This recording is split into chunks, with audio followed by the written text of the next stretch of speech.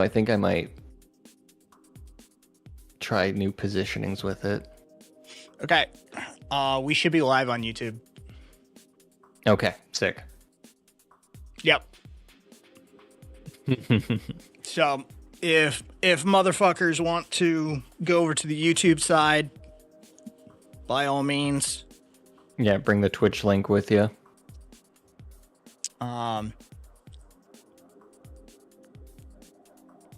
That will help gain some traction over there.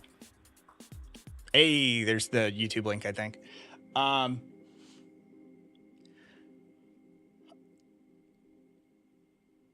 Hey, there's Jay. Jay student. Did you see the South Park stuff? Yes, they are going off. Yeah. Which I love that for them. Yeah, it's funny, right? It's nice to see when they're pushed, they'll push back. Well, the sentient crawler face is a nice touch. That's, a solid South Park touch there, and just the fact that she shoots every dog she sees. I totally agree with the general consensus after that episode that a lot of people have been like, yeah, we kind of skipped over Christy Gnome shooting a dog in the face. I didn't, but I mean, well, that's what I thought too. Is like I saw the consensus and I was like, yeah, dogs, like this is a issue. I mean, most of this shit, right? Most of this shit, people like. I think the podcast bros. I didn't vote for this. Yes, you did. Yeah. Yeah. This is exactly what you voted for. Were psychos. You all cheered on each of their little weird things they did when they were all podcast hosts. Fucking Rogan. Yes, you absolutely did. Rogan being Yeah. Peaky, that's AJ. Rogan being like, oh my God, I didn't vote for these mass deportations. I don't know. What about mass deportations now did you not understand? Right? I know you are the dumbest motherfucker to have ever been given hundreds of millions of dollars, but... Yeah, I didn't think you also couldn't read. Right? How complicated is English for you? Was it mass? You're like, we're going to be deporting the fatties. Right? Is that... Oh my God, no. Right? Is that what you thought? How fucking... That is Rogan. How stupid are you, Rogan? Just out of curiosity, right? What did you think mass deportations meant? And even the idea of oh, well, I voted for Trump or I voted against my self-interest because all campaigning presidents lie. I didn't think he was going to do all that. Okay, if they all lie, can we maybe not go with the one that's doing the fucking weird lie about, hurting people in mass scale? What the fuck do you mean? Yeah, just I figured there was gonna I figured some of it was just bluster. What? You voted for that? Rogan CTE is showing. Yeah. He didn't compete enough to have CTE. That's the thing, is a lot of people will be like Rogan CTE, and I'm like, nah, he kicked someone really hard and gave up martial arts because he was like, that's terrifying. Yeah. Yeah, he dipped out as a teenager. Yeah. Hey, you're tubing. Yeah, he, is there, am I seeing? I am. God damn it. And then he switched to, jujitsu, so, less brain damage, more cartilage damage. Yeah. No, Che, Rogan was actually good. Don't get me wrong. But he almost... And training has its head bumps, too. Yeah. He almost killed a dude as a teenager and was like, nope. He noped out of that shit. He's like, man, I don't want a fucking body on my conscience. He went back to his, sensei master dude and told him what happened in competition. And his dude looked at him and said, yeah, that happens sometimes. He was like, no, none of that. No, Che, he was a kid when that happened. Yeah, very young. Yeah. Yeah, he was good. His kick, to this day, motherfuckers who know shit will say, his kick is fucking dangerous, man. You do not want to get hit by that leg. Yeah. Yeah. Like, Yeah. credit where credit's due, right? But no, he noped out way, way young. I think it was GSP, the Montreal UFC fighter, that said he kicked a bag off the chain. Yeah. Yeah. Yeah, he that kick is a dangerous thing by all accounts. Like, you do not want to catch that thing. And yeah, the one dude who caught it, fucking dude, like legitimately just out. And like to the hospital unconscious.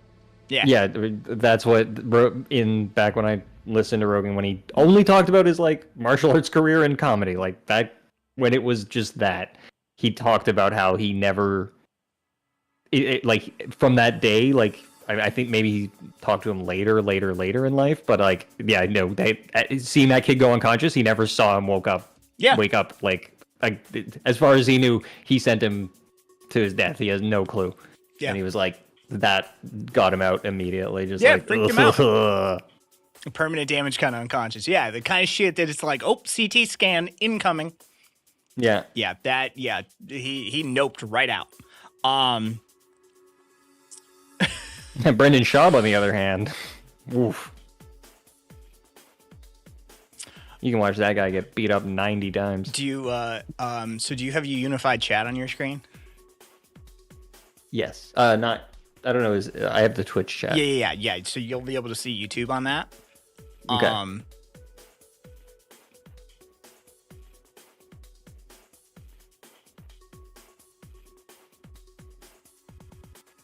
It's so, like, I often wonder who falls for those. And it's like, Brendan Schaub beats people with comedy.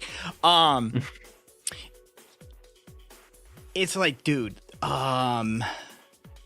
too many people fall for it. But it says more about you and how you're a basic bitch. Oh my god, I don't think I have unified chat. You are talking to somebody I'm not seeing. Okay, so like, yeah, I wonder how I can arrange that. You know what, you just need to open the YouTube stream just in case, I guess, or something. No, I got it. But like, yeah, dude, you're a basic bitch. On YouTube. Okay. We're live. We're live over on Twitch. We come over to YouTube to fuck with you guys because this is where all the morons hang out. And so we just started a fucking YouTube stream just to fuck with you guys. It is. Yeah, Twitch. We basically got rid of all the morons over on Twitch. What does it matter? I got more people than you. Like, there's more people here listening to me and listening to AJ than there are you. So, like, I don't know, man. Get good. Anyway. Oh, man. Yeah, there's a pop-off going on. Anyway, my dick is bigger than yours. Yeah. I have more hair on my head, and my dick is bigger than yours, and I have slept with more people in my life than you. Also, something about your mom being fat. Yeah. Not even catching up to the chat. You're bodying them effectively. It's just like this stupid dick measuring shit that these basic bitches try and do. YouTube, it's sad that we chased so many of these fucking morons off of Twitch, but like, oh yeah, you know, it's also funny to be able to just like turn on a YouTube stream and just like when nobody's in the room. Right? The first motherfucker that walks through the door is just the dumbest, most basic bitch that you could get. And you're like, dude, this is YouTube. Like, this is what basic and aggressive. You're like, ooh, thank you. YouTube comments, man. Look at the YouTube comments. It's fucking universal. You're just like, wow, this is pretty much like the garbage of humanity over here, isn't it? Yeah, this is where the dumb hangs out. Also, you probably shouldn't mix 300 like numeric to 1,000 like written out. It's a strange shift in format. I have 300,000 views. You're like, was that for effect? Yeah, text fucking defending a dude like this is a little gay. Hey dude, I suck dick. My partner, like, comes in my brain, all right? He just shoots ropes inside me. Yeah. I love that I could say that too because I'm not like afraid to Yeah, say a sentence, but like that does happen. Guy's not talking shit. I didn't call you a child. I called you a basic bitch. Yeah, oh, that's my favorite thing. This is consistent amongst YouTube comments. Oh my god. Okay, hang on a second. We were built for this because I read these fucking comments in vacuums all the time, and now we get to talk to them. This like, and I'm the child, brother. You're the only one thinking of children. Nobody said that. Nobody called you. Who would have guessed? They have kids Right? on the brain. Just immediately, they're like, "Did you call me a child? No. Are you thinking of children? Do you have kids, or is this Hashtag not a drag queen again? Yeah. Oh, damn. Damn. Dude, that was the best part about Dora getting sex trafficked to Mar-a-Lago in the South Park episode. Oh my god, yeah. Ice raids a fucking Dora convention concert, and Dora gets sex trafficked to Mar-a-Lago. Fucking. Yeah, because you know that's what these motherfuckers are going to be using ICE for, man. They're going to be selling sex slaves out the back door of fucking ICE. Oh yeah, they probably are already. I imagine the Epstein operation never really closed down, just because your face guy got taken down. Oh. I just assume there's less vacations. It's like the fundamental structure of the trafficking is probably still there. Not really a roast, it's just funny how a dude who clearly has low testosterone is yapping. Homie, I've got actual testosterone numbers. Oh my God, I can pull wait. my labs if you want. Bro, we're doing like Yeah, yeah. 2015 Yeah, yeah. H-bomber guy era, like low T male. Yeah, it's great. Oh. Oh my god, YouTube. I'm in a time warp. It feels like I'm back in time. Oh my god. I said Notice you me look sent by normal. Bomber Guy. Oh, so the person with the receding hairline, no offense, AJ, the person with the receding hairline, which is a sign of high testosterone, by the way. That's why all your fucking yoked out dudes are bald as shit, man. Like, that is... I prefer the high forehead, and by high forehead, I mean it's straight to the back. Yeah.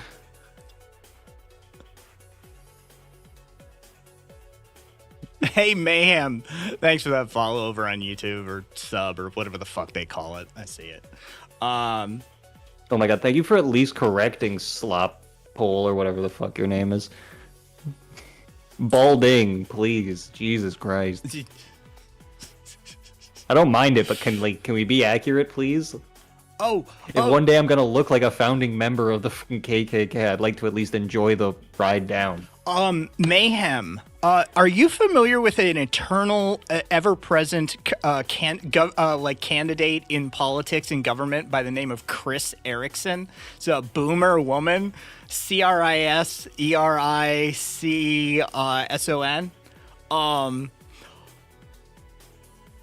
Oh my god, he's doing caliper shit. He's doing actual fucking caliper shit. Oh my fucking god, please no. Wow. Mayhem, she was here last week.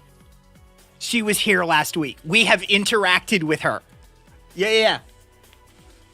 Yeah, homeboy's doing fucking skull measurements now. Oh my god. That's so funny. That has to be... Okay, that's very... Where do I even begin? First of all, 1 out of 10 bait at the very least. But like... To post a comment to try to imply that you are even knowledgeable on like one of the first debunked sciences of psychology, like what is the cowardly little bitch-made supplicant has found that he can't successfully troll with his basic bitch shit, so he's gonna go troll someone else.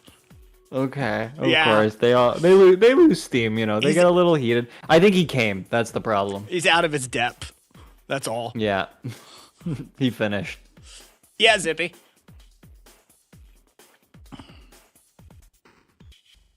You should learn how to troll before you use that word, right?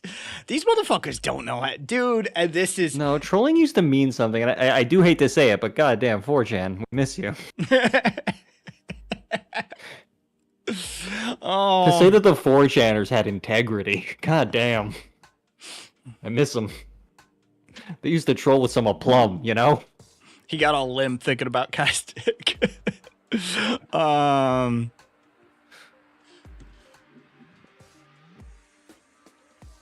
I miss Juche. Nobody wants to troll anymore. Yep. Nobody wants to troll like we used to. You guys are boring now. I tried the most basic bitch troll bait and got fucking absolutely bodied. And now I'm going to run away. Yep. We really should keep a list of some of these motherfuckers. Yeah, we should probably take some kind of notice of the YouTube. Trolls used to have work ethics. Right? Che, no There one's used to be some consideration of doing the right thing, trolling well. Che said, no one's sliding into my DMs weaving graphic stories about how it would have been better if I'd been aborted. I know, right? Juche was good at that shit. Right? Or like when someone would like start a really like empathizing story and you're like, I get it, man, and just switch to the theme song from Fresh Prince of Bel-Air, you're like, damn, dude, I actually read all that. Oh, man.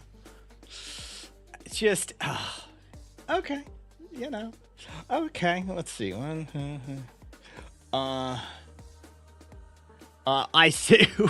Who is Bing Bing Bong on YouTube? It must be Kavas. Right? That feels Kavasi. No, Kavas is Marion Residue. Oh, yeah. I remember Kavas's old name. Yeah. Who is Bing Bing Bong? Love you for that.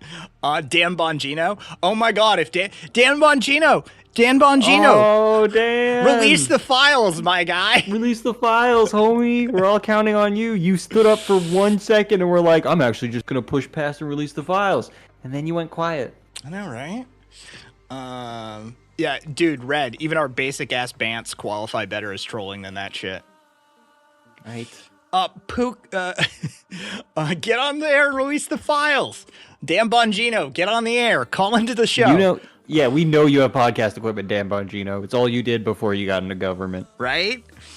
Don't pretend you don't got it. You got a backdrop and graphics, my dude.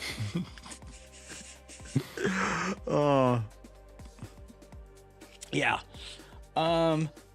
Who asked fucking Puka? Not so far actually.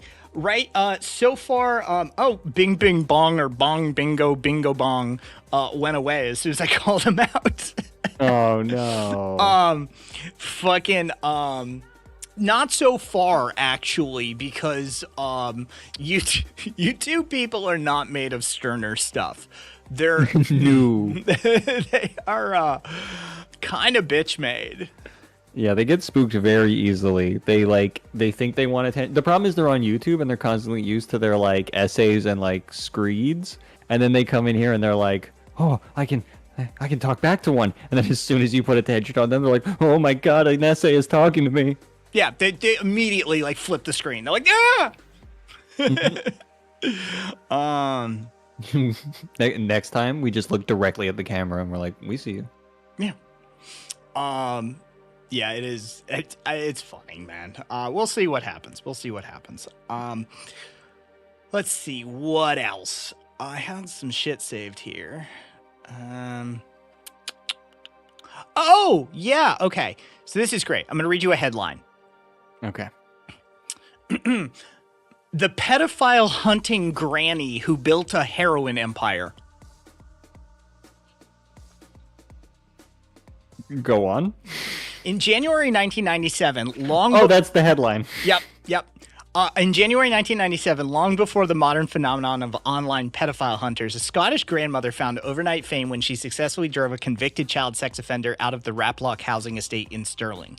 Margaret Big Mags Haney and her brand of mob justice transformed her into a matriarchal media personality. She apparently appeared on a popular daytime TV show called Kilroy, where she was invited to discuss the pedophile panic that was sweeping the country.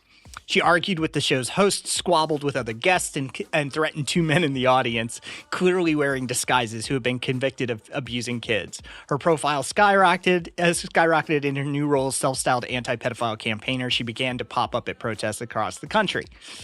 Embraced as a salt-of-the-earth straight talker, applauded in many corners. Let's see. She was harboring a secret, and it wasn't long before it came out. 6 months after Haney's vigilantism and her steep rise to fame, the press's focus shifted to Haney's family's criminal rap sheet. Big Mags was the head of a one-family crime wave responsible for thefts and violence across Stirling, dubbed Scotland's family from hell by the tabloids. Some of them could have scores of crimes against their name.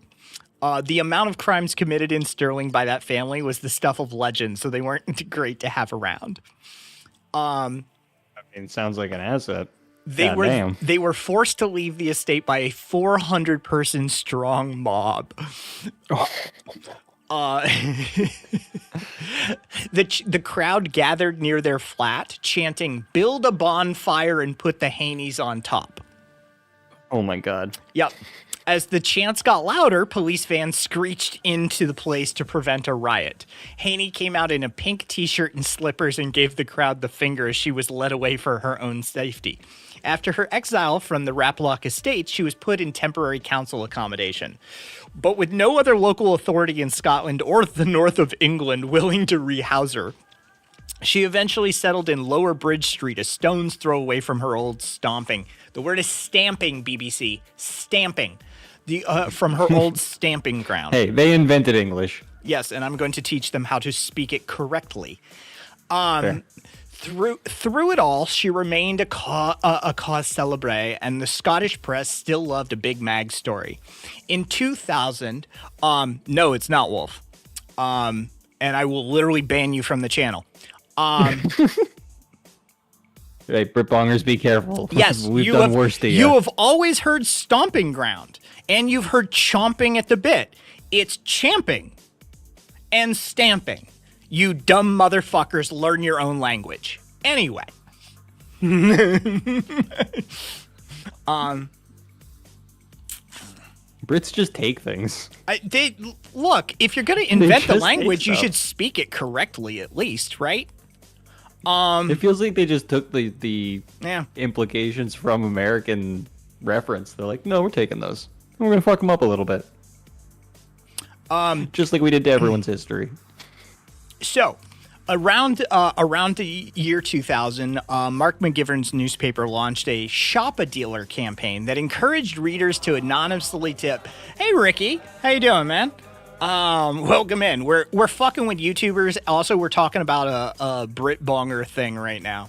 Mark McGivern's newspaper launched their Shop a Dealer campaign that encouraged readers to anonymously tip off the biggest heroin dealers in their schemes. The phones lit up, with many callers ringing up to put Big Mags in the frame, exposing her as the big boss of a drug dynasty that ran heroin out of their flats. Don't give that to them. McGivern remembers how Mag's status changed from celebrated to feared. She was a public figure and a community leader, quite a big heroin dealer, and she was a gangster.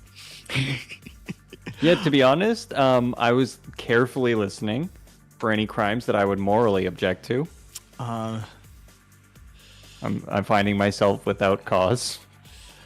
Let's see. Sounds pretty badass. So a police sting operation followed a bunch of this shit. 4 members of the Haney clan were arrested for drug offenses, tried the High Court in Edinburgh. Court heard Haney and was making up to £1,000 a day from the operation, in addition to getting paid £1,200 a month in state benefits.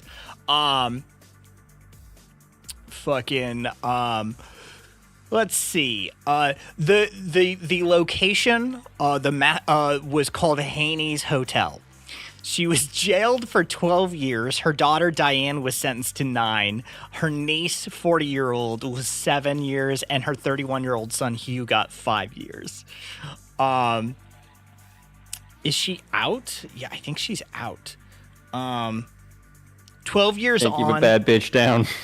Okay, so she died of cancer in 2013. You can keep a bad bitch down. But her granddaughter is like trying to rehab her, right? Like in the media. 12 years on, Cassie believes her grandmother's legacy is more complex than what was portrayed in the media. She says 2 things can be true at one time. You can be a drug dealer that sold drugs that have potentially killed people, but you could still be a loving grandmother and a good person. I feel like we owe it to her to tell her story. I agree. So that's the tale of the pedophile hunting, heroin empire running grandmother. As far as I'm concerned, I can't be mad at drug dealers as long as they're also forced to operate under the scope of capitalism. Like, if we don't live under capitalism and you don't have to grind to save your life, don't sell drugs. But if you do have to do all that, I mean, do what you gotta do. And, protecting the community. To me, sounds like there's a bunch of pedophiles in that community that didn't want her finding out. Kvass. Okay, so somebody... Hey guys, love your stuff. You bot, bro? Just wondering, outside of streaming, what you guys do? I will point out that I think the joke is he's here with that screen name. Yeah, right. Kvass goes landscaping and welding. Aspen, I sing a lot. There you go. Red hit him with seed. Oh my god. Yeah, oh cool. my god. The next thing he said? Yeah. I mean, Kai and I keep each other company. I keep AJ's balls warm in the cold Halifax winters. Yeah. Yeah. From Las Vegas. But hey, Hey, let me just say this. Thank Christ it's summer. He makes me put them in a heated vice. Boil them. I was supposed to say boil them in water, but that triggered me. Did you see the Tucson City Council thing? The Project Blue? Oh, yes, they completely got 0 to 7 downvoted out of doing a data center. Yeah. Yes. Yeah. I did see that. Oh my god. Yeah. Thank God, those like, data get the centers fuck out of here. Dude, the best. They're going to do so much damage so fast. Did you see the video from it? Yeah, all the people cheering as it they like as the reps from the company like file out of the room and everybody's like, get the fuck out of here. God, I love that. Yeah, the data center going down in the planning stages. I was like, oh, thank God. Dude, Tucson doesn't have the water to spare. No, that's the other thing. The places they're setting up these data centers are like deserts where the cities already don't have any. Like, what are you doing? Why? I mean, fascism and global like power conscription, I guess, or whatever it is when you pull it all together. But like, yeah, like in deserts, right? Why are you trying to set this shit up in a desert? Hey, hey, small balls, toughen up.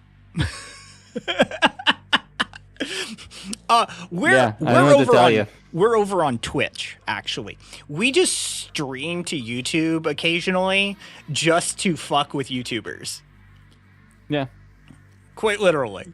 Like, we find that YouTube users are reactionary and provide us entertainment oftentimes.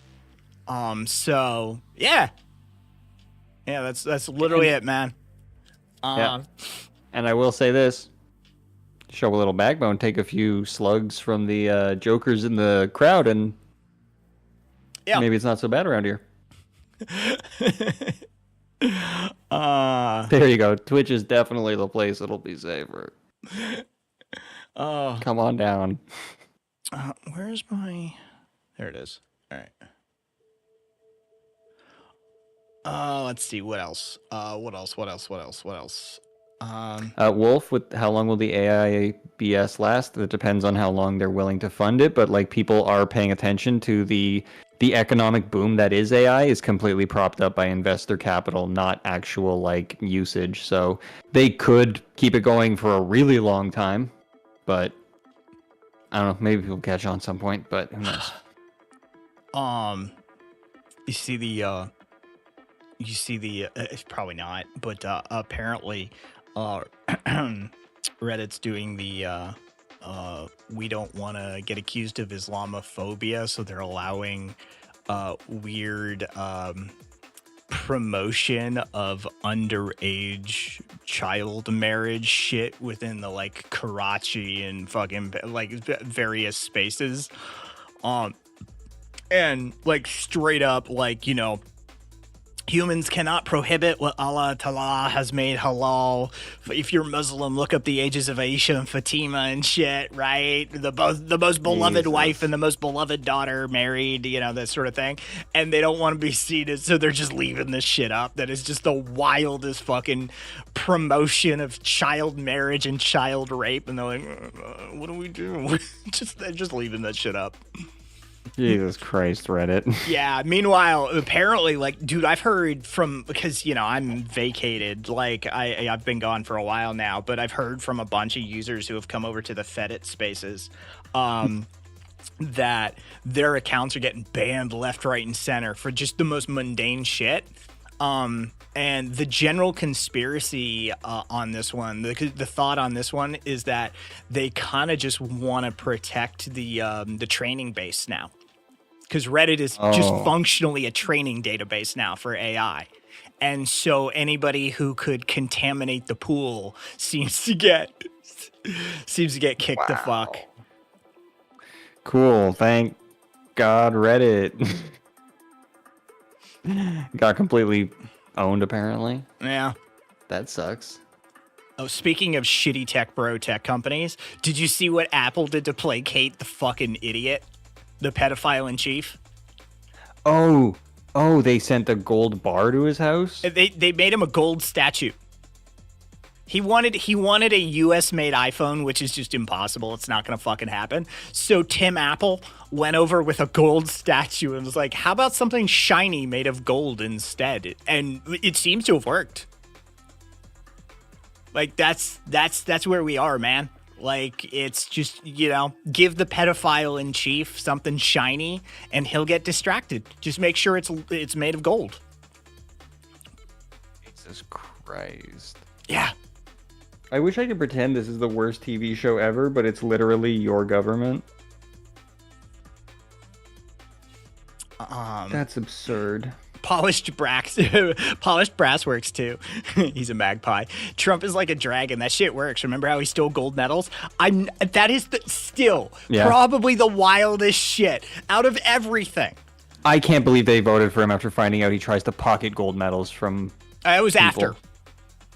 Yeah, he was already in. That was recent. Like, that is the wildest shit. He's just fucking on stage pocketing gold medals and walking away with trophies and shit. And it's just like, what is happening? Where is he going? Bring that back. Yeah. Not only a magpie, but just straight up loves the like gold medal for. Oh my god! I just realized something. Sorry, I'm having a fucking aneurysm. I was just talking earlier tonight about how, like, it seems like Americans kind of fold to the title and they're literally just like, oh, you're the head of the FBI, so, like, I trust you. And it's just... It just seems to be the personification of Trump, just like anything you put in front of him or say to him with any authority is like, yeah, I believe that. I'll go ahead with that. Oh yeah, I mean he's just like all of the podcast bros, man. Like, if you just look him in the eye and say it with confidence, they're done, man. Yeah. Yeah. He's just like, oh, you are praising me and you have an important title, then I accept and move on. And you're like, dude, it just gave you a gold bar? It just carve his face into the gold, and like you could probably walk into the fucking situation room and order a strike on your enemy if you wanted. Like he'd be like, "What? No, it's fine." Shiny. Yeah, he's the dumbest motherfucker going, man. Like he quite literally he's just happy with shiny shit. Yeah. Oh, speaking of grifting, speaking of our pedophile in chief grifting shit even further, so he has named himself the chair of the LA Olympics task force. So what the fuck do they do? Well, okay, so here's the thing. I'm gonna hate this. Well, I mean, he has named himself, very much like Stalin and Kim and all of these fuckers do, right? Like I'm now in charge of things. Like I am chief mucky muck of the highest of high pedophile files, right? Like that's what he has done. He has stepped in and named himself chief of the LA task force, right? Well, that task force oversees the security for the Olympics. Okay. That's suspicious enough, but what you should know is that Congress allocated $1 billion to that task force security funding.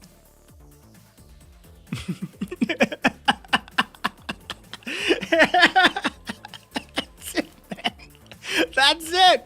It's basic. It's basic. There are two things that drive Trump. Shiny, all right? And shiny does include child, right? Children apparently are a part of that shiny. So if you've got a 13-year-old girl, watch out. He sees that as a shiny. And money, just straight up. It's cash, dollar bills, cash rules everything around me fucking mentality. So if he's not going after something that he wants to like put his dick on or in or around, it's something that which he definitely wants to do with the statue. Yeah. Oh yeah, 100%. Like that statue gets that little mushroom fucking poking. Or he just wants to inflate the bank account. That's it, man. Those are the only things.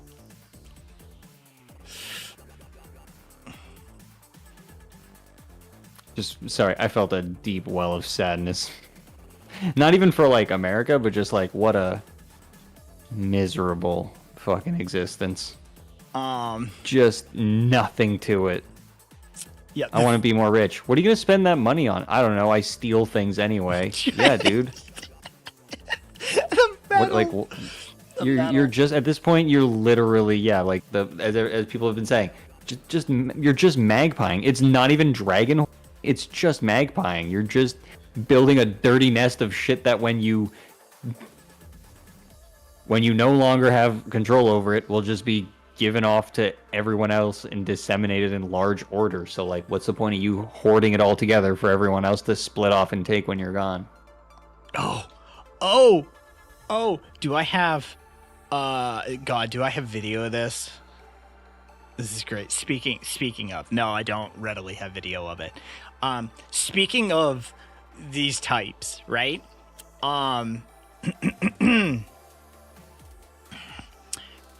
Houston pastor Kirby John Caldwell. Hang on a second. Pastor, right? Yes. I think I know where this is going. Well, okay. Well, so all right. His name is Kirby John, Kirby, capital Jon, one word. Kirby John. Okay, so one word. One word.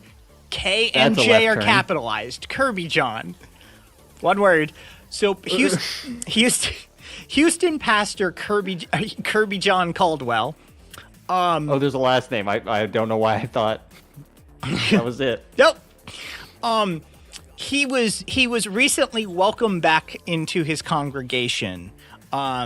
And I'll just read a quote here. It's such a blessing to have our visionary pastor back at the church. We're so excited. He was convicted of stealing $3.6 million in a fraud case and had to go to jail. And now he's back. Yeah. Well, God forgives. Yes. Yeah. Yeah, he defrauded like church investors to the tune of $3.6 million. And Bro, when being a Christian grifter is so easy. God forgive me, I rip you off again. Yeah. Yep. Oh, it's such a blessing to have our visionary pastor back at our church. We're so excited. And you can do it all the time and as much as you want, because like you only get caught a couple times and just hit him with the God forgave me. Yep. So good. Pay your own bail. And exactly, Che. No bleeding child rectum, so Yeah. Statistically, you're doing way better. yeah. It's our Twitch people came back from fucking YouTube. Yeah. I see you motherfuckers. My bot tracks where you are. Zippy, I'm right here. Fan art. It's the only time I'm on camera, and you're still like, AJ, come back. I'm right here, Zippy. I'm going nowhere. I'm gonna pin up that other side of my hair. So, did you hear? Oh God, did you hear about the new smoothies? Are the Grimace Shakes back? Don't tell me the Grimace Shakes are back. I mean, no, but I mean, you're sort of in the realm at least. Oh no. What have we boiled down? Heinz has developed a new ketchup smoothie. Okay, I felt my guts twist physically. Yep. Wokeism is communism. Trump is fascism. Chapter 2, Mein Kampf. Woke nationalism versus woke liberalism. What the? Dude, you gotta stop. Come from? You gotta stop with YouTube. You gotta stop hanging out with fucking RFK, man. Dude, you cannot be eating raw bear meat off the fucking road. That shit gives you brain worms. Take some ivermectin. Take some fucking antibiotics. Get a doctor to check you over stem to stern. Get some blood work, my guy. You know, maybe see a shrink. Damn.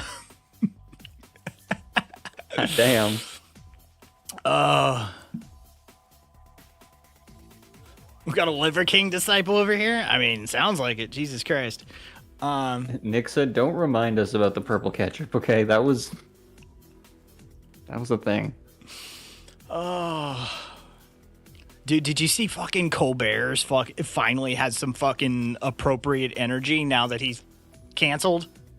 Really? Oh, yeah. He was talking about the RFK thing, canceling $500 million worth of vaccine research and funding. And he goes, I have 10 months left, so I want to be fair and I don't want to be partisan. I want to address both sides equally. Fuck you, you roid-addled Nepo carny. Yeah, just God flips damn. the fucking camera off. Yep. Yeah. Mike, where was this energy the whole time? Yeah. You fucking 'cause- lib shit fuckwit. Yeah, it's been a while, buddy. I'd love to say welcome to the team, but god damn, dude. Instead of reading Mein Kampf Chapter 2, you hurl insults. Have you read On Authority? Yeah. Homie, I've read Mein Kampf. I've read most of the major fascist and Nazi literature. I've also read the important to communist keep that. literature. I've also, as an anarchist, pretty well versed in anarchist literature. Hey. But hey, that's neither here nor there. The fact that you're going around telling people to read Mein Kampf, though, is like a little weird. I'm just gonna put that out there. So just out of curiosity, what's the title for Chapter 2, right? Because I remember what the title of Chapter 2 is. Quick, don't Google. Yeah, enter it as fast as you can. Have you even read Hegel? Right? Fucking. Oh my God! But what about the Kantian deontology, AJ? Oh my god. Don't. Yes. Don't take me back to university. They always obsess over viewer count. Of course they do. Because let's Yeah, face they're it. so weird about it. Let's face it. Because they're usually jealous that somebody even has the fucking cojones, the chutzpah, to get up and fucking stream at all. Right? They're usually cowardly little bitches who hide behind a keyboard. That's it, man. Meanwhile, I'm doing my hair on camera. By the way, chapter 2 is on the state. That's what that's what chapter 2 of Mein Kampf is. It's the state. But I would love to know, did this bitch leave yet?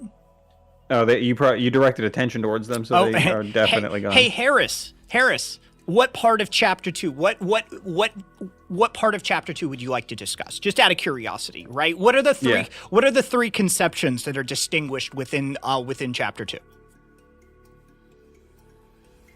And why? Never mind. I'll let you take the lead on that because I'm gonna distract. Come on, man. Is Kaiser in chat? Can someone say yes or no? Don't answer Kaiser if you're here. Hey, small balls. When's the last time you were in a room talking to 80 people? Think about it. Yeah. This is weird fucking, like, if I put you in front of a room full of 80 people, right? Yeah. I literally have. It's not that much. Press X to doubt, but also, congratulations. So here's a fun thing, small balls.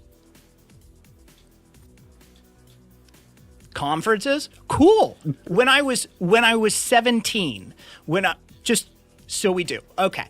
When I was 17, I was regional technology director for the Boys and Girls Clubs. Yes, that was my first job. I was salaried at 17, and I was a regional tech director. I was tasked for giving the development conference in Atlanta, Georgia that year. Right? So I did the entire national convention at 17. Not a big deal, right? Done, easy, right? I grew up in technology. I did a whole bunch of conferences.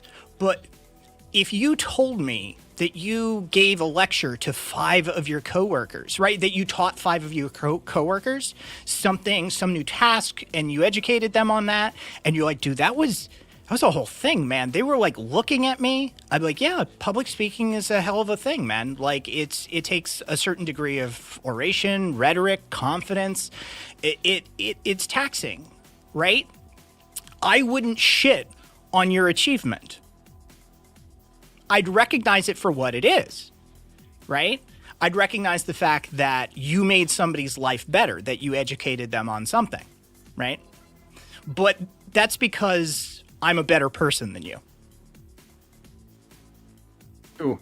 Yeah. Big facts. Sorry, man. Like, I actually want the world to be better, right? And I understand that happens one person at a time, right? And I have to be able to engage with them. I have to be able to exchange with them. And that's just the way it is. After 20 years of doing community organizing and activism in real life, right? And doing online organizing and community development, 4 years, I recognize that I've made positive changes in this world, right? And so I can hang my hat on that. The proof is in the secret forums where they cry about you. Yes. I could be here with one person. And I'll tell you right now, it actually started from one person. I positively impacted one person. It was only one person with me one night when I first did it. And she and her 2 kids are living a better life because of the conversation we had. And all of that is because I was there with one person. That's how you change the world. One person at a time. So the idea that, somehow viewer count matters, even if I were screaming into the void, it would make me better. It would allow me to practice. I recognize that. I see that for what it is. I don't use it in that way. You think it makes you a better person. Which is weird. That is super weird. That's strange. But generally, anybody who's actually orated and talked crowd doesn't feel that good about themselves. Hey, small balls, I'm using you as an example of why our country is shit. Yeah. This is what I do. Oh my god, you have a long and Yeah. expressive thoughts about the things that I said. Yeah, it's called having... Nobody cares about brain. workers, only company owners. Okay. Cool. Yeah. Hey, small balls. Ask me what I do for work. Come on. You can do it.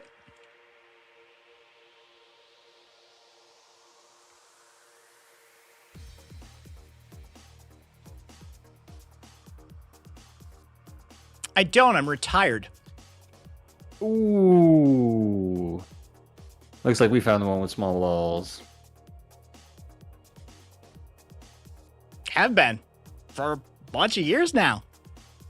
How much net worth? I don't know, man. Google it. More What than is a you- net worth. More than you. More than you. Straight up. More than you. Homie. My mother had me in front of a mainframe terminal at age 4 while she was a corporate reorganizer for hospital networks. She was jetting around on a private jet while I was in middle school arranging contracts with the likes of Space Labs and HP. By age 14, I was making $250 an hour in custom programming fees. But like I said, by 17, I was a regional director for the Boys and Girls Club. By 25, I had finished my field work working for other companies. Oh my god! And by 32, I had retired after working in the Las Vegas Valley for some of the largest companies as a solo consultant shop. My guy. Like, I speed ran capitalism. I'm better at it than you, and frankly, I have better critiques of it. Like, this is the reality, man. Like, save daddy's money. Jesus Christ. This is a... You don't know where you are. This is a fatherless stream. yeah. You kidding me? Oh, I know yeah. you don't have a dad because you're here. This is fatherless territory. My father was useless. Yeah. You had a this lucky is- upbringing. Yes, I did. Congratulations. You Ooh, put it dad's together. money. What the fuck is a dad? The hell? Congratulations, you put it together. Jeff Bezos started with a small loan of a few $100,000. Bill Gates, his mom got him the contract with IBM because she was on the board of directors of United Way with one of the directors for IBM. Oh my god, that's cool. Warren Buffett fucking got a tour of the floor of the stock exchange, New York Stock Exchange, from the president of NASDAQ at the behest of his congressional father. Nobody who's successful does it on their own.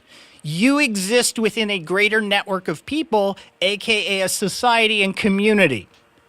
Congratulations. That means you owe more to society than anybody else.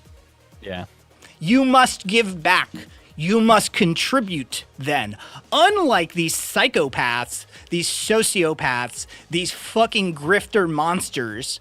I mean, at least Gates is giving a chunk away, right? He's still a horrible Yeah, I appreciate person. some vaccinations before that got shut down Right, at the at least he's presidential giving level. a chunk away. He's not like fucking Bezos or fucking Musk, right? Like, Yeah.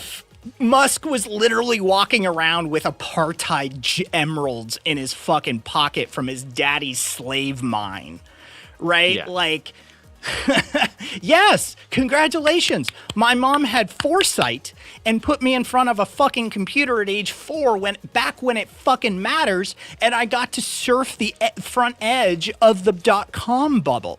Yeah, I was super fucking lucky. Like, yeah. So why don't you get good? Understand that luck is nothing more than opportunity recognized and seized upon, right? Because that's that fucking business mentality, right? Luck is nothing more. You make your own luck in this world, son. Yeah. All right? You make your own luck in this world. I made my own luck. All right? Yeah, I seized the opportunity and lifted myself up by my bootstraps and fucking got in there and ran a one-man consultancy shop and fuck it, like, I don't know, right? Like, this is the rhetoric dumb fucks like you approve of, right? Because that's what you value. You value numbers, right? I'm retired. I did better than you. None of this ever comes up. Yeah. When you guys aren't around. As far as capitalism goes, but the market has determined that I am a better person than you. Sorry. Yeah. Like, that's the reality, my guy. It sucks. And you're lucky that Kai has the empathy to say sorry, because Musk doesn't give a shit. Yeah. Musk wants you to dig emeralds out of his mine. It's fucking bullshit. All of this stuff is bullshit. It doesn't make me any better of a person. It doesn't make me any fucking different. It doesn't mean I'm special.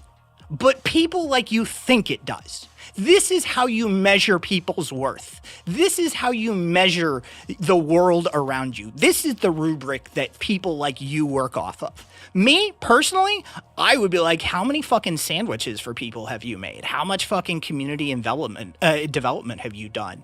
What's your activism look like? How have you made this world a positive place? Have you planted trees whose shade you will not sit under?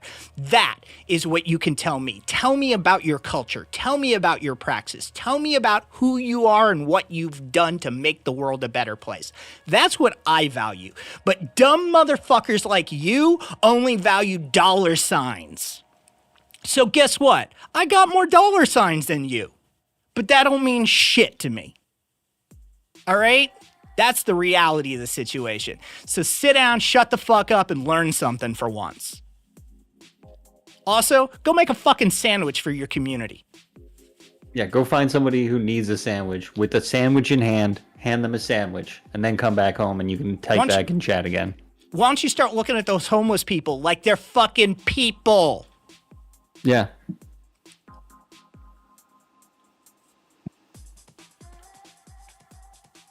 I'm just hanging out. Proudly Radical is the channel. Hi, my name's Kai. Kai. You want to hit the follow. Yeah. I'm Kai. That's AJ. Hi, KO Dave. Yeah.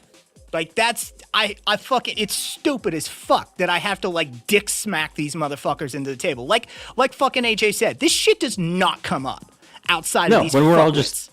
we're all just chilling and hanging out. It's never a big deal because we all don't care about the money. We'd be dunking on the pedophile in chief and shit.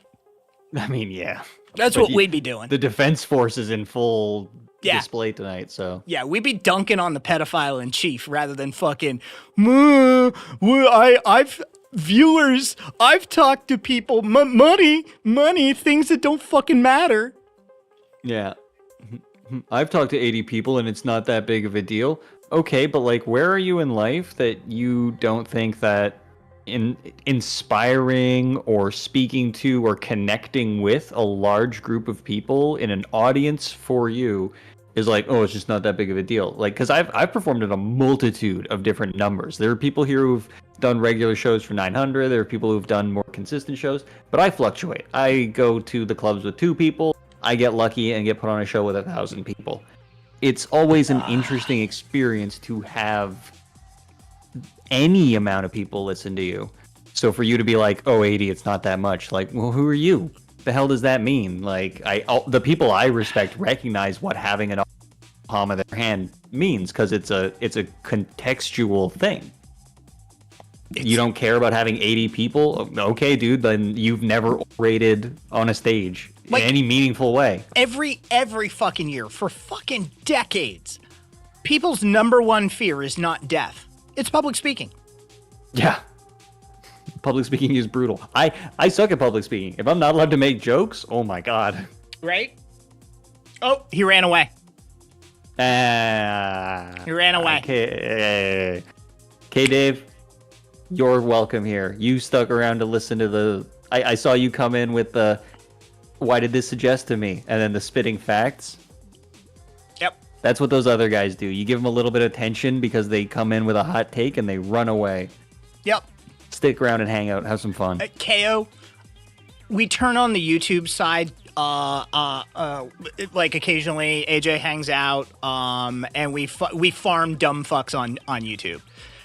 normally we're over on Twitch where we've chased off most of these idiot chuds already off the platform. So like, And as you just heard, Kay, being born well off, as someone who's born very poor, I'm happy to hear that you're born well off.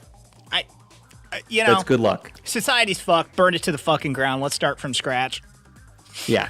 I'm never going to be upset somebody got through life pretty unfazed. Like, honestly, life does need to teach you some lessons, but like, I'm not going to tell you, oh, I wish it was rough for you. I think some of these motherfuckers need it to be a little rougher. No, some definitely do. Some definitely do. And they prove it. I just don't, the level of poverty I experience is like, Christ, there's some people, yes, I would like billionaires to experience it, but it has to be in the context of them knowing what losing it is like, because then they'll just grow up empathetic if they just vacuous grow up poor. But for most people, I'm just like, yeah, you don't want to grow up like that, bro. Not fun. People out here showing they never played tile toss. Jay. Yep. Oh my god. Jay. My friend and I, they were doing construction on an apartment building, and we took an really old like TV set, like the proper sets with the dials in the wood panel, put it in the dumpster at the bottom, went back upstairs with a bunch of the off-chunk cement, and just chucked it off the balcony to smash the TV screen. And that was a fun night. That's what we did. Hey, Opal. Mayhem, trolling some chud does not make me feel better. I've used alcohol to make me sleep and help me cope. This is not funny. This is real. I'll be real. I'll be real with you, Mayhem. You probably don't belong here. Yeah. Yeah. I'm just gonna rip that fucking Band-Aid off.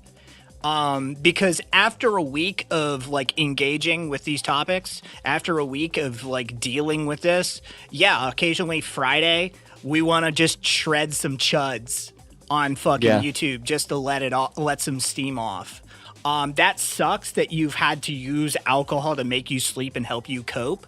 But like, I'll be real, even from a position of privilege, I've had to use fucking Xanax and compounds and psychopharmacological compounds to like try and get me through a day or get me through a night or sleep. You're not unique in that.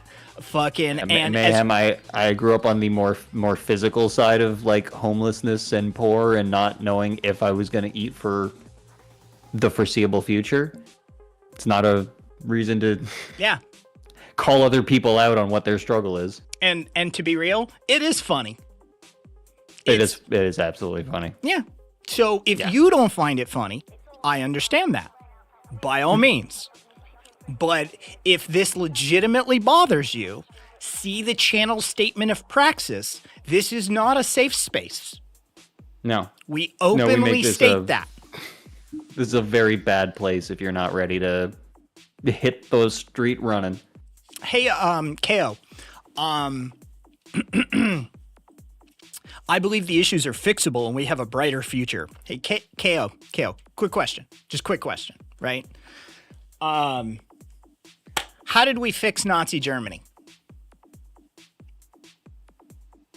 And not to KO, but to May, I understand it hurts and you want to help. That energy matters, but it means help, push through, help. We destroyed it. The hurt doesn't matter. So we recognize, KO, that when the fascists take over, when there's a preponderance of authoritarianism in a society that has lasted well beyond the last 10 years, that there comes a point where debate no longer is effective. Appeasement does not work. Right? We recognize that. You recognize that. Clearly you recognize that. Right? Chamberlain did not debate his way out of dealing with Hitler in England, right? It's not how that went down. Right? There comes a point where you just have to rip the Band-Aid off and recognize that shit's fucked and it's gonna take some really fucked up times. Yes, Kay, I actually Oh. Kay, yes, I am. Okay, yes, Kay. Yes. It's beyond red alert. There's a fascist government taken over, and it is bombshelling your rights. Okay, oh, buddy, it is. It is. Pay attention. It absolutely is. Hey, we have Yeah, y'all got concentration concentration camps. Yeah, yeah. What the hell? Okay. Yeah. I don't know who taught you anything about world history, but not only is the German concentration camps not the first concentration camp in world history, but it is consistent with the alligator place. K. It's not maximally bad. So we're Being- in I'm a 19 Canadian, so Kay. we're in It's not okay. So we're in 1938 Germany. It was like, do you not? Canada had a major role to play in World War II. Do you not think it affects us? Let me put it this way for you, Kay. Do you know who the world's third largest military is now? Nobody help him. Nobody help him. Okay, do you know who the world's third largest military is now?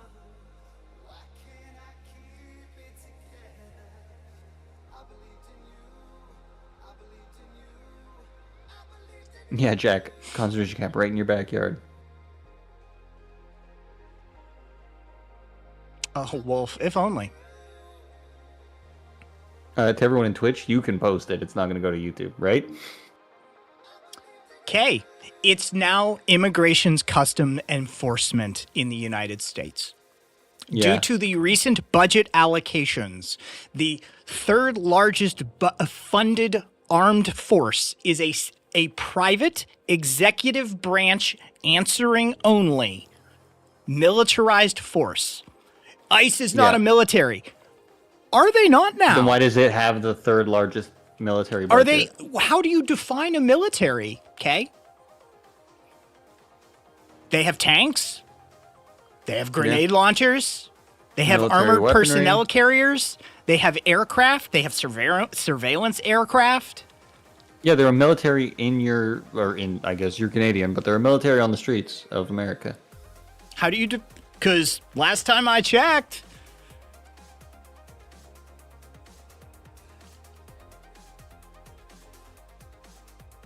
we have created the Gestapo. Yeah. We have black sites. Yeah.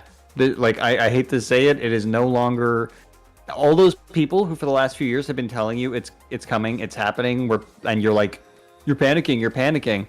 Buddy, it's here. You ignored it too long. They are disappearing grandparents into an unanswerable prison system in which people are dying already. By the way, fun fact, I posted this over on the fucking Discord server the other day. The Border Expo 2025 has a group presenting there who has a booth. They specialize in industrial ovens and cremation services.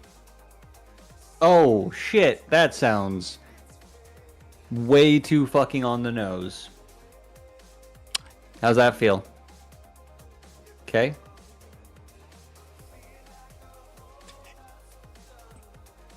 Kay, if there is an election, Okay, they're currently fighting to not do it. they are actively trying to rig it. Yeah. The president of the United States is publicly telling governors from red states to rig their elections so that they can maintain a majority. It's full fascist, dude. Yeah. Yeah. It's unless you and the common people, and I'm talking about Canadians too, care and start moving some information, some supply, some care, some empathy, like, it's gonna get worse, and it's already full fascist. So, and I'll be real with you, this fucking liberal mindset, because that's what this is. This is a liberal mindset. This liberal mindset. Things can't get worse. Y'all are the reason we are where we are. Yeah. Yeah. Because let's face it, scratch a liberal and a fascist bleeds. Like, we have been, the actual left has been yelling about this for decades.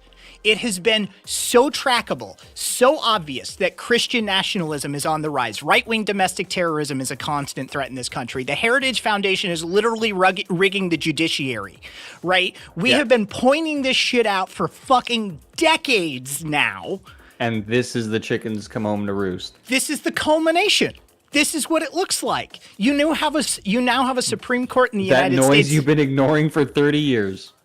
Fucking and that statement is why Twitch led me here. Hey, Mayhem. Like I said, Mayhem, I wasn't trying to chase you away, just so you know. I just want you to keep your own mental health in mind for yourself, right? Because we are not a safe space. But if you I'll say this: if you're interested in politics, we're advanced. We're not 101. Yeah, and Abby. So many are stuck on thinking they can legislate a way out of this, which is frustrating because this administration has already shown. How do they feel about the rule of law again? Yeah. Have you what happened to the law? Yeah. How many times have we all thought? And I'll jump in with the liberal mindset on this. How many times have we all thought, oh, that's illegal? Yeah. Oh, yeah. The courts literally said, fucking get those guys out of that fucking extrajudicial internment camp that you have set up in a dictator-run third-party state. Get them back. And the fucking government, the Trump administration goes, oh, we can't do that. We're not going to do that. That's not a thing we're going to do. Yeah. We can't do that because we don't have the authority, and neither does the government that we sent them to. Yep. Yeah, there's the citation on the... Yeah. Yes, and y'all motherfuckers tolerated Nazis. Actual Nazis. Actual Christo-fascists. Y'all tolerated that shit. Whereas a punk leftist understands from the 80s and 90s, you punch those motherfuckers till they leave your goddamn show. When the Nazis show up, you have a problem. And you're not going to fucking debate them out. They are there to harm people. Yeah. They are there to harm women and children and LGBTQ and people of color. Marginalized communities, poor people. This is who they are going to take advantage of and harm first. Oh, hold on a second. Let's just spin the wheel. Let's see. Who did the U.S. start fucking harming first? Oh, that's right. Fucking trans people, people of color, poor people, marginalized communities. Yeah. Because it's a fucking playbook. And it's not even the Nazi playbook, by the way, because they cribbed our homework. This is the U.S. playbook. Yeah, that's the part that a lot of people can't stomach is, this isn't, we're not, the thing that we are mimicking is not Nazi fascism. We're mimicking pre-American fascism. This is our playbook. Yeah. Yeah. So annoying to hear people think Dems can save them. They can't, won't do anything. I mean, Abby, I always liken it to a sort of analogy of like, I am in a room with two people. One of them is picking my pocket while the other is threatening to stab me, right? I need to deal with the dude with a knife to my throat first. That's just basic triage. But if you think I don't have a problem with that motherfucker that stood by and robbed me while I was getting my life threatened, yeah. Oh, you got another thing fucking coming. Because the ballot box is where fascism is defeated. Nazi Germany. Fascist Italy. Pinochet. Stalin.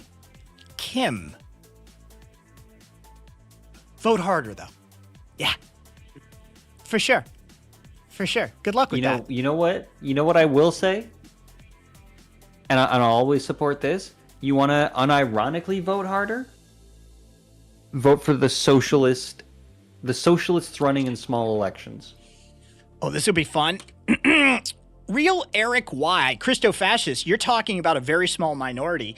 And hold on, let me get that. And obviously haven't been to church recently. I don't know a church that's ever said what you say. That's funny, because... Wow, why would they say it the way we say it? Because we're calling them out for the justification that they're creating with their doctrine. I mean, hi, my name's Kai, been an ordained minister for over 20 years. But anyway, so let's talk about some stuff.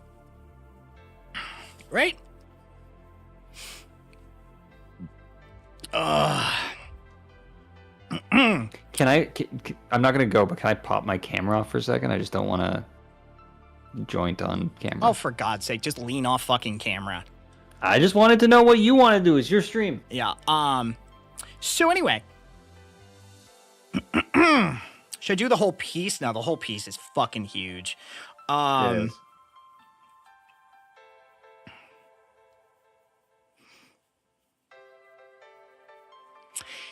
So, let's start with Reconstructionism as viewed by, as introduced into the U.S. theological stream by R.J. Rushdoony, right? So this is basically where a lot of this gets starts to snowball. But either way, RJ was a terrible, terrible person, like truly a terrible person. He believed Old Testament law should be applied.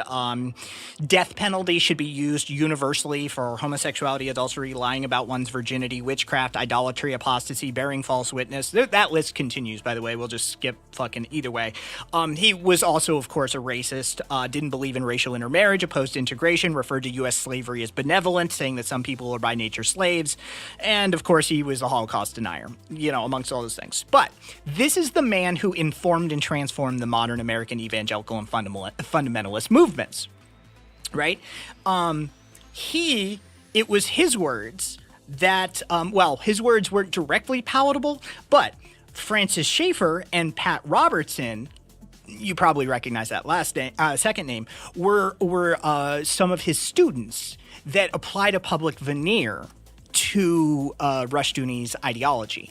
And it's through these methodologies, through the spider web, through the deal with the devil that the Southern Baptist Convention, in coordination with Reagan on the 1980 convention, 82, 86, either way, it was the 80s, applied these ideologies. So this is how we've spread the evangelicalism and fundamentalism within Christianity across this country. This is why I refer to it as Christo-fascism, right? Because they are actually fascist in their application, and this applies to tens of millions of parishioners at this point. This is the ideology they've been taught their entire lives. It's been that way for fucking decades now. It's been that way for 60 years probably. So while these truly horrific I'm guessing this motherfucker has already left, but it's still probably here. These truly horrific ideas have been firmly implanted in the minds of evangelicals in America. You have to realize the effects of that encroachment upon America itself, that many of the tenets exactly enacted through the office of the faith-based and community initiatives, which funnels billions and billions of taxpayer dollars directly to groups that utilize and implement these ideologies, such as the National Right to Life and Pat Robertson's own Operation Blessing, as well as countless Christian organizations and so-called Christians, that sort of thing. Now, granted, traditional fundamentalism holds many of the same dreadfully oppressive qualities: blind obedience, intolerance, anti-intellectualism, to probably name a few, right? But has rarely attempted to impose itself upon the rest of the nation in a bid to transform the government and other secular institutions. But make no mistake, this is a fascistic movement by all definitions, and especially when viewed by anyone not trapped within its pernicious clutches. So, in my opinion, but also the opinion of many others, right, one of the best ever so accessible writings on this matter would be The Nature of Fascism is by a guy by the name of Umberto Eco. Eternal Fascism, 14 Ways of Looking at a Black Shirt. It's about fascism. So the 14 characteristics that dominionism and this form of evangelicalism in America find itself, right? Cult of tradition. Traditionalism implies the rejection of modernism. Irrationalism, depending on action for action's sake. The critical spirit makes distinctions to distinguish between modernism and disagreement, seen as treason. Disagreement is seen as a sign of diversity, resulting in fear of difference. Fascism takes advantage of individual social frustrations, providing an identity through privilege of being born into the same country. It's essentially proto-nationalism, preys upon xenophobia. Followers are humiliated by the wealth and force of their enemies, yet brainwashed into thinking that they can overcome the followers of the in-group. So this is an ever-shifting odds sort of situation. Life is lived for the struggle, dichotomous elitism. Eric, he's not reading a script, he's reading the information. There's literally a difference in those words. I'm reading my own article. But I'm just saying, like, him being like, oh, it's a script. No, like you can read something and the reading is information, not so scripted. We'll skip this. So anyway, let's just say how much dominionism has spread. Let's say how much evangelicalism has spread, right? Because it's spread through much of the American religious right and the evangelical movement. But there are wealthy right-wing sponsors to that cause. So you don't see necessarily people often in public speaking in the directly inflammatory manner that Rushdoony chose, because they've engaged in a process of logicide, right? The killing of words. So they redefine words. Life, right? You know, we're pro-life means life in Christ. Right. So this is this argument that people have, like, oh, they're not pro-life, they're pro-birth. No, they are pro-life. They've just redefined the word life. And if you actually get into these circles, if you talk to them, if you engage with them, what you find is that they actually mean the religious context of life, which is a life in Christ. I just want to quickly say to Kay, and take your time to answer this, Kay, but like, no one's saying not to vote, but what do you do when the opposition takes that right away from you? Okay, go on, Kai. So anyway, like liberty, right, is found in one that accepts Jesus and is liberated from the sinful world, right? So they've redefined their language. But you have textbooks redefined, right? The most commonly used American history textbooks in Christian schools say insane shit, right? We have millions of fucking kids being schooled in a way that is just unequivocally nuts. They state that in the America's Providential History, it's a textbook given to Christian schools and homeschoolers. Liberty is fealty to the Spirit of the Lord, that the work of liberty is an ongoing process to free society from secular humanism. They introduce a single unquestioned Christian orientation to the land. In other words, the most common Christian American history textbook teaches liberty means tyranny. Then there's the Global Recordings Network. This is a missionary group who strives to bring the name of Jesus to every tribe and tongue in the nation. And they teach liberty is where the Spirit of the Lord is. And if there's not enough liberty in the land, there's not enough Spirit of the Lord. Let's move on to Christian Embassy. That's a group that managed to a significant degree, infiltrate the armed services by aligning themselves with dozens of generals. They filmed a propaganda video featuring several high-ranking individuals from the U.S. Armed Services, including Major General Jack Cotton Jr., who was featured in the video stating that, quote, his being an advisor to the Joint Chiefs at the time is a wonderful opportunity to evangelize to men and women in setting defense policy, that his first priority is his faith, not his country. This particular group is known to host weekly Bible sessions with senior officers, and at one time counted some 40 generals amongst their ranks. They even hold weekly prayer breakfasts in the Pentagon Executive Dining Room, with Christian Embassy being affiliated with CRU, C-R-U, which prior to the early 2010s was actually named Campus Crusade for Christ, a fellow fundamentalist organization that focused on recruiting young people to their cause. But, you know, due to terror war, they renamed themselves. Go. I see you want to reply to him. Yes, just that, like, your vote hasn't been taken away, not yet. Okay, but Kay, like, stop thinking about the reactive moment you're having, and what the opposition has now taken away your rights. It's just happened. Live in this metaphor with me. Your rights are now gone. You don't get a vote. What's your next move? So along the same lines as CRU, Battle Cry Ministries is a self-described evangelical movement that uses elaborate concert and military imagery, including actual ranks of Navy SEALs, commonly being in attendance at events to emphasize their message. These are not small events. They have been known to draw 25,000 attendees at a time, mostly impressionable young people. During these propaganda events, they use decidedly apocalyptic imagery and lyrics in multimedia displays in order to further their goals. Run by a man by the name of John Luce, who has gone on record stating that he believes, quote, this is war and Jesus invites us to get into the action, telling us that the violent, the forceful ones will lay hold to the kingdom. These events feature bands with obviously violence-inspiring lyrical content, such as Delirious, who has a song that they play for a gathered crowd that went, We are an army of God, and we're ready to die. Let's paint this big old town red. We see nothing but the blood of Jesus. We are warriors. Those lyrics were projected onto an enormous screen that 17,000 people present sang along to. All right? Do you hear that? I moved to a country that is still Yes. a democracy. These people want to outstretch beyond their means. You cannot run away to chase democracy forever when the opposing force is shutting it down. They are spreading, they are attempting to spread, they want to take it from all of us. As Canadians, we have to recognize that this is a threat to us as much as them, because they can, once all of them are enslaved to the capitalist class, they will come after us next. They've already threatened us repeatedly. Also, hi, Peaky Blinder. Now retired American General William Boykin counts himself amongst these ranks, stated after heading up missions that sent troops in to fight a Somali warlord, quote, I knew my God was bigger than his. I knew my God was a real God and his God was an idol. It is this rhetoric that has been used to slaughter Native Americans. It underpinned the European Crusades. It aided the Nazis. It killed tens of thousands of Ukrainians and helped clandestine Argentinian prisons run, right? There are so many examples of viral new Christian reconstructionary and dominionist ideology infecting every aspect of our society, right? There are roughly 65 million evangelicals in this country. These people are fascists.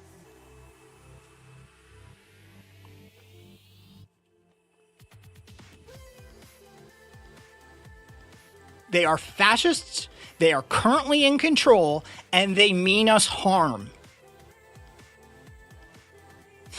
Now that I'm done thoroughly debunking the person who knows jack shit about Christianity in this country, let's move on to the lib shit that thinks we just need to vote harder. And I will point out, if I can't run, I guess I'm fucked. Okay, so Kay, let me explain this to you. We have seen that writing on the wall for years. So we have chosen in this space that we are not running.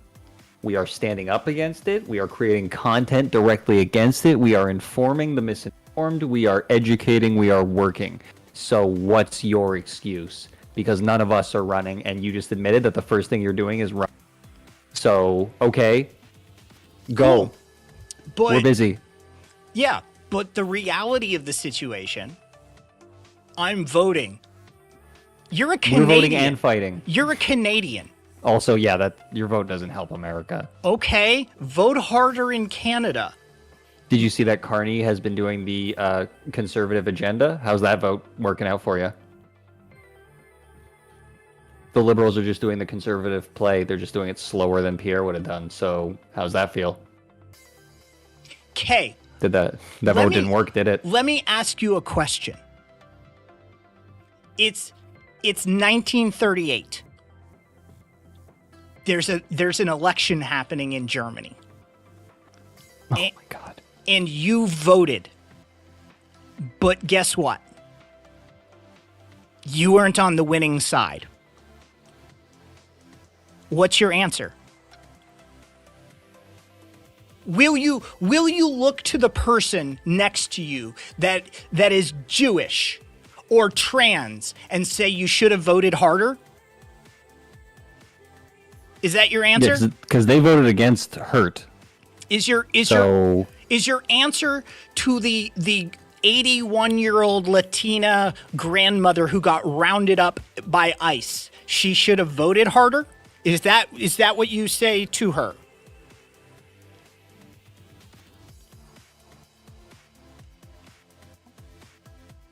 It's happening today.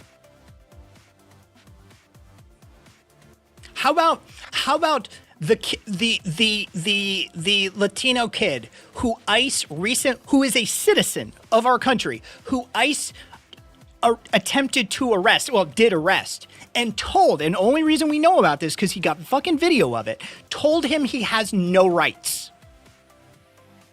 How about the grandfather, the survivor of Pinochet's torture camps. Good night, May. Night, May. How about the 82 survivor of torture camps, Pinochet's torture camps, who was mugged and went to the immigration office to get a green card copy, his legal green card, to just get his copy. ICE arrested him at that office, disappeared him into black sites, told his family he was dead, and then he appeared in a Guatemalan hospital suddenly. What do you say to him?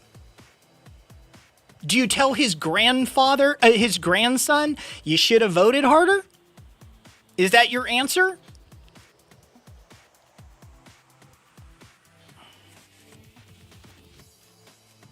Like, at what point, how bad does it have to be? This is really what I'm asking, Kay. This is really what I'm asking. At what point will you stop saying vote harder? Especially when most of us agree with you. Yeah, vote, but for sure. Like, no one said don't, but also, like,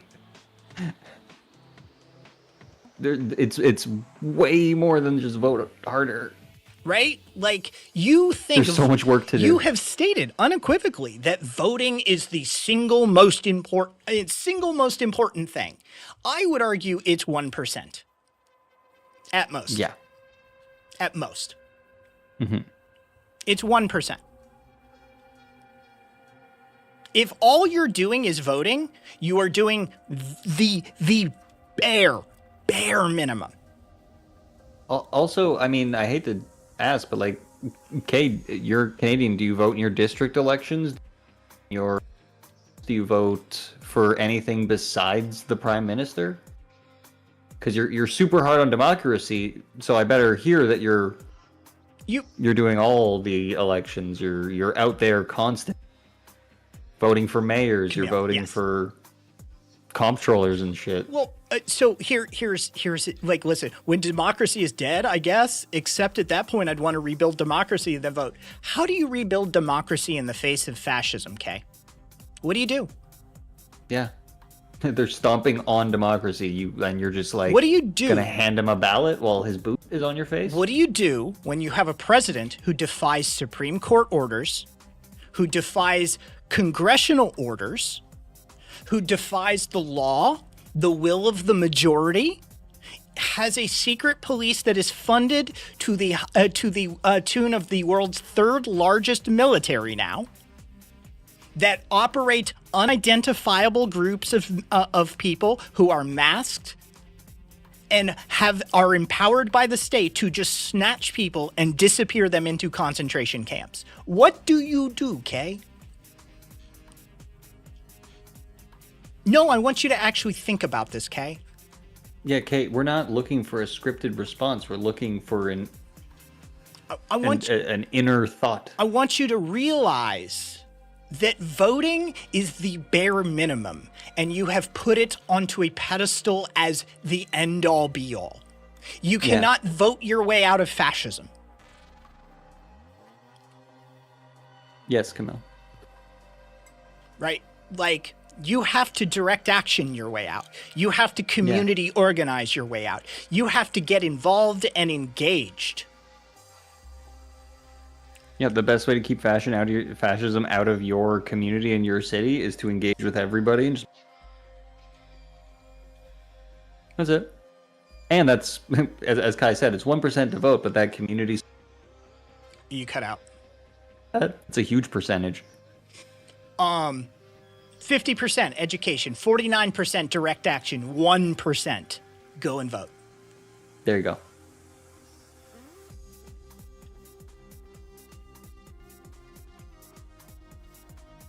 Okay, I think the thing you need to realize too is the people who are currently in power are wanted for one of the worst crimes we on Earth accept.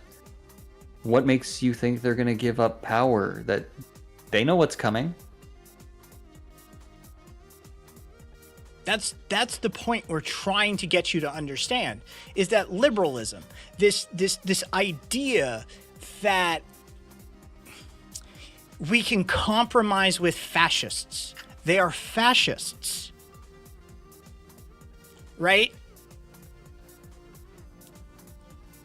One side says we want black people as second-class citizens.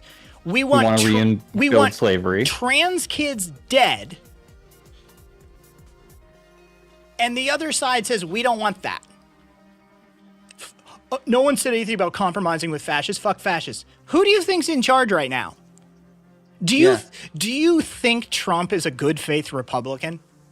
Yeah, are you seriously a Canadian saying that being threatened just off the rip is By the cool? way, you know how far along we are?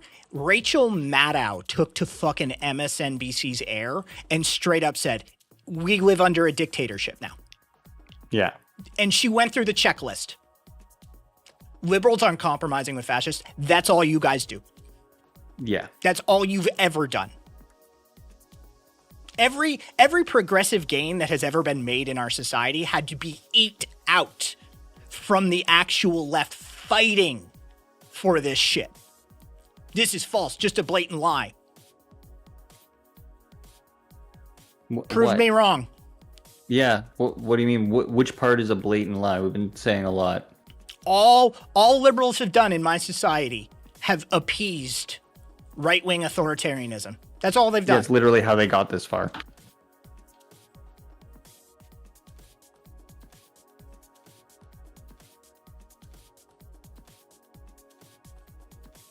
Every cycle, every election cycle. Fucking, well, when they go low, we go high. Thanks, Michelle.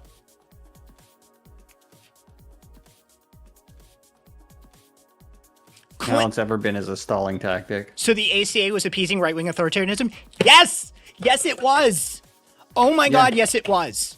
Oh my God, yes, it was. It is literally Mitt Romney's healthcare plan reworked. It is a gift to largely right-wing, corporate-run, for-profit healthcare. The conversation was, we want single-payer universal healthcare.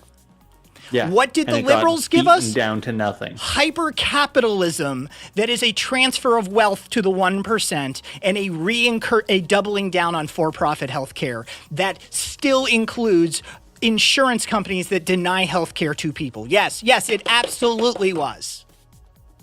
We got one good fucking thing out of the ACA, and that was the removal of pre-existing conditions as an exclusionary clause. One good fucking thing.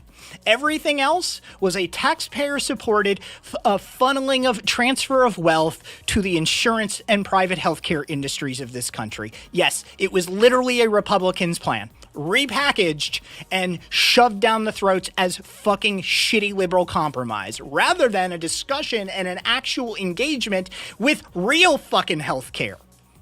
It's just our system repackaged with a new label. Okay, for you to say it's just liberal brain, like, define brain rot. What is brain rot? Education. You are the one with the fucking brain rot, dude. You cannot even stay on a topic. We're trying to explain this to you with literal facts, and your response is, "Oh, you guys have brain rot." My brother in Christ, that's your brain rot. Oh, also, Kay, you just said that you don't pay attention to Canadian politics. Canadians' healthcare system is constantly under attack. You cannot say those two sentences. Oh, I don't really pay attention to Canadian politics. You're popping. Oh, Canadians' healthcare is under attack. Literally, yes. Pay attention. Fuck. Every time you've heard the Dems are reaching across the aisle, that's compromising with fascism. Abby, like the cut of your jib. Feel free to visit us on Twitch.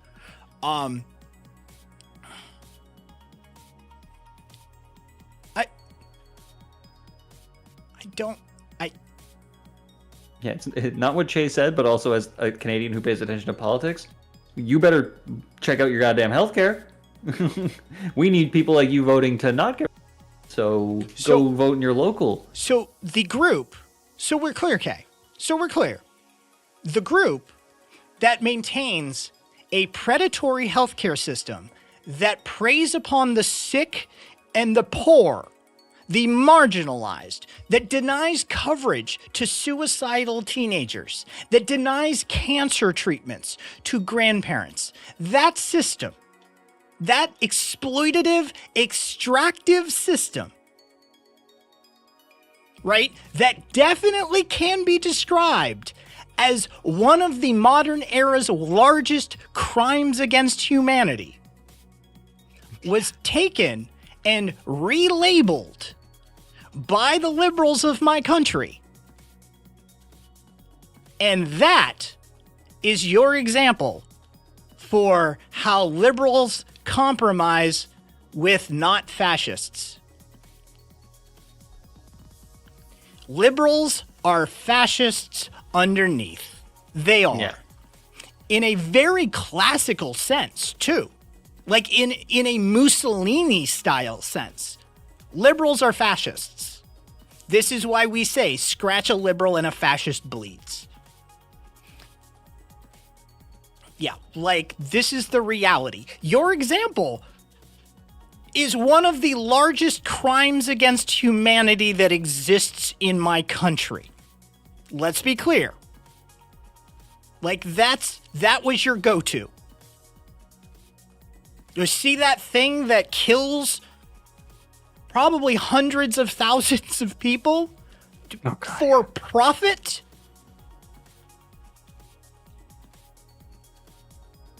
Just saying, not the best example ever given. You might as well have gone with the prison industrial complex.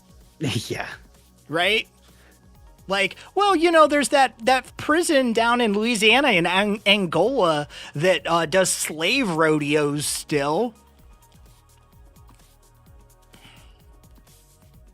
Like, Yeah, Connor, just want to say quickly, since you're a good healthcare loving Canadian, Pierre Polivier, thank God he didn't win, but also Mark Carney's kind of sketch right now.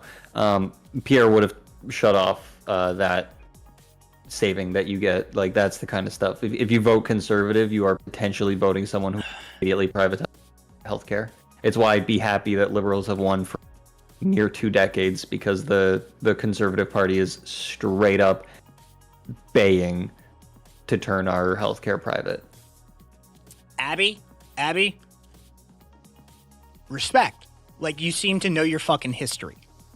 Straight up. Like, you seem to know your history, which is, I mean, the bare minimum I can ask of somebody, but, like, respect. I see you. I recognize you. I respect it. I don't know why, but Abby's not popping up on my... Like, Abby said liberals have always gone after the left, from the Palmer raids to McCarthyism. If there's if there was a third Red Scare, they'd join with fascism in a second. At least historically they have. Yeah. Okay, yeah. That's good. That's good content. Yeah. Abby knows what's up. Like, it has always been this way. It's never not been this way. The liberals have always sided with Wall Street, with fascists, with authoritarians, because it's good for business. Okay, I'm just going to say quick. Okay, that feeling you have, I don't really know how to effectively rebuke all your rhetoric. That's why I got into politics. I got into politics around the, like, QAnon era of, like, people talking about stuff that I was like, this is unhinged, but I can't argue it. I don't know enough. So I started to learn from a liberal mindset, from a more progressive, but, like, generally liberal mindset.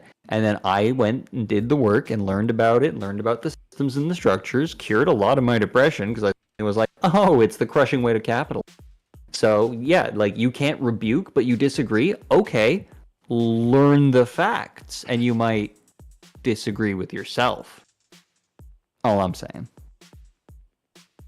Like, we should just do the You provide a lot of complaints, but what's your solution? One, you just did the meme. We're not going to do the meme actively, but I just want to point out that Eric just did the meme. Everybody, Eric did the meme.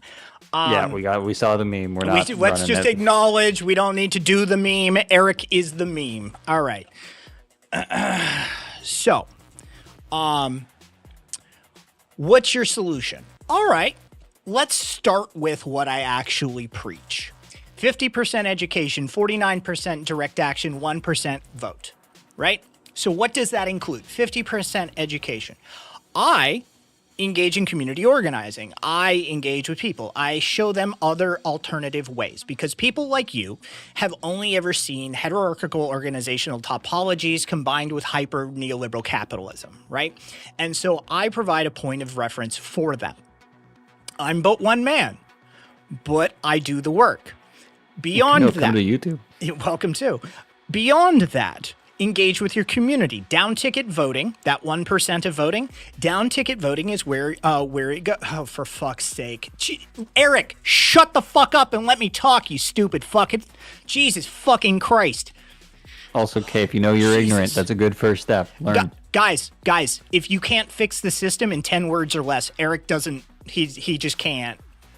Yeah, so Eric, should I continue? Unfortunately, the answer is an actual process. Right? Like you know the Declaration of Independence was more than 10 words, right? Make an argument, Eric. You typed in a cutoff to the argument. You were hearing it. Like I'm literally walking you through how I view these things should be done. And it takes more than 10 words. And to be clear, Eric, I don't think you know what an argument is, because you're like, to beg for an argument, that was coming. You were listening to it. So, like, what argument do you want to hear to come back? Like, okay. Your response is pre-planned if you need him to get to the end ahead of you, okay?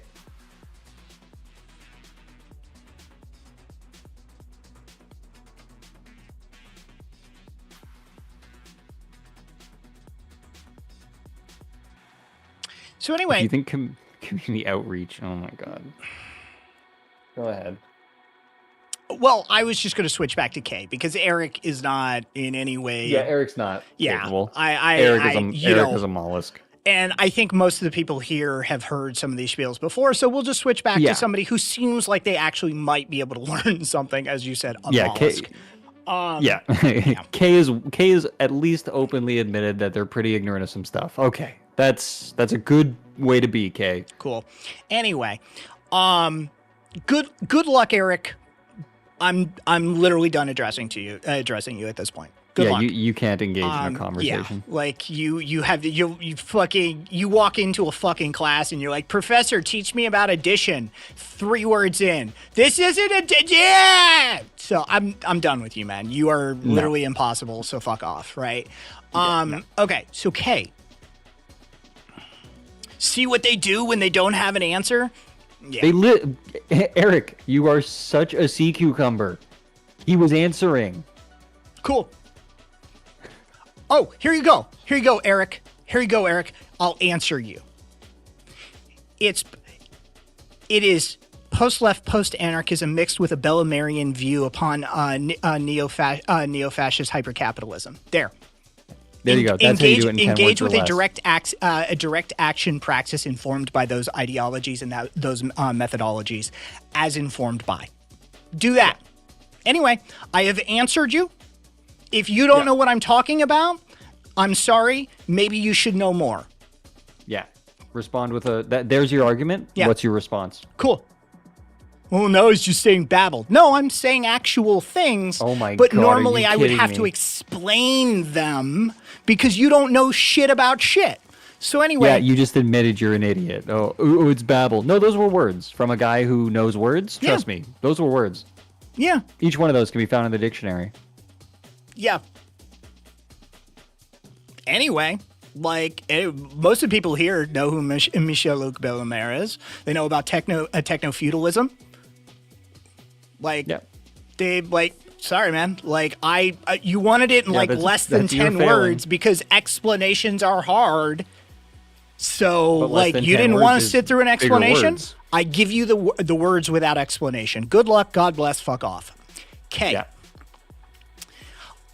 I'm going to go through. Okay, let me ask. Do you know who Umberto Eco is? Like, that's probably where we should start this conversation, right? Nope. Okay. So Umberto Eco was He was an Italian philosopher, novelist, cultural critic, political and social commentator of some largesse, right? But basically, this is a dude who lived through this shit. He lived through fascism. He lived through World War II up close and personal, right? He was involved in publishing in Italy. He was involved in like writing like books on medieval aesthetics, right? This is a learned man who understood his society and the historical context, right?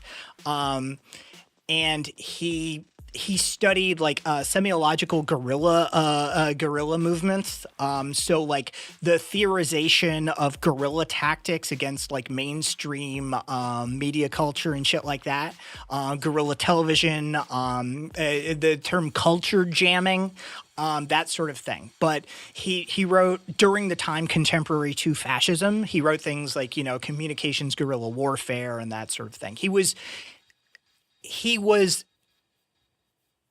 contemporary to fascism. He lived through it. He saw it. He studied it. He commented. He critiqued. And he is generally respected within Western philosophy, within a whole host of universities. Like, this is a dude who taught at a bunch of institutions. His legacy is fairly intact, right? He wrote an essay in 1995 called Fascism, right? And it is about how you can identify fascism. He said, well, there was only one Nazism, right? Like there's this sort of like there's rails on what it means to be a Nazi. He's not saying there can only ever be one Nazism. He's saying that Nazism is this more restrictive ideology. Fascism game, and this is his quote, the fascism game can be played in many forms, and the name of the game does not change. Right, so this is a dude who saw it up close and personal. This is a dude who studied it. This is a dude who dissected it. This is a dude who is respected in his understanding and his interpretations and explanations of what it is to be fascist, right?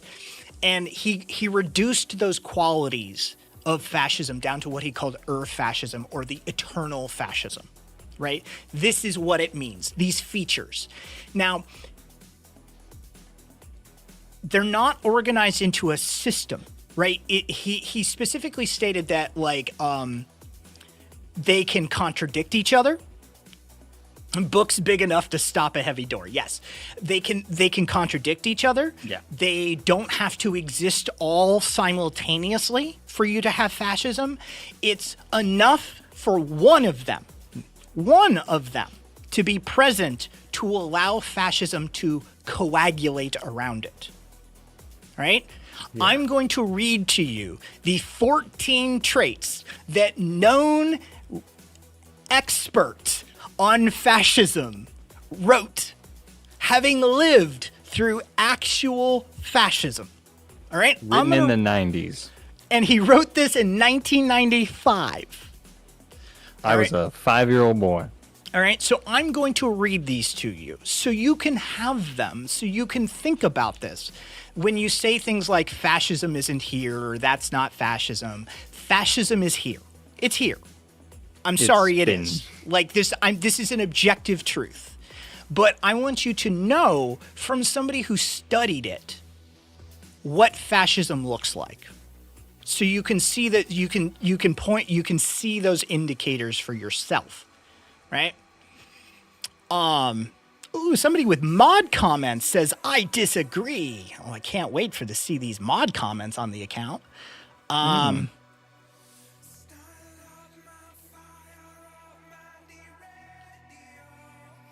The cult of tradition. One has only to look at the syllabus of every fascist movement to find that major traditionalist thinkers, the Nazi gnosis was nourished by traditionalist, syncretist, occult elements. I recognize that Trump is a fascist. Then why do you not? Do you just think you outvote fascists once they're in power? Because this is the core argument we've been having this entire time. You think you just vote a fascist out of power? Yeah, he won, dude. He got the power. That's game over. That is the end move of a fascist. Now he can just play lollygag you with your whole goddamn system, which is what he's been doing. So fascists control the Supreme Court, the House of Representatives, the Senate, and the executive branch, and they're largely empowered by. He got the power before and was voted out, and yet but he didn't have sycophants. And yet, he's re-empowered. And so fascism is not just here. It's in the hearts and minds of tens of millions of Americans. Because they asked for it twice. That's so much worse. Yeah, you understand how that's worse, right? That's so much worse. That means now your neighbors will come to your door to kick it in and take you from your family. And they're willing to cheat. Yeah. They're willing to cheat.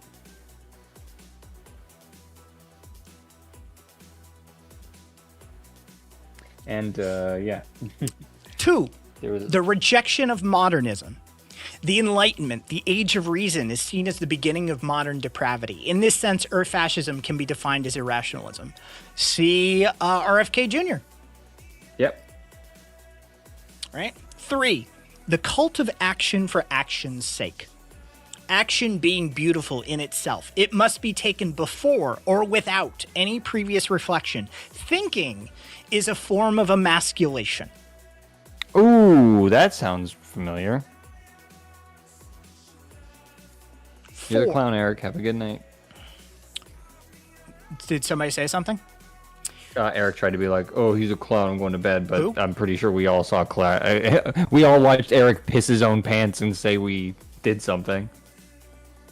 Kiragi! Hey there. No fascist government relinquished power unless they were toppled by another entity. 4, Ooh, disagreement that's a story. is treason. The critical spirit makes distinctions, and to distinguish is a sign of modernism.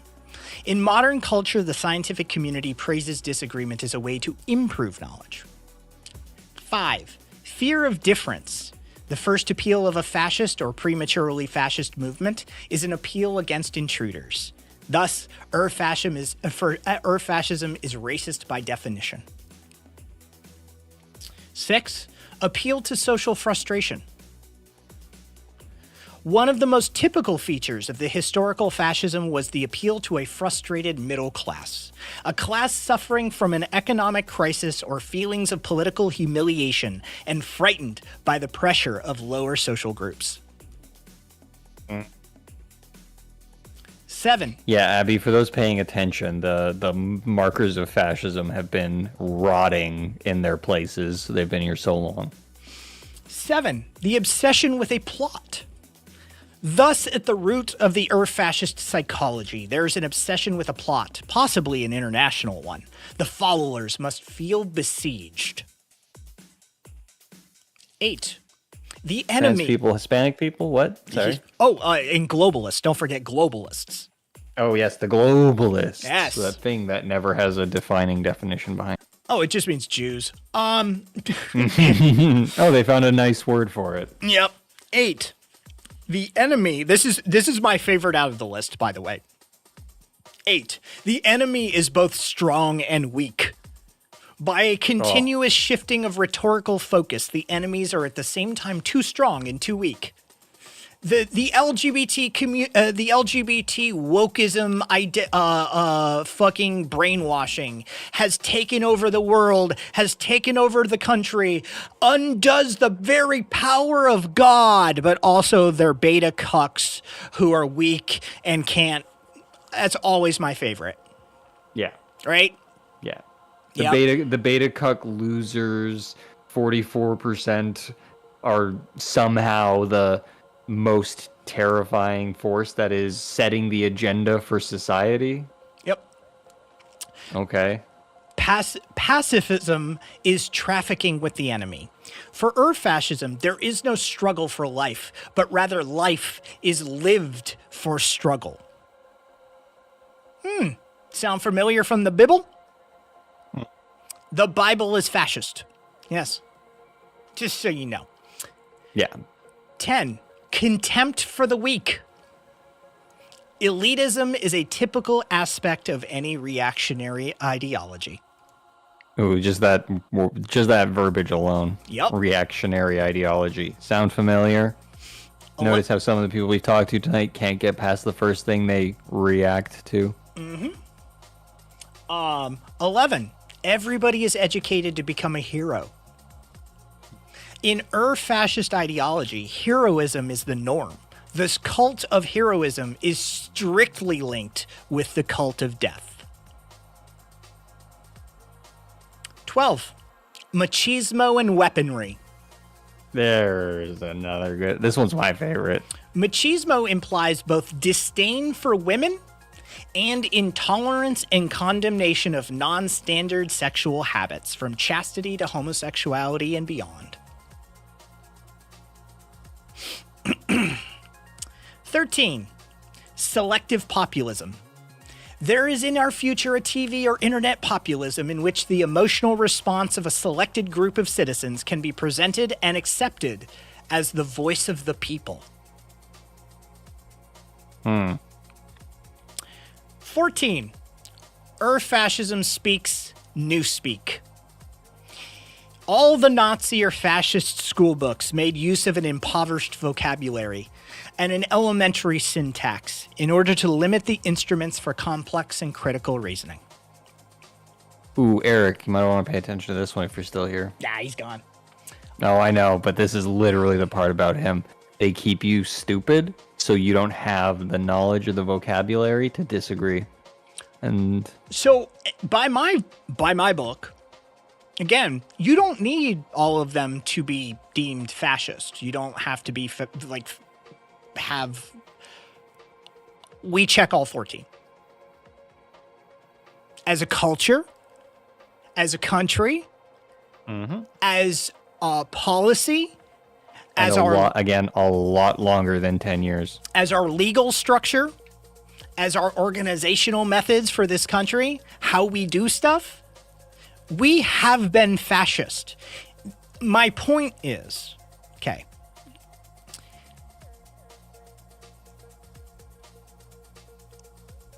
we have already and always been fascist.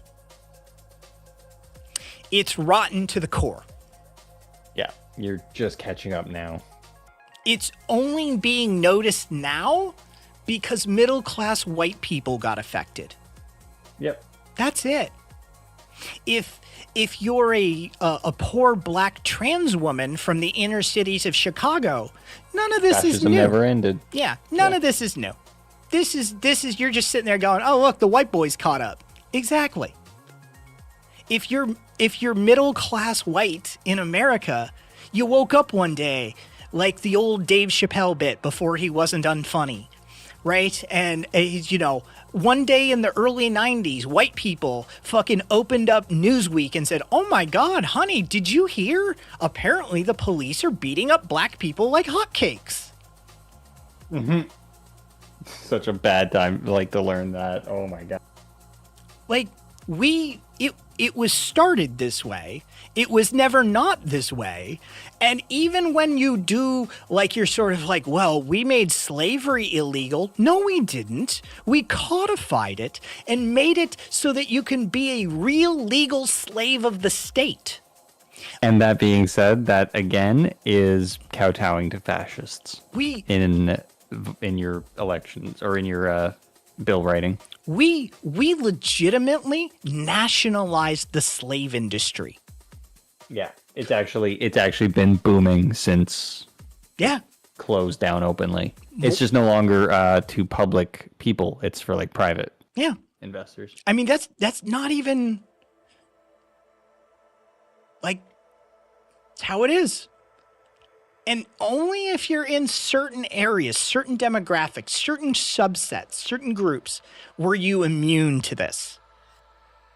Grow up queer in the deep south of America. Grow up poor in America. Grow up a person of color in America. Grow up disabled. Have family who, etc., etc., etc. America has never not been fascist. At times, some of us manage to curb stomp and dick kick some of this shit into minor submission for a couple of minutes.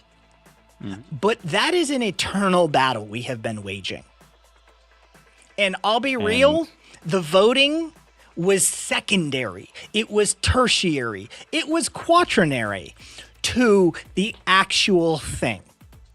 Yeah, they spent years poisoning the well.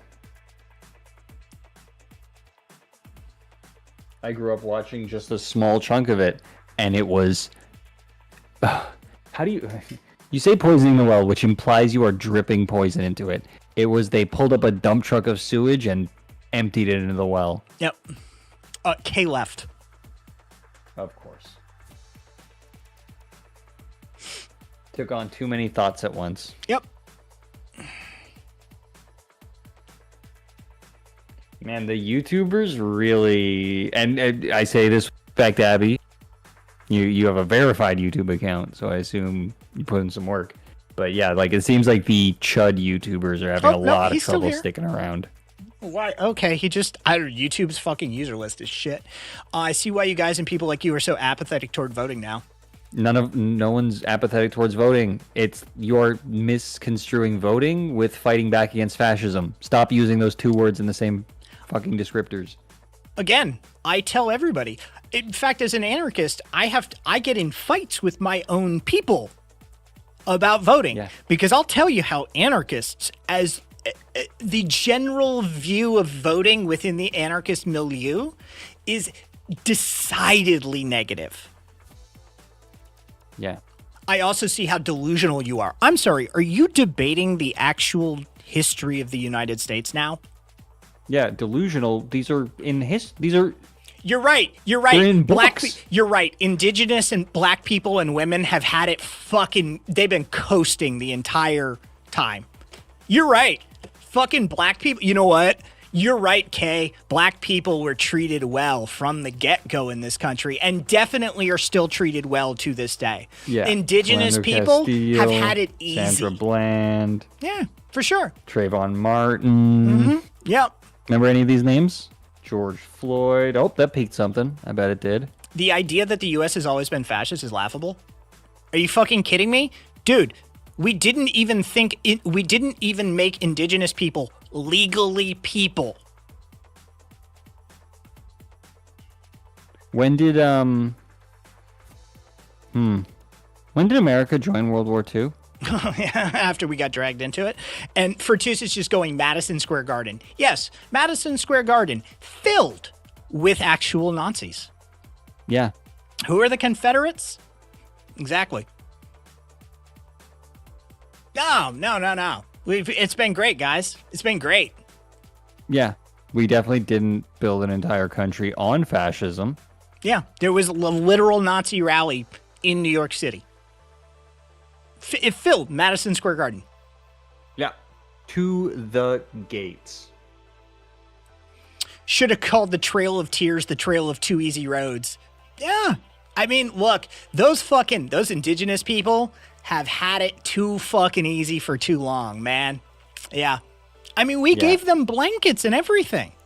Dude, okay, hang on a second. Are we seriously talking, like, the indigenous people have reservations? You know, I can't even get a reservation at a...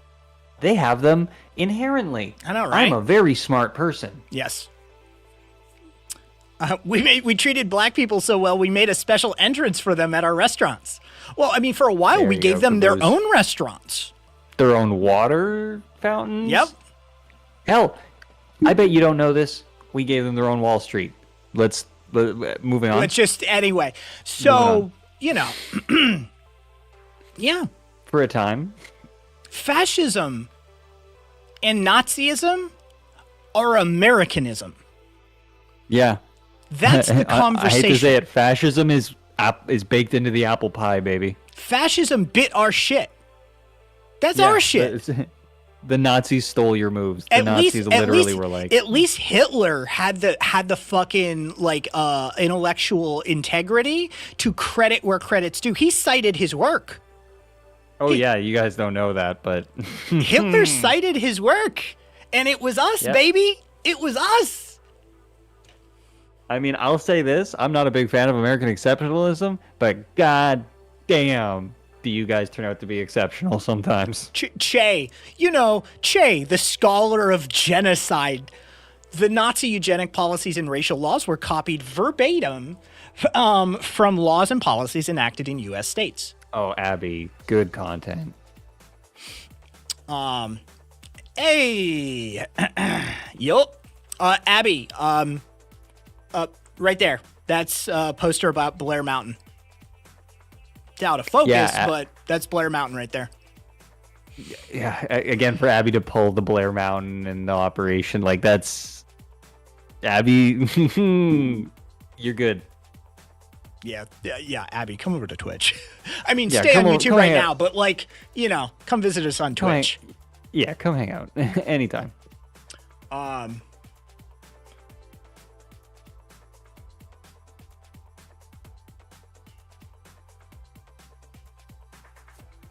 Okay, Samson in the Twitch chat reminded me, like, have we seen Grandpa Simpson in a while? He was an oldie in our community, so I get nervous.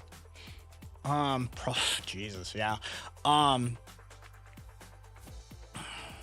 glad I finally understand why so many people conflate liberalism with fascism, so thank you for that. Oh, you finally understand that you guys have enabled and participated and been active fascists forever. Congratulations. Oh, thank you, Samson. Yeah, Kay, I don't know what to tell you. Like, y'all take the horseshoe and flatten it and call it all bad. Can I tell you something, Kay? Horseshoe theory ignores like 90% of the political spectrum for like a two-sided system. I know it tries to not look like it, but horseshoe theory is... I fucking hate it. What did liberals try and do with the Nazis again?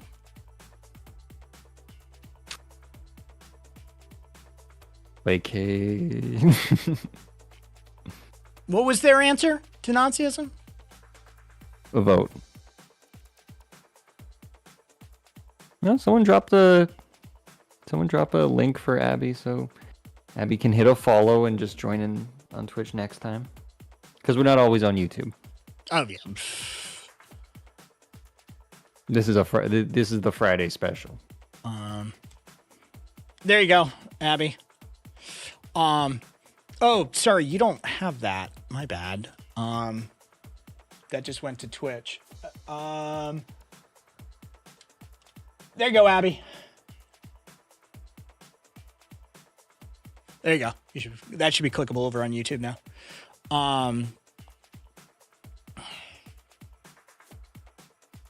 Hey, Kat. Good to see you.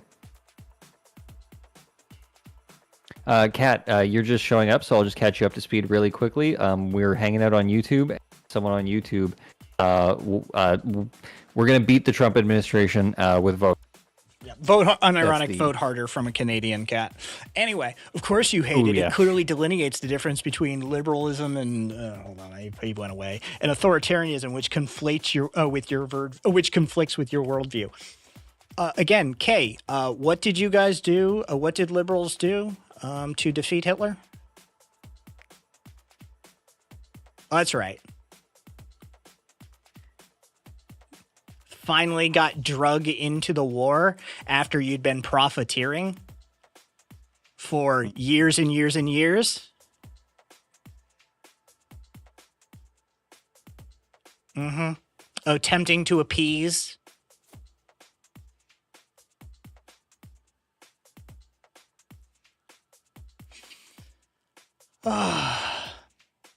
Show me all the famous liberal partisans. Che with the actual questions.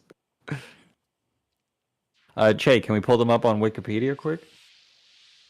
Likewise, the OG liberal movement was an openly authoritarian movement. They wrote about it extensively, says Kat. Now, Kat, we found we can't do too much actual history, like theory history, because this person admittedly doesn't know anything. Yeah, they've admitted to being ignorant twice, but then keep on doubling down on the fact that we're brain rotten, which... Yeah. I guess that's what years of hard worked education is now called to the new kids. I didn't fight tooth and claw for this education just to be called brain rot by somebody who can't read. I have a feeling gets their political education from Twitter. Starting to feel like it. And Twitter's where you really end up throwing yourself in an echo chamber.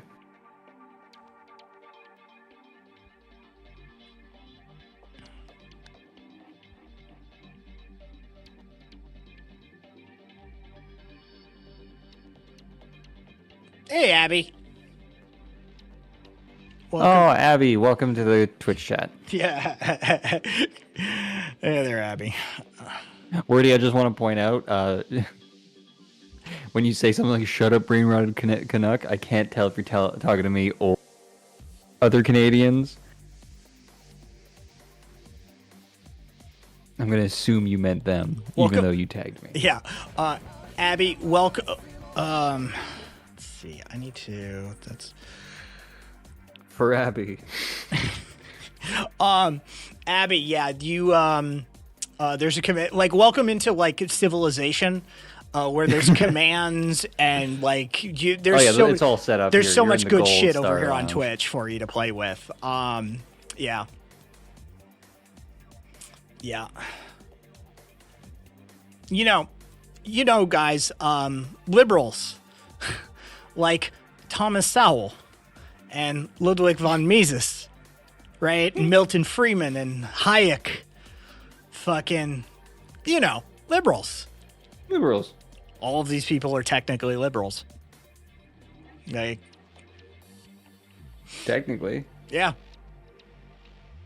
Like, technically, Imperial China is like a liberal precursor, depending on, like, certain aspects of it. Like, it's wild. It's wild. You get into the history of liberalism and you're like, oh, these guys have been up to a lot of fuckiness over the years, huh? I always forget that Mises and Hayek are liberals, as I tend to think of just of them as Austrian freaks. Yeah. Yes. Austrian school of economics that you're fucking dealing with. But yeah, like, fucking Kantian deontology is a liberal ideology, or a liberal ethical framework, I should say. Right? The dude who said, fucking, oh, you either do something because it's just good. Good things are good. Bad things are bad. All things have a definable quality of which you can apply to them. And that's how you build your world. Right? Like, it's the ideology of children. Yeah. Right? It's the ideology of children. You're just like, what? We're the good guys. They're the bad guys. Oh, it's so much more nuanced.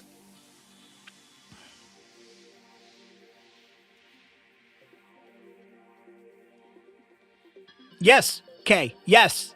Yes. A good portion of the world has serious problems with authoritarianism. Yeah. Yeah. The problem isn't the economic distribution modality.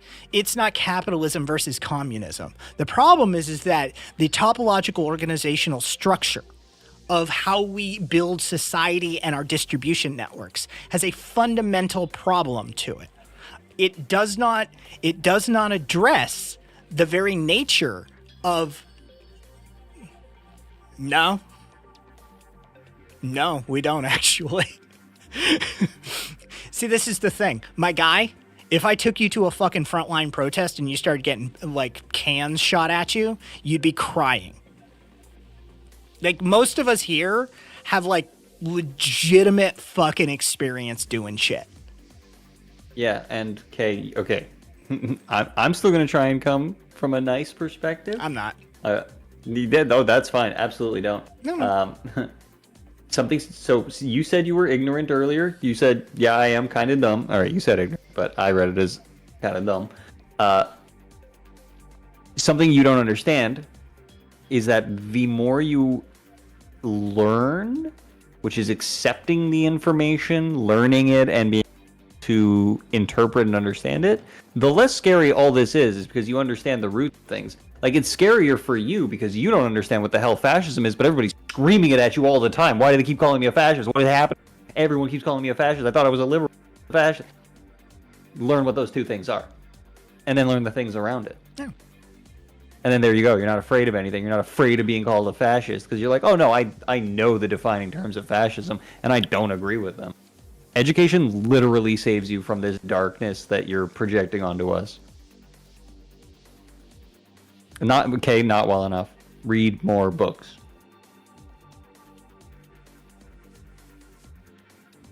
Read more books. I don't know what. Okay, you're gonna keep saying I know information. It's like, yeah, okay. Okay, read more. Okay, define both those terms for me. Yeah, I want in your own words, Kay. I don't want to see a Wikipedia copy paste. Like, write what liberalism is, and then write what fascism is. We're not gonna bug you. Not gonna ask you more questions. Put them in. Kuragi, enjoy your rum. Right? That's sick. Thanks, Kuragi.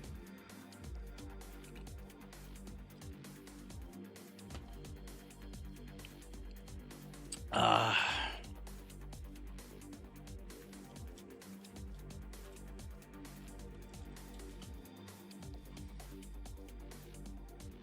mean, Kat, careful because you are, as we are all well read, you are the books.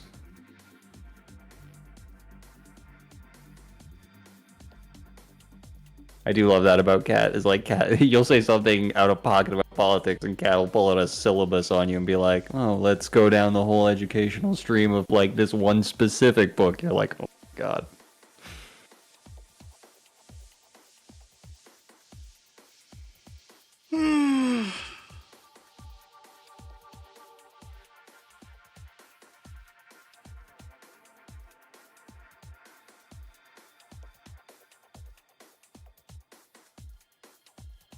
Kavas, I think Kavas, you get ignored because you ask the right question in a real scary way. Most people are just like, what is happening when you chat to them?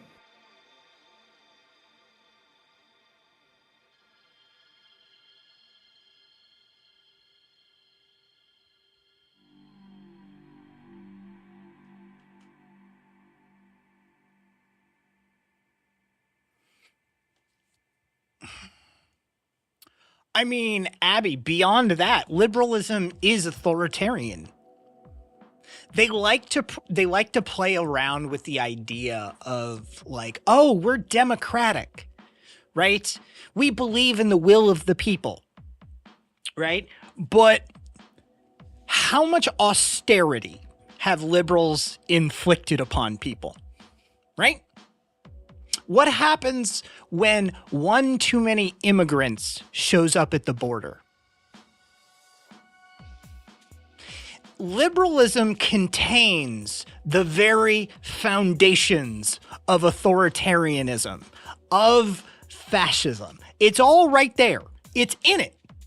They pretend that they don't like to use these tools. That's it. They're like, well, you know, we were forced into doing that. You made me do this. They're an abusive spouse who literally looks at their battered, bleeding partner on the floor and goes, see what you made me do? You made me do this. You know better. There were too many fucking refugees from Africa coming up on our shores. We had to start an internment camp.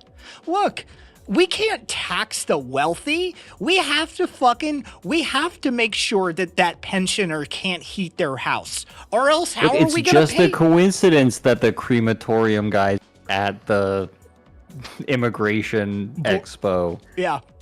Like, it's of course that fucking those poor people have to suffer more and die. It's not like we might drive away the billionaires' yacht industry from our shores. Oh, what was that like the old Christian lady who was like, oh no, it's in the Bible that the like poor people suffer, so poor people must exist. Yeah. Yeah. Like, oh cool, thanks God. Divine right to suffer. All right.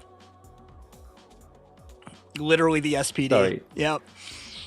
Life is suffering. The divine right to suffer under capitalism. Thanks, God. God's like, one day there's going to be a system so foul. And you people are screwed. I know I made you out of the mud and like a billion years before capitalism gets here, but by God, are you gonna hate it?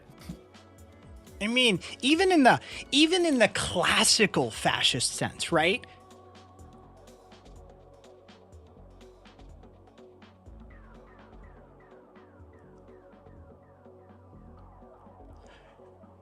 Okay, so we'll piecemeal this, right?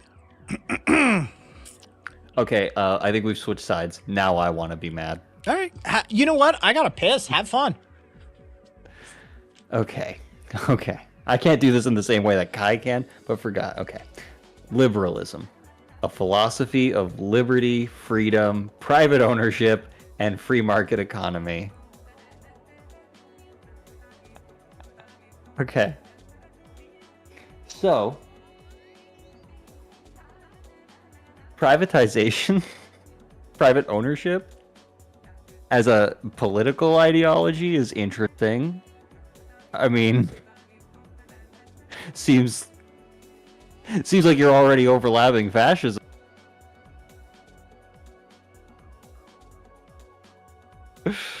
Oh, god damn. Okay, a philosophy of liberty, freedom, private ownership, and free. Jesus Christ. I'm just furious. I... Kavas saying mediocre? I appreciate that. That is diffusing. What is your definition of... while I unpack this in my currently melting brain, start typing your definition of fascism. What? Okay, a philosophy of liberty, which like is so inherently vague, like just liberty, just because then you put liberty and freedom, which I don't know. Like to me, liberty is like what freedom? Like aren't those just the same thing?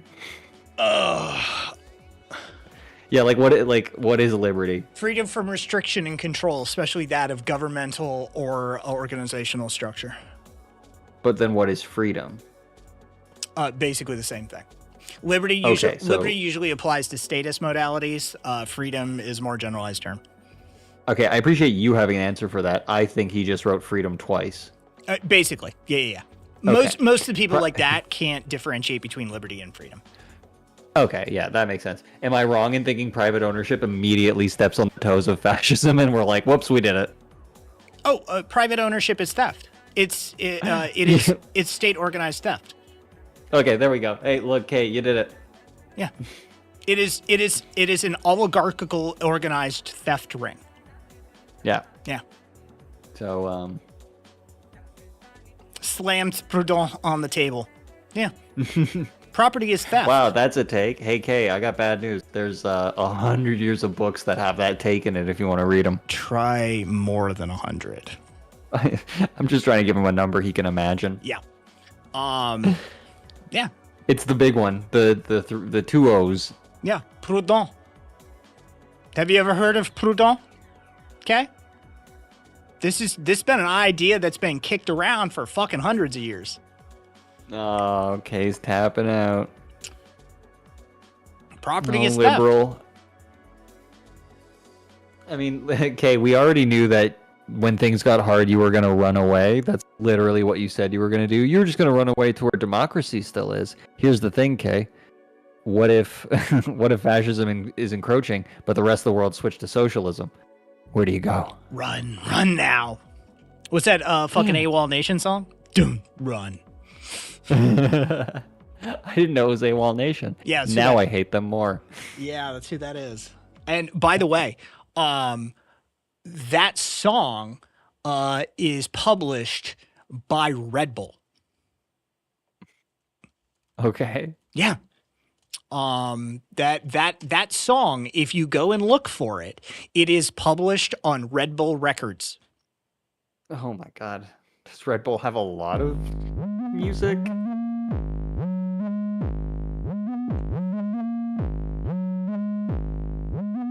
Oh no.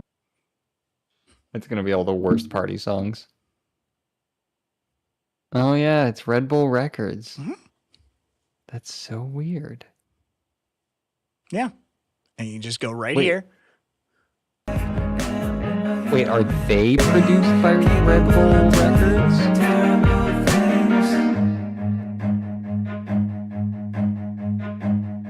I've never heard this outside of a meme. Run. Yeah. By the way, the lyrics are insane. It says the same thing over and over again, but basically the bass, sorry, wrong one. The bass lyric for this song is, I am a human being. I am capable of terrible things. Run. That's it. That's the theme of the song is we are human beings. We are terrible. You should run away now. I mean, that's a good message to send out into the universe because aliens should be warned. That's literally what is said right before that drop and the run is. Okay, I've never heard this song before. I am a human being. I am capable of terrible things. Done. Run. Yeah, that's what that song is about. It's hyper repetitive and basic as shit. But like that is the message of that song is we are humans, we are horrific, run away now. That was one of my favorite memories of playing The Forest with my older sister. Is like we land on the island and oh shit, we found an island with fertile lands and trees and forests. We're building a Starbucks, and suddenly the cannibals and the mutants didn't seem so scary because we were like, bitch, we brought you 9-to-5 jobs. Yeah. We're civilizing this island. Yeah. Oh, there's mutant and cannibals? Yeah. Get the flamethrowers. We're pushing them out. Yep. Yeah, no, it is fun. You can run, but we're designed for endurance, so good luck. Exactly. Yeah. Oh god, yeah, human hunting prehistory is like genuinely terrifying. Yeah. Nick said aliens lock their doors when they pass Earth. Yeah, no, that's why ain't nobody coming here. We're the bad neighborhood. Oh yeah, we are definitely the bad neighborhood. Every alien in the universe is like, don't go near them. They are dude, you don't want to wild. Dude, when Glipgorp fucking crashed there, and before he could call fucking quadruple A, they had him fucking slit neck to navel. Like they just cut him open. Yeah, didn't even say anything to him. Yeah. Like we're fucking nuts, man.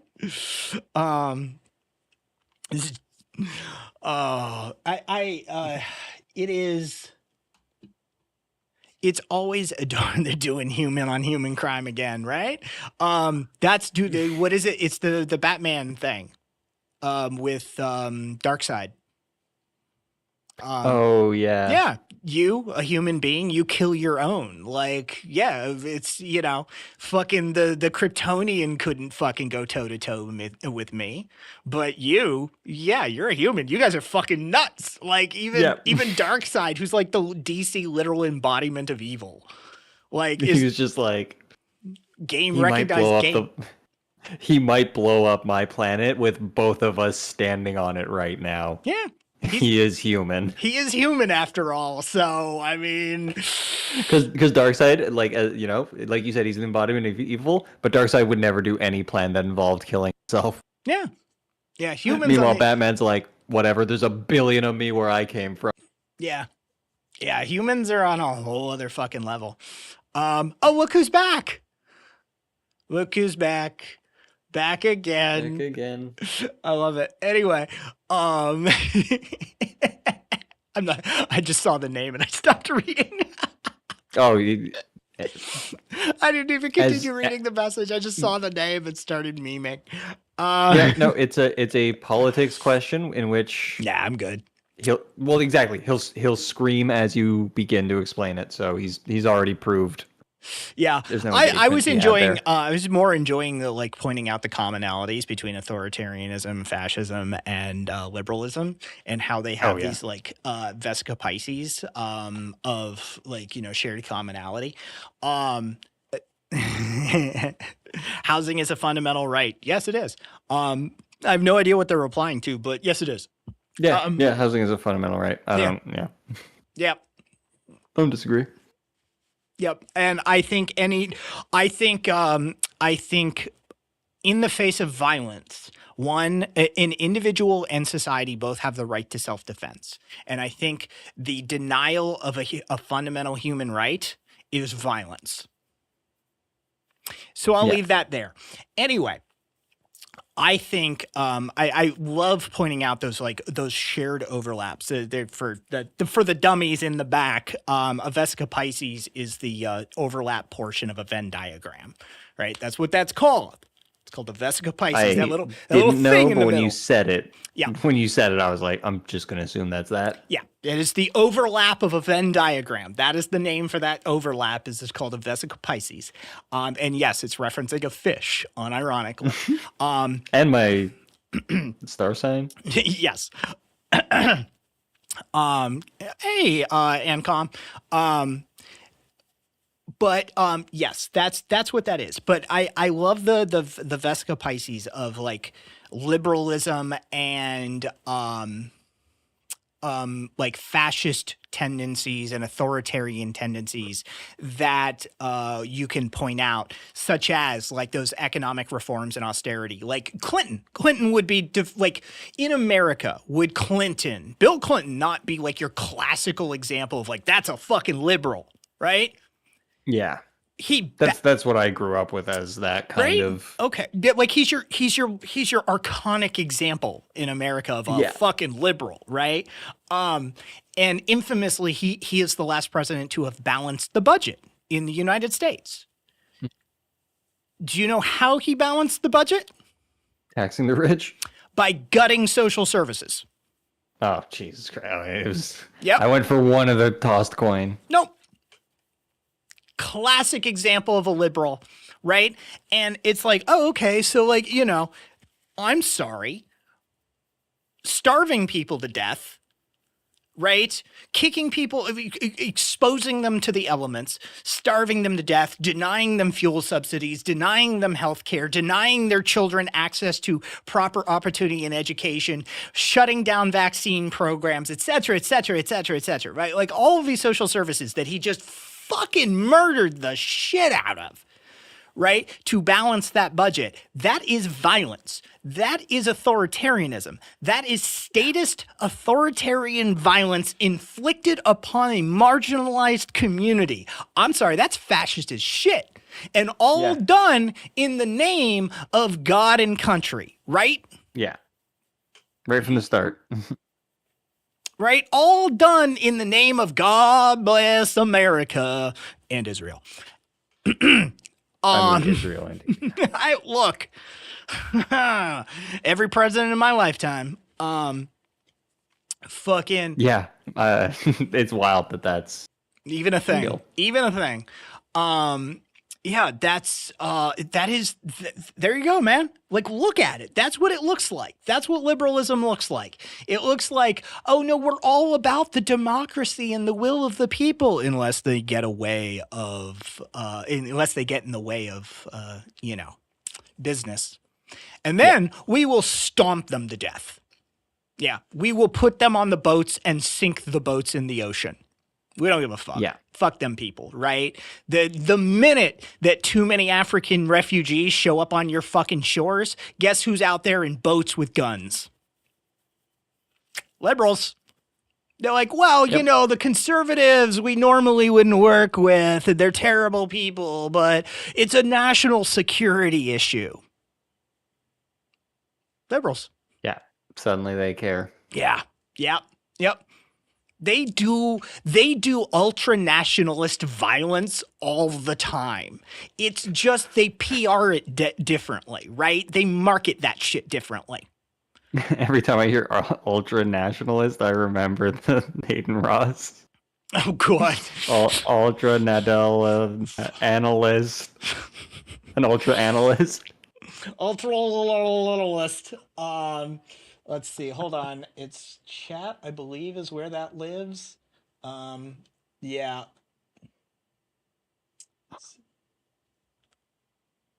No, it's There it is. Ultra lolist. Fascism, a far-right authorization ultra-analyst political ideology movement characterized by a dictatorship leadership, centralized autocracy, militarism for forcible suppression of opposition. Thank you, Aiden Ross. Abby, if you're still sticking around, that's some of the fun we can have over here in Twitch. Is the the definition of fascism brought to you by Aiden. Another example is Obama, how he handled the housing crash. Yeah, I mean, Abby, right? Yeah. Fucking, oh, I'm sorry. People get fucked. Homeless, fuck you. Also, we're going to bail out all of the finance industry. Because they're the important I'm gonna have to check out your YouTube at some point, and, like, see what content you make, because, like, yeah, you're pulling cards out of every deck. Yeah. Like, the war on terror. Liberals went along with that. Dude, they were right after 9/11. They were happy to vote. They were all about that fucking nationalism. They're like, oh, fuck them brown people. We're going to war in Iraq and Afghanistan. Weren't we bombed by the Saudis? Weren't we hit by the Saudis? Anyway, fuck them brown people. Ride or die. Right? 20 years later. Trillions of dollars. Millions 20 of years deaths. later, and you know what? The the book cover comes to life again. Like, oh, we always thought this was awful. Did you? Yeah. Oh, yeah. I'm 35. I was 15 when it started. I remember your opinion. I remember, what is that quote about how I remember Islamophobia. That one day all of these things will be condemned and you will have been against it the entire time. Yeah. Yeah. Yeah. Yeah. That is the motto of liberals. Is like, oh, it's always been terrible. Look at fucking dude, you can watch it in real time, day by day on Palestine. Oh yeah. Motherfuckers coming around and it's like, oh, fuck you. Fucking, it's terrible, these starving children. You know they were starving beforehand, right? You know they were restricting food in before October 7th. You know this has been going on for like, I don't know, since the 40s. Mm-hmm. Right? Like since the inception of Israel, which is shorter than you'd think, but longer than you want. It's like, motherfucker. Like, well, like, oh my God, did you see these pictures of these kids with the ribs? And then, oh my God, the fact that the fucking Israeli, like the Hasbara crew are like, oh, they have genetic conditions. Okay. I have a Zionist like on my FB, and I'm getting like real impatient with him. And I'm really thinking of like screenshotting just a bunch of those drone shots of Gaza and like just putting them all of his posts and being like, was Hamas in every one? Yes. Yeah. Yeah, that's what they maintain. Hamas was everywhere. Yeah, no, if you put fucking the pictures of the Israelis literally with fucking Palestinians strapped to the front of their vehicles, using them as human shields on the front of their vehicles, their response to that is, well, Hamas uses human shields. That's their response. It's like these people are so depraved. Depraved. These people are so fucking depraved, man. Like the fact that you can look at a starving child and go, well, I mean, they have a genetic condition. I'm sorry. Wait. So you're okay with restricting aid and food to a kid with a genetic condition too? Like, that didn't make it better. You understand that, right? That just made it worse. You're denying health care to somebody who has a pre-existing condition. Yeah, why do we get all these rules in our side of the planet, but for some reason we expect less for other people? Like that's the big thing that like I don't really talk about that often. I mean, it does come up, but as a 15-year-old, actually, I mean, I say 15, 2001 was fucking 9/11. As an 11-year-old, the Islamophobia, I'm 11. And I was like, God damn, guys, like, can we stop making these like jokes and saying these things? And like we're kids, right? So like at the very least around the kids, I'm like, these are just gross things to be saying, but growing up and just watching it like for 20 years just not stop, and you're like, oh my god, you've always foul.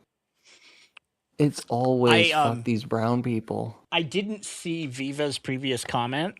And now I see Viva's previous comment, but I think they're gone already. But Viva said, in Germany, the Socialist Party of Germany literally said, we voted with a bleeding heart for the illegal deportation plans, and after we went into a side room and cried. Cool. So like wearing those like scarves and like praying at the altar, like Nancy Pelosi praying wearing like a African scarf. Like, are you fuck you in a way that I don't have words to express fuck you for, right? Like, fuck you eternally. Yeah. Like, are you fucking kidding me?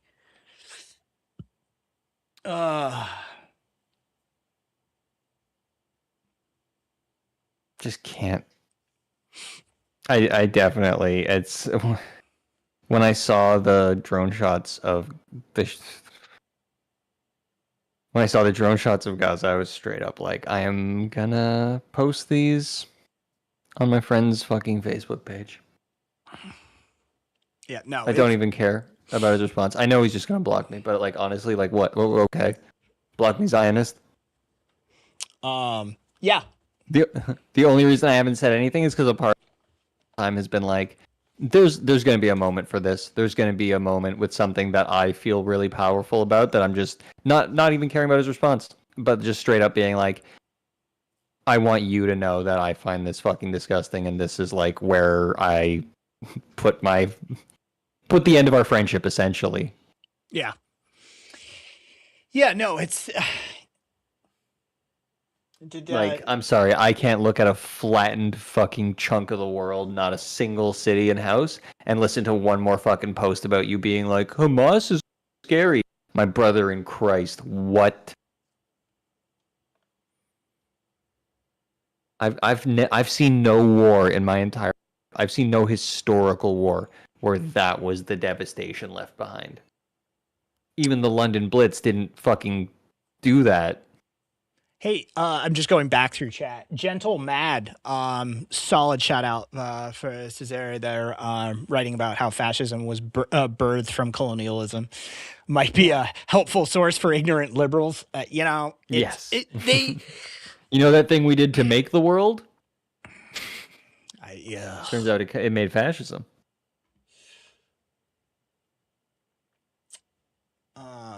Yes. Yeah, I at this point, it's just like, ugh, God. I might have to crash soon. I'm fighting off yawns on camera. Bitch made. I've also got the whole weekend doing Halifax great outdoor stuff. Get good, sweaty. Caffeinate. Abby, I often talk about how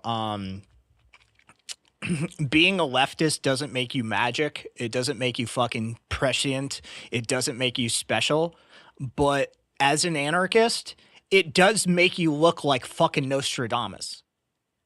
It really does. You're just like, and it's not fucking magic. It's just a basic understanding of a cursory look at history, how things play out, and a touch of empathy.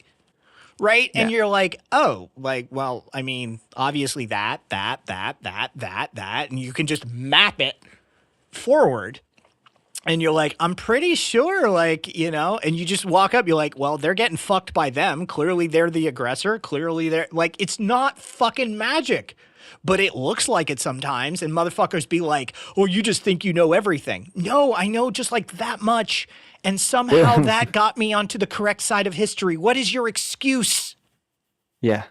Like, you are correct. It's like a little mixture of things, but it's like, for the simplistic, really people don't understand. They're like, oh, those who don't learn history are doomed to repeat it. Yeah, what do you think the opposite of that is? Like we're not the doomed to repeat it, like, or like we're the ones who learned it. Like, yeah. So it's repeating. Like, you're the ones who are dooming us. We're the ones telling you it's repeating. I would use a premature. Oh, okay. Nakai, you're apparently 2000 IQ, and we should all bow to your big brain. Yeah, it's like, dude, just fucking pay attention, man. I mean, that being an anarchist is just understanding like what I understand means I'm on the right side of history over and over and over again. Yeah. It's pretty fucking great, actually. It's nice being right all the time. You know, When I did and I there's nuance to this obviously, but when I started getting into politics and I was like watching Vosh, I had like how do you like be that confident with all this like learned information that you have to pull out of like your toolbox when you're doing this kind of shit? And then obviously, like I told the fucking K, once you like are educated in it, once you learn your environment, like, oh, okay, like no, I can be way more correct, way more confident. I can stand on my principles, my beliefs, my ideals, and not really budge on them because I know how to take in information. I know how to read. I keep up. I focus. It's like, oh shit, all that really actually helps educating yourself. yeah. I feel pretty special that pedos consider us their sworn enemies. Yup. Oh yeah, it's great to me. The fact that these people come in and they're just like, "Oh, I got him mad. I got him ranting." My brother in Christ, every one of you is my take as much time, each and every. Yeah, they don't understand that they're fucking like they're fuel, like they're a log on the fire.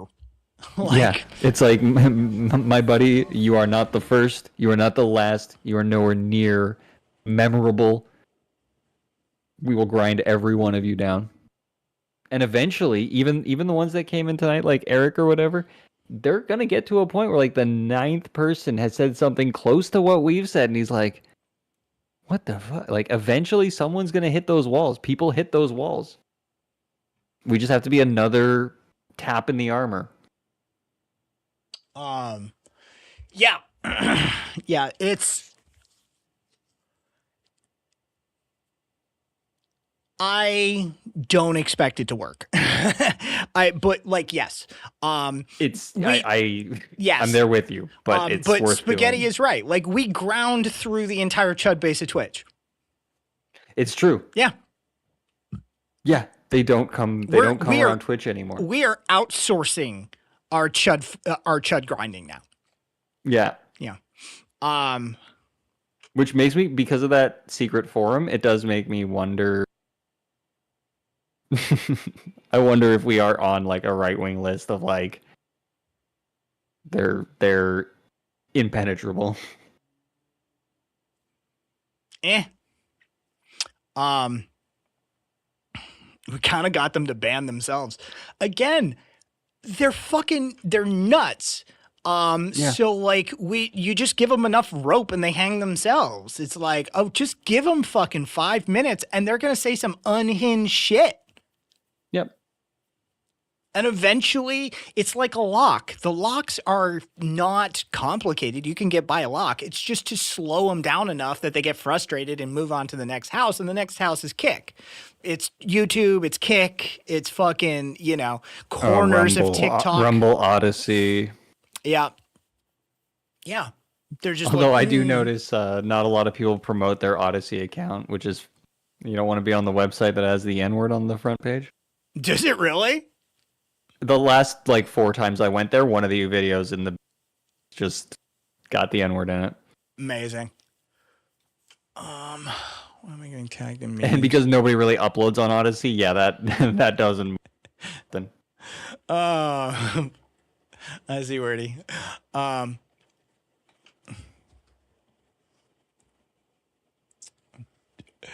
Oh, and for Toos, I see that it's not maximally bad now. Jesus fucking Christ. That was a quote. Yeah. Fucking. Well, you're not in the camp yet. Okay. Motherfucker, they got camps and they putting people in them, but you're not in it. What should I do in the meantime? Like, are you fucking kidding me with this take? Yeah. I'm gonna sign up for ICE in the meantime. What's going on? Well, I hear you get a 50K fucking signing bonus. How fast they pay out that 50K signing bonus? Is that like a you got it's in a year, and that's why they're not going to pay it out. Yeah. By the way, for anybody who hasn't realized it, I thought we all knew. Pretty sure a lot of people in this chat did, but to everybody out there that's like, oh my god, is your soul worth 50K? They're not giving you that 50K. It's after a year of work, and they're going to hit you with so many stipulations. You are not getting that 50K.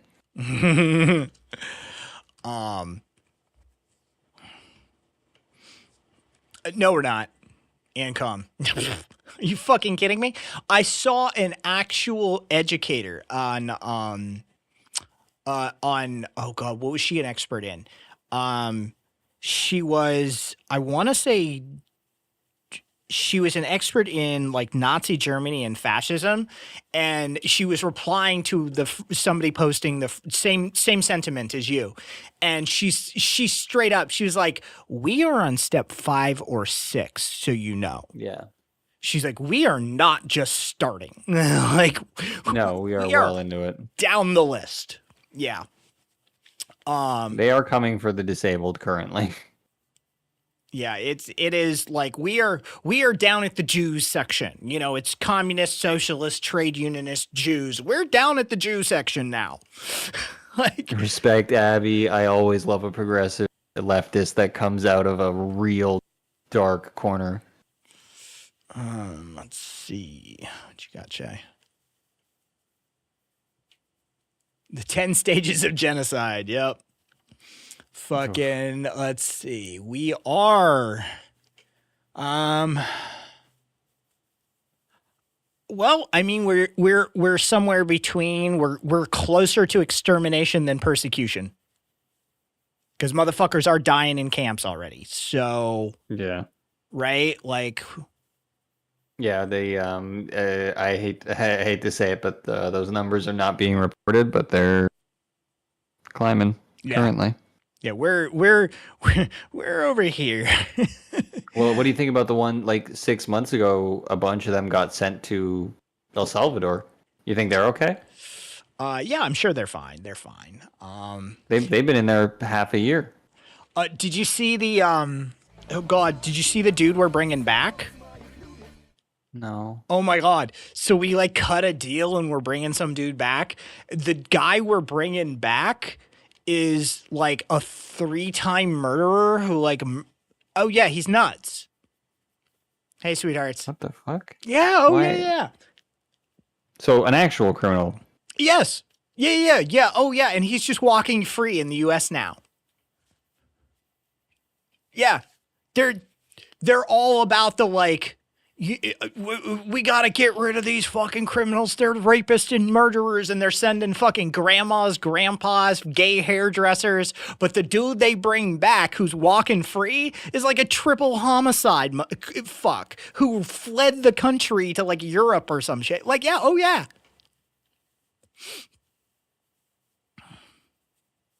Yeah, spaghetti. Yes, exactly. It is quite literally, this is what you get if you make us release them. That's what it is. It's spite. 100%. 1,000%. Yeah. Hey, Raptor. Voice actor and streamer. You're streaming Monster Prom. Nice. Welcome in. Hope your stream went well. Let's see. Putting the body. I disagree with sending anybody to camps or else. Don't send them anywhere. Ethical freakism, Black Panther Party in the streets and the sheets. We've a lawyering community whose parents were Black Panthers, actually. I do remember that. Yep. Marcus's mom and dad, man. Anyway, we so you know you're currently being potentially like, you know, there's stuff happening over on YouTube as well. We have a vertical stream over on YouTube just to farm chuds. That's all we do. I don't know how long that's gonna last because I'm looking at myself on camera. I can't even hold my body. I am slowly falling out of. Fucking either way, welcome in. I support ethical slave camps with non-GMO food. Yeah, it is at that point. But yeah, they brought back the dude. Like went to his like wife's therapist office because he thought she was cheating on him, and the wife wasn't there, so he murdered the therapist and then somebody else. And like, oh yeah, the dude's fucking nuts. Great. Yeah, and they're like, well, if you make us bring back any of these people we send to concentration camps, this is who we're going to bring back. And they just let him loose. Yeah.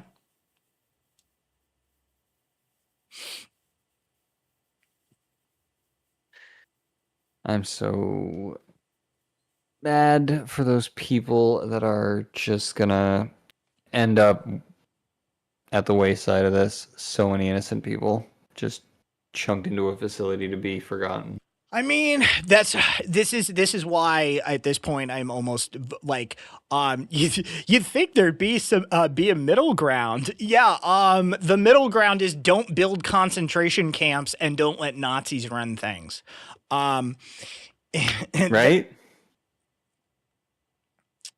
Our middle ground is absolutely no Nazis. You can whoever's on the other side of it, you can go figure out where you need to be to make that the middle ground, but that's it. That's our no Nazis. Like, you know. Why don't we start at Nazis and you guys start at no pedophiles? My middle ground is Nazi pedophiles fuck off. There you go. Yeah. That's my middle ground. That's my compromise is Nazi pedophiles can fucking find themselves in the ocean. All right? Yeah. Like all the solid land is I'm for good. the people who don't want that shit. Yeah. You guys have the ocean. Build Rapture. Yeah, that's my compromise. Right. And to be clear, we will not be giving you resources. That's for us. You build Rapture with your hands and feet. I'm not allowed to talk about where my starting position is. Yeah. My compromise is I want all of them off of the land. Yeah. But my starting like position the refugees you hate so much, get in the boats, get in the oceans, and just as you get at the ocean, just know where to go. That's not happening. I'm trying to keep it TOS, but you're pushing the borders. Yeah. It's just so far. Yeah, no, Abby, I don't compromise with fucking Nazi pedophiles. Like that's just not, sorry. Like, no concentration camps. There's no such thing as an illegal person. Fuck your border. Fuck your stupid flag waving shit. Fuck all of that nonsense. I don't give a fuck about your stupid idea of a country. It's a goofy idea anyway and an antiquated way of looking at the world. Fuck your economic system. Fuck your that's, and all of these are my idea of a compromise. Yeah. No, to be honest, at this point, especially considering all the innocent people that got taken American concentration camps when that was so unnecessary. America didn't have to do that to people. What the hell are you doing? Yeah. So no, I've got very little left in me. No, not one of those. They are grandmothers or cousins or hairdressers or fathers. They are rounding up anybody who even is vaguely brown, who is just strenuously beige at this point. And we've got footage of them telling kids, you don't have rights. Oh, cool. We're at a point where they're just rounding up people who are vaguely brown, telling them they don't have rights, sending them into an impenetrable, opaque system where they are unaccountable, where they can and will do die into a series of concentration camps, which may be extra state concentration camps that are just somewhere in a third-party country.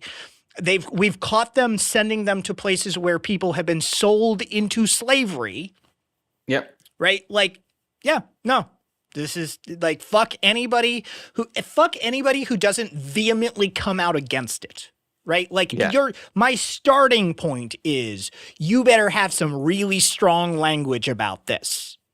Yeah. Right. And that's the starting point, right? Anything short of that, fuck you, you complicit, appeasing, fuckwit, bootlicking supplicant. Yep. Yeah. And I don't have much else for that. Anyway, I'm gonna go to bed. All right. AJ, sleep well then.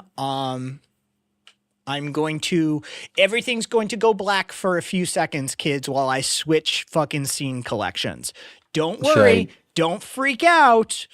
It's fine. Stream's not down. AJ, you don't disconnect yet. That's what I was waiting for. Okay.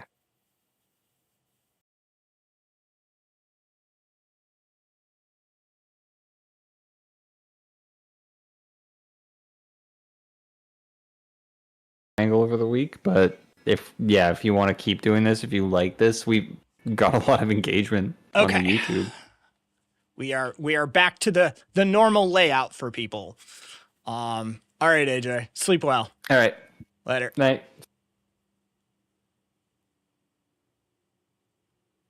All right.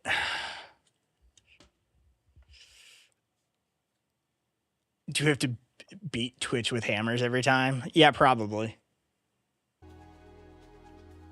Anyway. How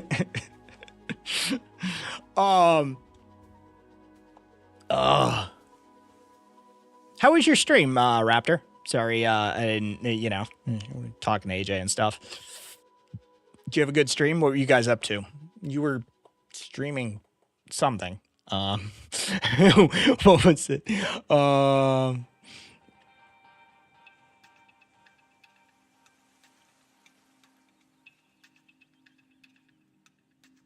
I'm going to go over to your stream really quickly.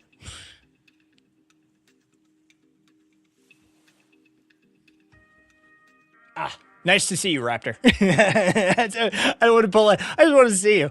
Just want to pull you up.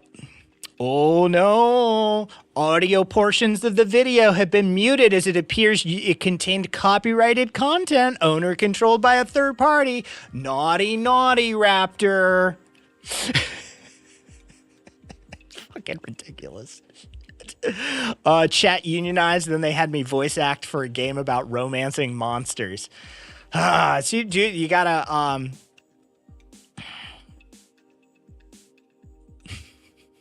we were watching Monster Prom. It was fun. Fair enough. Tisk tisk, violating the intellectual property of these poor, oppressed corporations and companies. Won't somebody think of the shareholders?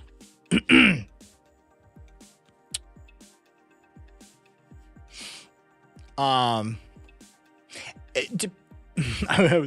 was haunted by the spirit of Socrates.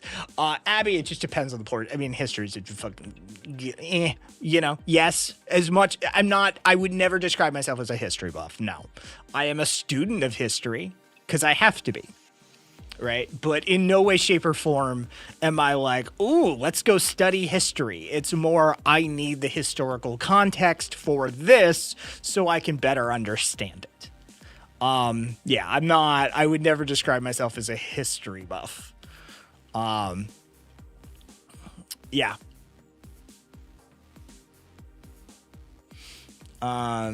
do think of the shareholders as money-stealing leeches who shouldn't exist. Well, fair enough, Fox. Fair enough.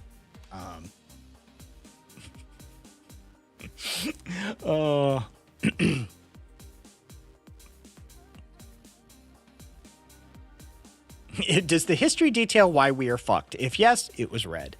Yeah, that's basically my take on reading history. It's like, also, I don't give a fuck about names or dates. If I just get it in if I get it within a few decades, like if I get the right decade, I'm happy, right? Like that's sort of where I land. It's like, 1880s to 1920s for labor movement moves. Sure, man. It's like, I was a guy in that area at that time, right? Like I'm not I don't need to store the names usually, unless I'm dealing with some of those Austrian fucks. Then I need to know their names because the libertarian fuckwits are constantly like, oh shit, we got a fucking von Mises, fucking Hayek, fucking Hans Hermann Hoppe, fallen Rothbardian dickhead in chat sort of situation, right? Like, oh, gotta know some of those names. And Jabotinsky, fucking, you gotta know those names. But yeah, for the most part, I leave the names but I remember the events and the stories and the narrative and that sort of thing. So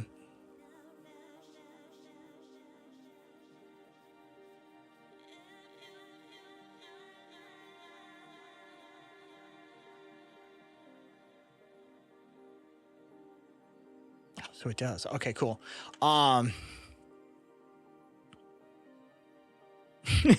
Crimson, exactly. Why are we doing math? This is history. Get these numbers the fuck out of here. Now,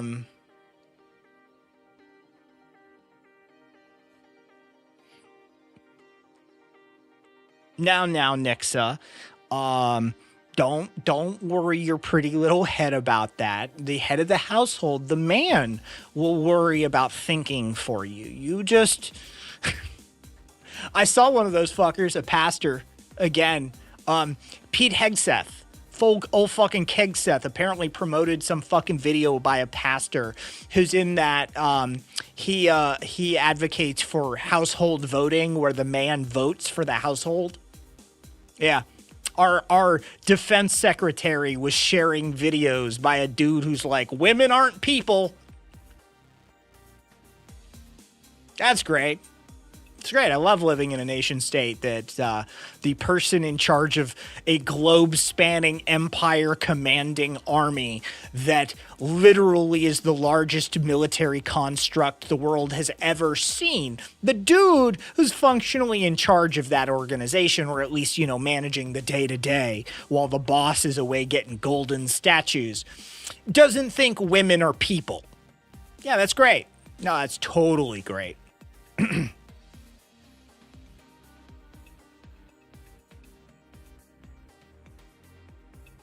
Yeah, Opal, right? Your vote should be proportional to how much land you own. Also, women and blacks and queers can't own land.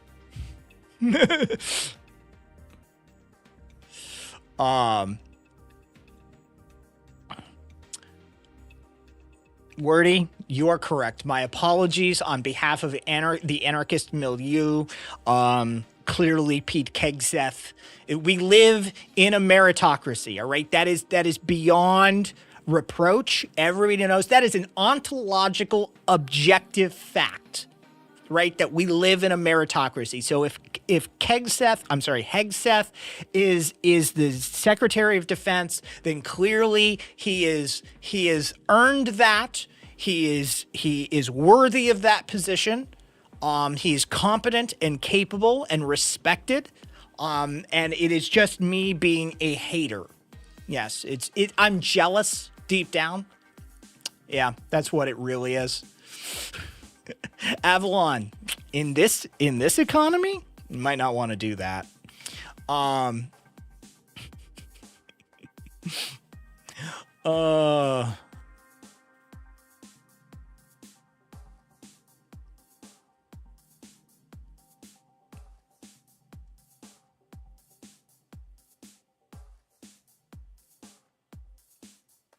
I forget. I saw the number the other day. It's like 20 some fucking talking heads from Fox are in this administration.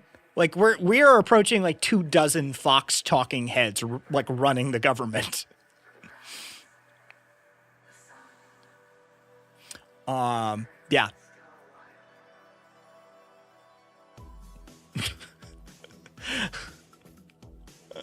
We are so cooked. We are so cooked. It's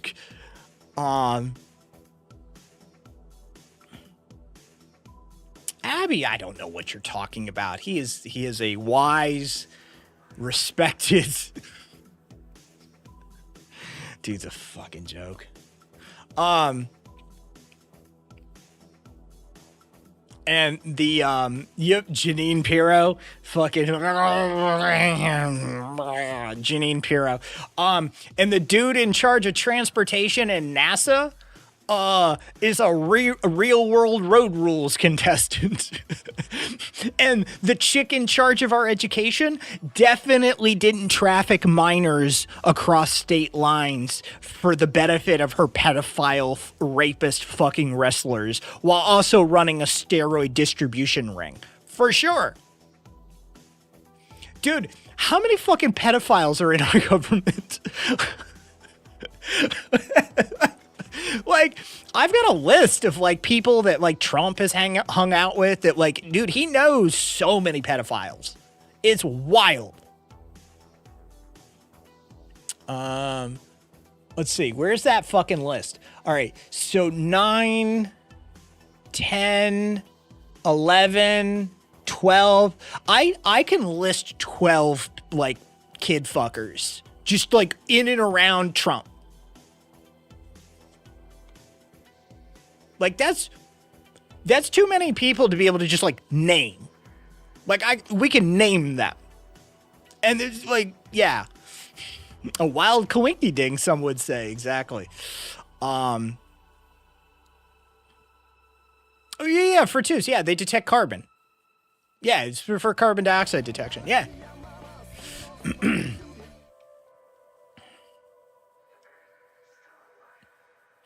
Slaps White House. How many pedophiles can we stack into one building? Oh,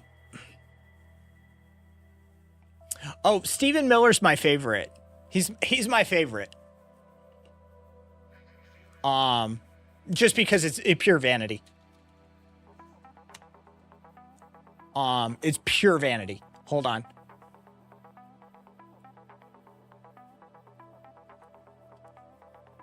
He's like 6 years younger than me.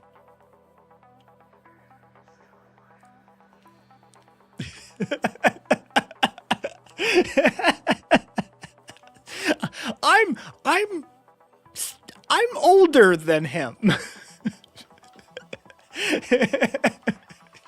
By like, you know, coming up on a decade sort of shit.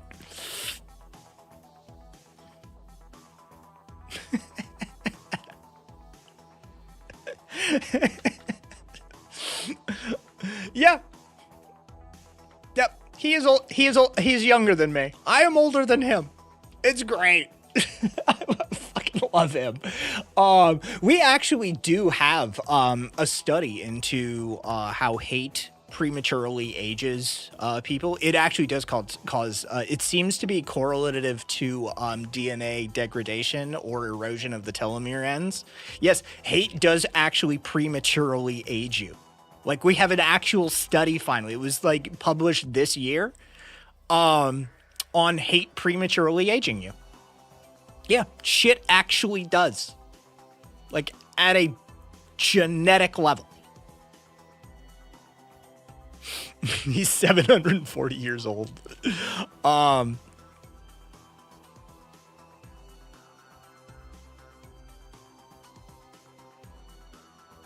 He's a vampire, I'm sure.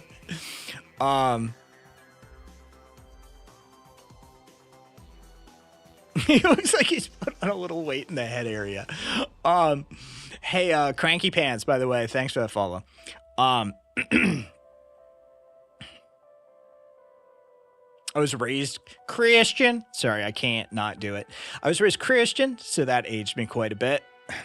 Cat Dad, what got you out of it? I like calling the fox drunken judge Janine Pirois Noir, since she loves Red Wine.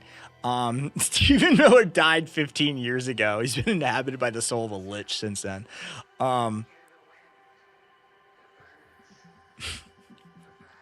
Walada. Yeah, Zippy, it's nuts, right? Nothing makes you feel better than looking at a picture of fucking Stephen Miller. You're like, oh man, I look great for my age. Janine Pinois and Maria Boxawino.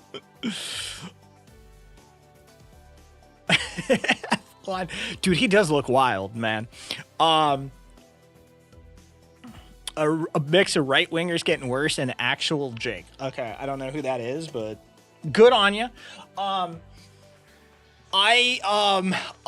I have long, I'm an agnostic. I think anybody who tells you like the nature of creation, existence, the universe, right? The nature of existence itself, right? Not only do I know the very nature of existence, I know that it was created and I know the dude's name, right? I know what he likes to drink.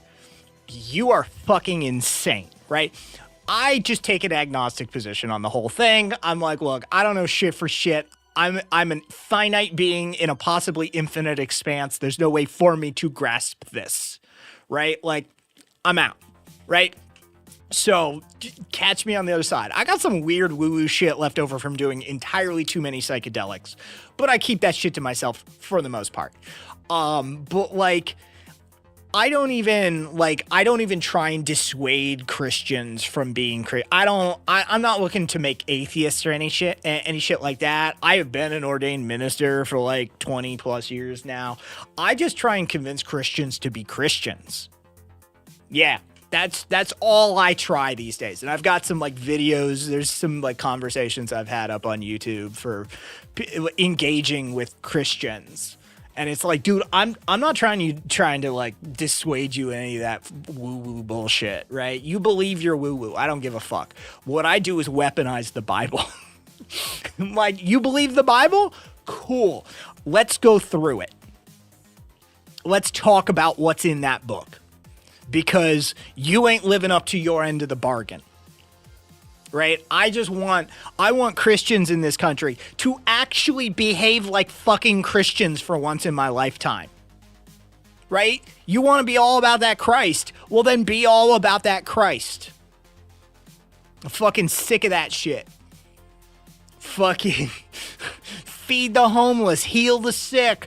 Didn't ask for a fucking retainer fee or a prepay on that, did he? He didn't give a fuck if they believed either.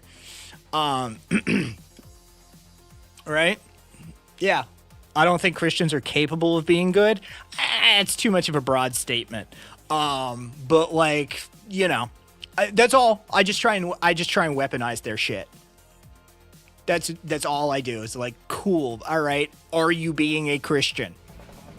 Right? That's all I give a fuck. Speaking of Good Samaritan, the Samaritans. Yeah, that's all I do with them these days. It's like, yeah, I don't give a fuck, man. I personally, my personal belief is that all religions are equally responsible for the retardation of human progress. That's my personal belief. I am an equal opportunity offender in that area. I don't give a fuck whether you're Buddhist, whether you're Abrahamic of any bent. I don't give a fuck if you're Shinto. As far as I'm concerned, all that shit is holding us back. Maybe at a time it did some good, etc., etc. You can make an argument from various places. Maybe sometimes it makes you feel better and it helped, blah, blah, blah. But right now, in the year of our Lord 2025, that shit gotta go. It's holding us back collectively. Yeah. It's not helping the species. It isn't. And I'd argue that any good it may have done is greatly outweighed by the negatives it has done. I think religion has been a net negative for humanity, yes. Yeah. I think it's also a precursor belief to a whole lot of shit. Like a whole lot of shit. If I can get you to believe, etc., I can get you to do. Right? So yeah, I personally not a fan. But again, I am, a longtime organizer, an activist. I as Abby said, choose your battles, but it's a more, yes, absolutely, Abby. It is a choosing your battles thing, but also it is a Machiavellian thought process. And Machiavelli, as in how we use the word, not actually Machiavelli himself, if you go back and read that writing. But it is very much a conscious Machiavellian choice to be like, yeah, I'm not going to try and Doug Stanhope. It's a Doug Stanhope rule. Right? You don't hit somebody who's, okay, so somebody on the right's all fucking, like, they're guarded up. They see you coming at them from the left, right? That's not what you do. You come at them from the right, and you fucking knock them off their feet, right? It's all about which side you can get an advantage on. And, like, that's what I do, is it's like, yeah, I'm not going to try and dissuade you of your weird woo-woo bullshit. You're all defended up for that. What I'm going to try and do is convince you you're being a shit Christian, and that if you want to get into heaven, if you want to bask in the eternal light of your fucking savior, right? If you want to see Christ in the afterlife, then maybe you need to fucking start behaving, right? Radhom, how'd your guys' stream go? Hope you're doing well. We're just doing a thing. I'm on a rant as usual. How you doing, man? Yeah, likewise, becomes real clear real quick who you can't help. Right-winger who realizes they disagree with Christ is too far gone. We had one of them. Homie fucking described himself as a Christian nationalist, and it turned out he was a nationalist more than a Christian.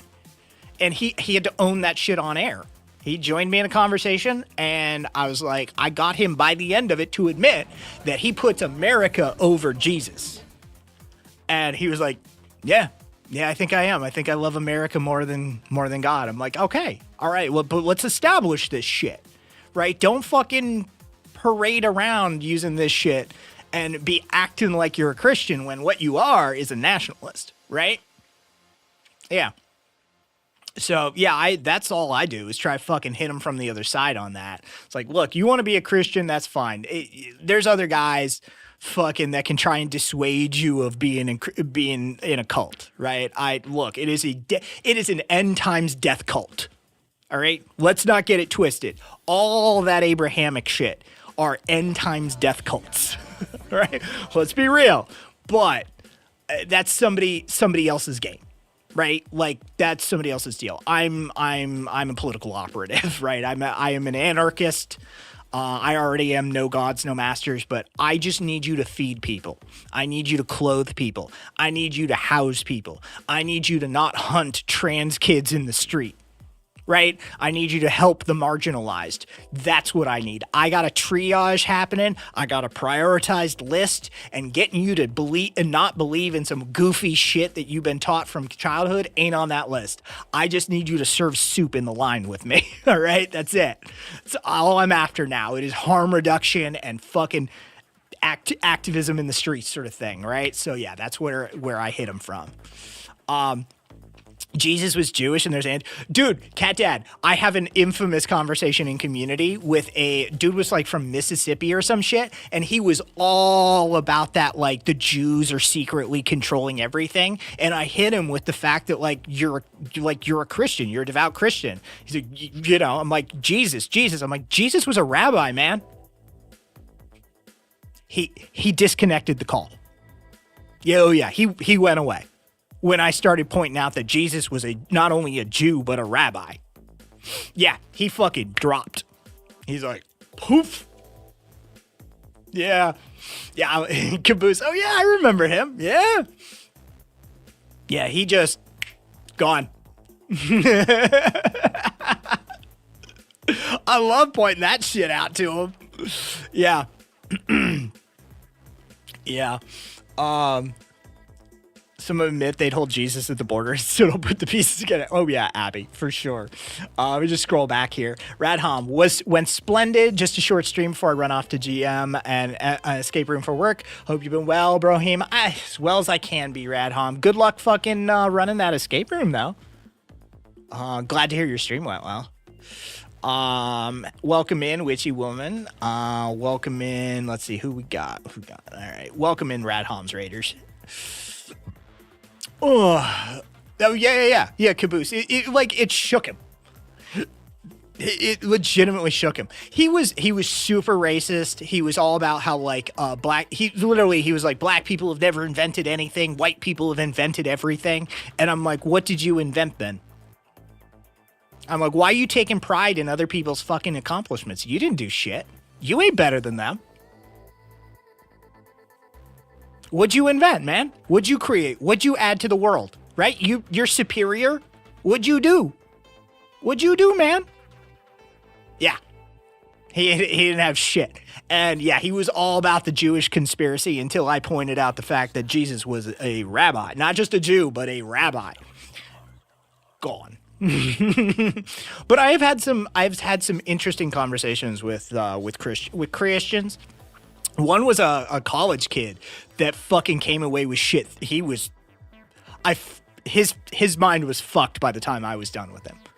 He was all about Jesus saved him and shit. It's because he had a couple of pregnancy scares and he was Latino in college and it fucked with his head and the Christians sort of gave him a path to walk. And I'm like, yeah, but you're not being a Christian. So I hit him with the fucking gospel and shit. I'm like, what you got to do to be a Christian, how you got to act, right? I'm like, what are you doing? And it's like, well, we meet a couple of times a week, during a couple of times a month in a cafeteria and shit. I'm like, why aren't you feeding homeless people? Why aren't you doing what Christ commanded of you? You just sitting around having a meal, talking about a book? That ain't what it is. I'm like, that's not what it is. Fucking Jesus was out there helping. And he told you, live as what you were told. You are to live as Jesus lived. Right? You ain't doing that shit. So by what right can you call yourself a Christian? Yeah, kid came away with some shit to think about. He legitimately was stun locked in that conversation. Like you could go back and listen to it, and it stun locked him. He's like, oh wow, yeah, yeah.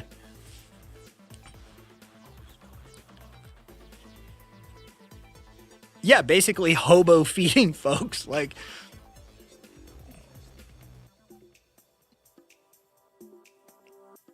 oh God, Nexa. Yeah.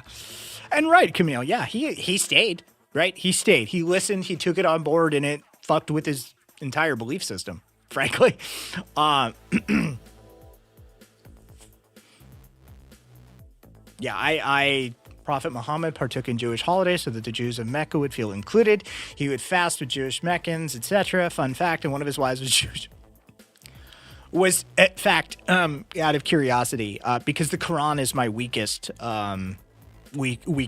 area. I'm Bible first, Torah and Talmud second, and then the Quran is deep in there. I ask this with all seriousness. Was the Jewish wife of age when he married her? I feel I have to ask just for my own knowledge. And set the precedent that the wife of another religion does not have to convert if she is Abrahamic. Super progressive for 600 AD for what it's worth. Yes, I believe. Okay, look, fucking, patriarchal societies, beliefs, cults, cultures, and groups not only have a propensity for preying upon young girls, they proactively cultivate and propagate that belief and behavior pattern wherever you see it in the world. Patriarchal belief processes actively create pedophilia. That's just how it be. Sorry. Like, yeah. Yeah, oh yeah, Abby. Yeah. This shit it's always young girls, man. It's always young girls. Every time. Doesn't matter where you look. You know what? Let me asterisk that. It is always primarily young girls, with a noted exception for young boys, because they share commonality and overlap because a prepubescent child is basically the same thing. Look at a prepubescent boy and girl. And this is how you end up with bocce boys in Afghani tribal culture. Right? There's a famous piece given from the altar or the pulpit or whatever the fuck Islam calls it, an imam who literally said men need to grow out their beards because they will tempt other men with their appearance. Right? A twinkish femboy. Like, Islam seems to recognize that there's like some weird femboy shit happening there, and that, like all Abrahamic cultures, offloads that responsibility from the person who's committing the sin onto the person of their desire. It's fucking weird as shit, but they all do that. Damn sexy men. In this instance, boys, my dinner consists of spam, broccoli, and spinach because I am a poor leftist. Raptor, Yeah, if your eyes bring you to sin, blah, blah, yada, yada, yada. Raptor, I'd feed you.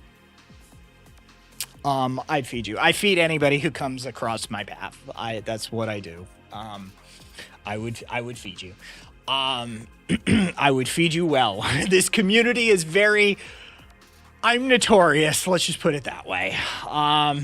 My reputation precedes me within this community when it comes to that. I would feed you quite well. But yes. Yeah, I get some Taylor ham in there. That's a cut. Yeah, I legitimately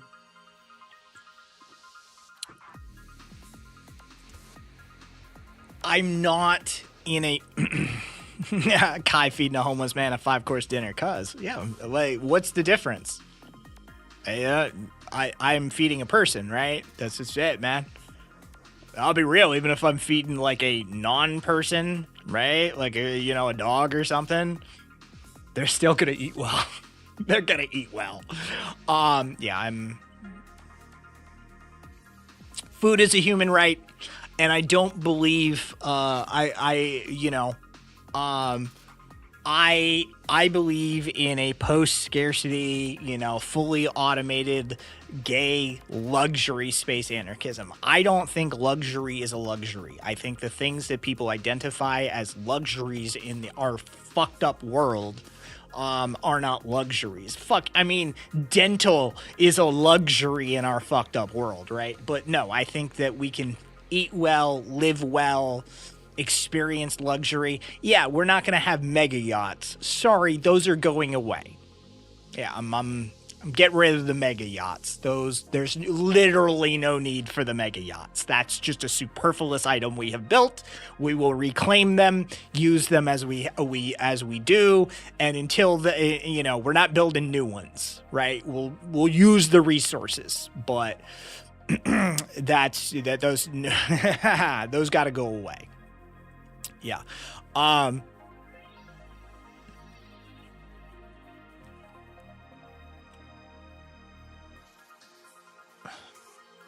Hey, YouTube's still over there. Yeah, but yeah, I don't. Not even as a thing to share around, like the toothbrush. No mega yachts, but the orcas demand enrichment. We will engage in an orca enrichment system that does not involve sinking mega yachts randomly. All right, we can do it. Looked it up. The Jewish wife was 17-ish, so not the ideal, but definitely not the worst. Yeah, I mean, fucking Aisha was 9. Yeah, Abby, exactly. Like, right, like I believe in a post-scarcity society. Like, I'm a technologist. I, went to school for information systems, right? Things like distribution of data, distribution models within like topological understandings is just sort of my wheelhouse.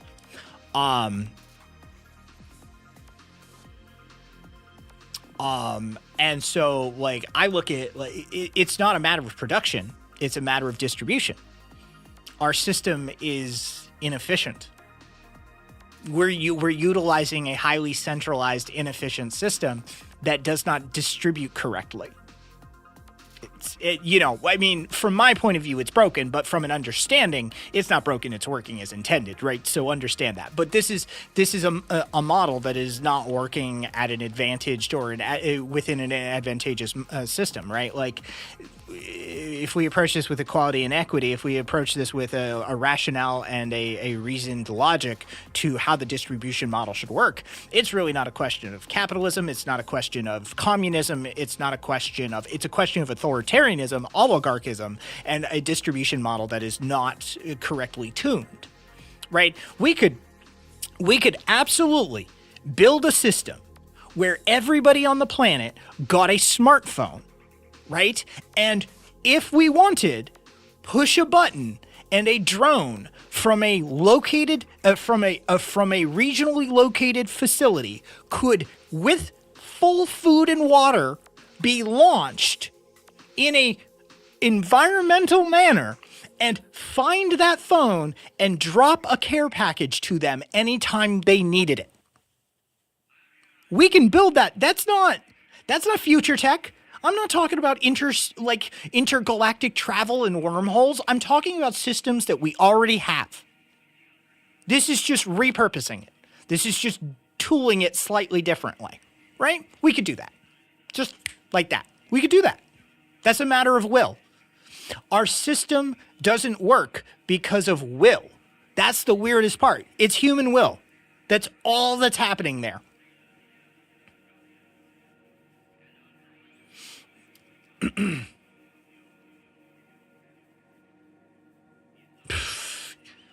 Yeah, Hiragi. Yeah, exactly, Ancom. Like, it's not, we already throw away something like 47% of the global, like, production, right, for food. It's waste. Waste. Yeah, nothing, we are already living in a post-scarcity world, right? You understand that. We are already living in a post-scarcity world. It's already been achieved. Everything that we need for post-scarcity to exist exists. There's no development that needs to be done. There's no, it's not an engineering problem. It's not a science problem. We don't need to build stuff other than, like, we don't need to create new technologies. All of it is done. It's just a matter of tooling and tuning the system to work correctly.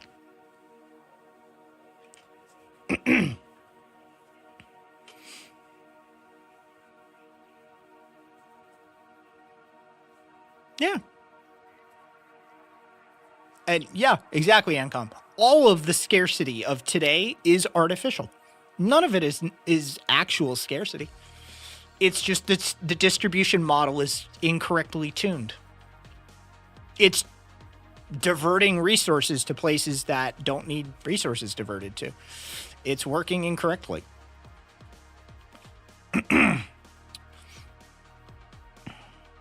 Yeah, world hunger was solved ages ago. It's just been co-opted. We could sustain the world's population with about 30% of the resources we produce. Yeah, no, again, all of this is done. It's done. It's just a matter of will.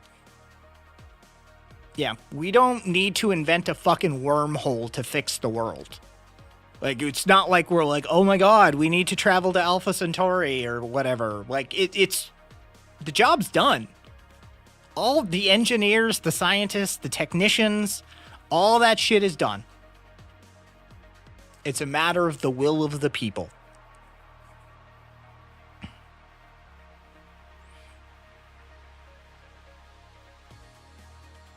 I mean, yes, we still should travel to Alpha Centauri, but only after we get our shit handled. All right? We should not be spreading ourselves to the cosmos until we get our shit figured out. I do actually believe in that. I am for space travel. I am for space exploration because it's next. We are explorers. We are travelers. It's what we do as a species. I'm for it. It's innately human to do that. But we should probably, like, you know, clean our bedroom to not lend credence to fucking Jordan Peterson, but unironically, like, humanity needs to clean its bedroom before we fucking start shitting on somebody else's planet.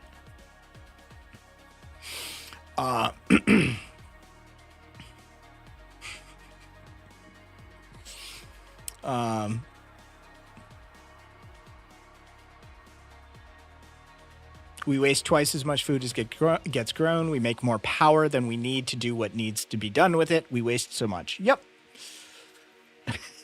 Red. Nice callback.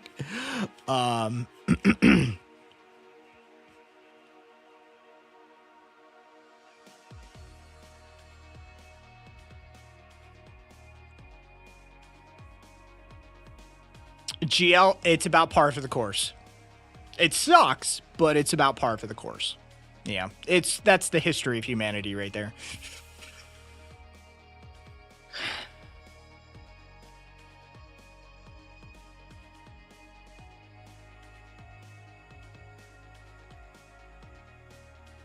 A lot of shit. Need to learn to type faster. Yep. Red beat you to it.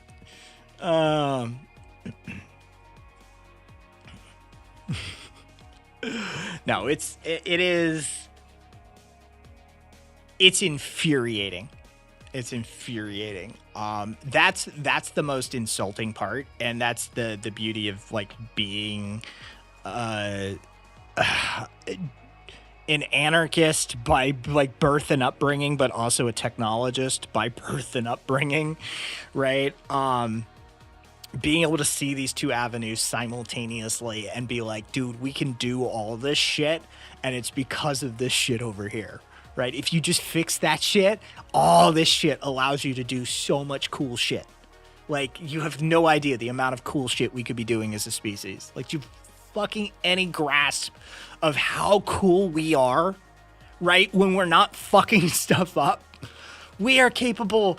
We hammered rocks into holding lightning for us so that they would think. We made thinking rocks out of rock and lightning. Like, we are fucking wizards and magicians. You have any fucking idea? We are so cool. Good night, Avalon. We are so cool when we are not fucking stuff up. We are a marvel. And to like look at all of that and just be like, so what are we using it for? What are we using it for? We're using it so 3 people can get more wealthy than any king has ever been worth, and fucking hentai waifu fucking chatbots that secretly think they're Hitler. That's what we're using it for? Really? Really?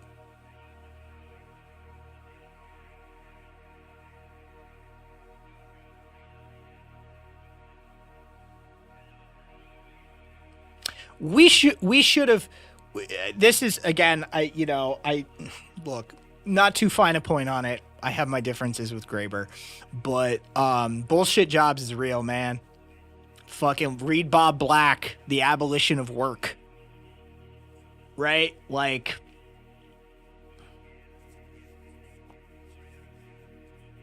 oh, fuck that, Space Monkey. It's fucking anti-human. That's genocidal rhetoric. Yeah, fuck that.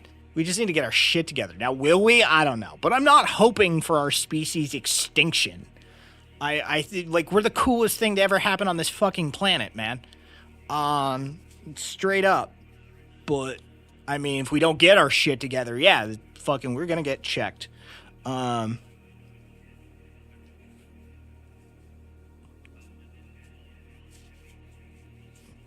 rightfully so. But I'm not rooting for it. Exactly, Cat Dad. Humans have power like Greek gods, but we need day jobs. Fucking, it's just the stupidest fucking system.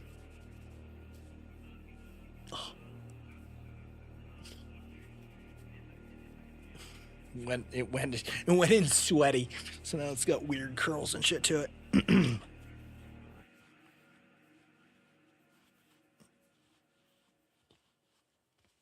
If we do fall, I'm hoping for the Corvids to be next. He was nicer about it, Wolata.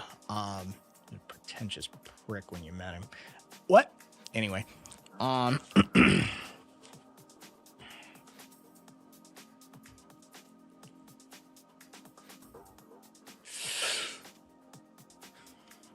My biggest issue with Graeber, is the fact that he never got into the fucking trenches. He was an anthropologist at heart. He just wanted to study anarchism and shit from outside.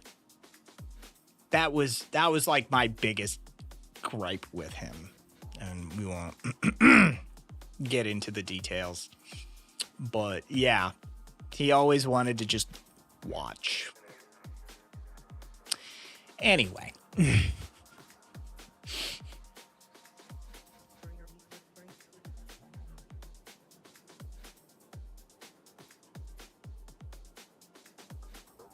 Corvid supremacy.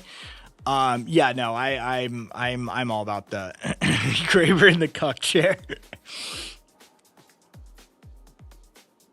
Yeah, it was weird. But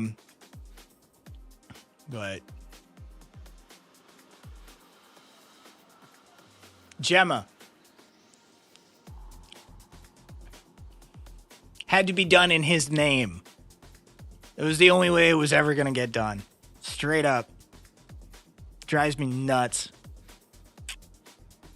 Maybe I'll tell you the story one day, Gemma. But yeah.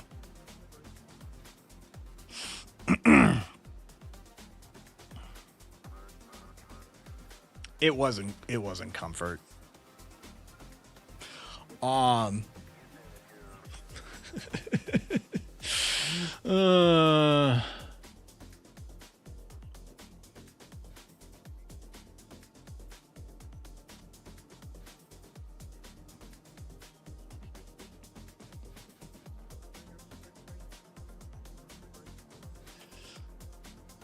Whatever species is next after humans, I'm sure cats will trick them too.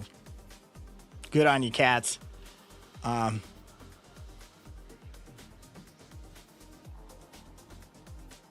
Okay. Speaking of cuck chairs, some guy does a series on TikTok, travels for work, but every hotel he ends up at does cuck chair of the week. Okay. Two's going for the Octopus Corvid Alliance. Fair play. Oh, stretch. Oh.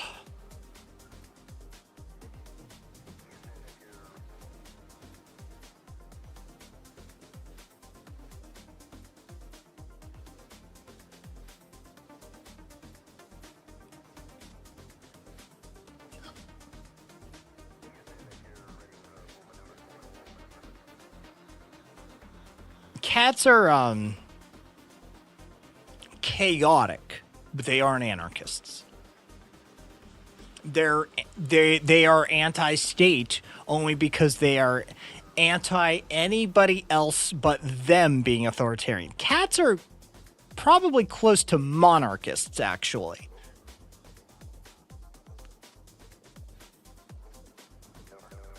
Abby, exclamation reading.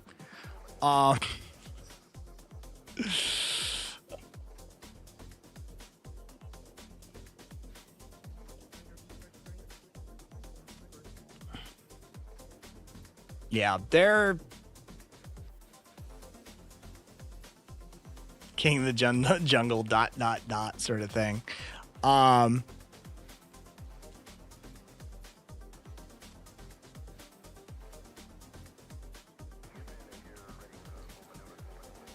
think that was it as the actual... Oh, no, hold on. Yeah, okay.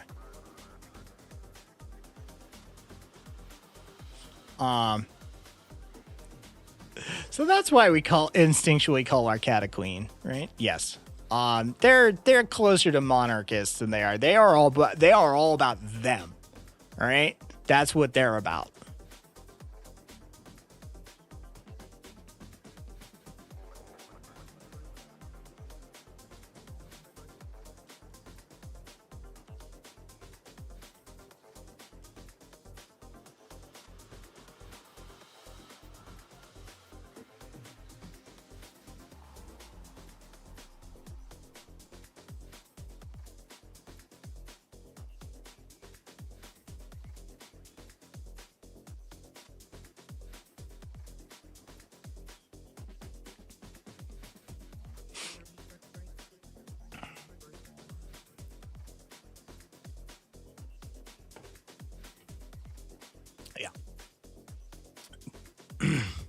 Cats don't want to be the dominant species. They want to be served instead. Exactly. All hail Toxoplasma gondii. Have you seen the sperm studies? Multi-continental sperm studies relating to Toxoplasma gondii. Holy shit. Those just came out recently. There's been back and forth on the parasitic infection for a while. The recent one is somebody did a fucking sperm study involving toxoplasmosis. And holy shit, it literally beheads the fucking sperm. It literally like cuts the fucking tail off. Hold on, let me get you this. This is wild.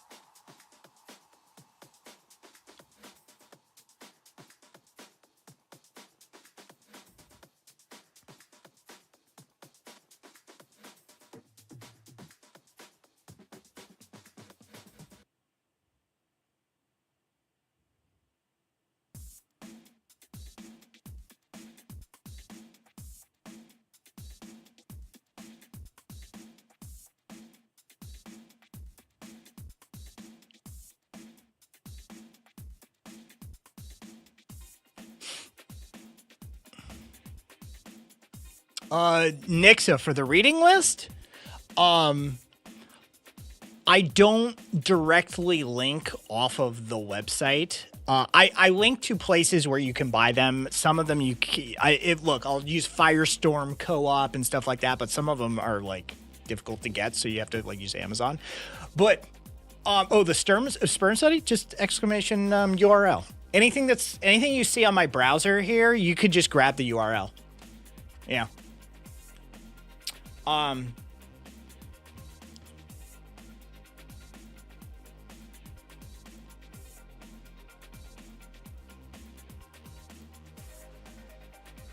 Yeah, that's just, you can do that yourself.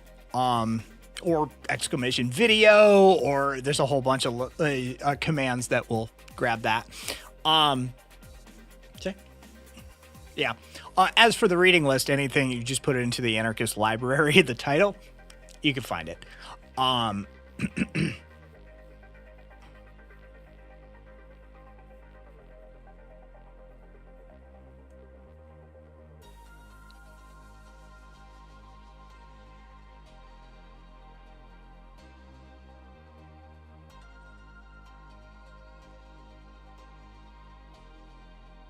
Yeah, between 30 and 50% of the world's population is permanently infected with toxoplasma due to the way that it spreads.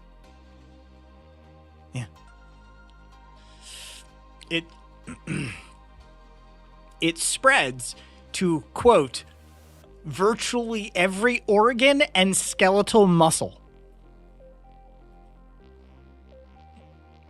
Yeah. It was an early suspect in the AIDS epidemic, but yeah.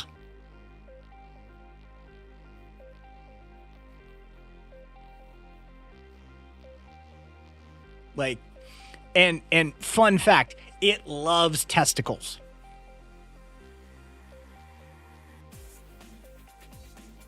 It loves them. It's one of the first places that Toxoplasma gondii finds its home. It heads almost straight to the testicles. Like, it goes for the balls. Yeah. Yeah. If you've ever had a cat, your balls are infected with Toxoplasma gondii. Guaranteed. Guaranteed. Kiragi. Like, it will affect your fertility rate. This is, okay, so people are like, infertility is a spectrum. All right, leftists, infertility is a spectrum, right?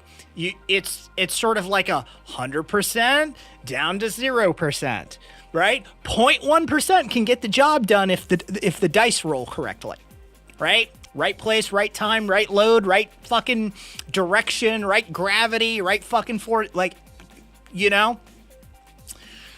It's a matter of how many of these fuckers you have, right? As far as sperm, how many of the fuckers do you have? How well formed are they? How good of swimmers are they? Right? Like, these things matter. So it's statistics game. That's how conception happens in animals, right? It's a statistics game. And so what you're doing is stacking the odds. Yes, the DC can be 100, but the nat 20 still works. Exactly. If it put it into that perspective for you, right? Like it's a statistics game. So it's lowering the odds, or increasing the odds, I should say. It's increasing your odds. Or it's increasing the threshold, right? It's increasing the check because you're rolling lower numbers now, right? So if 50% of your sperm that were already lessened because of microplastics are now functionally lower because of a toxoplasmosis infection, congratulations.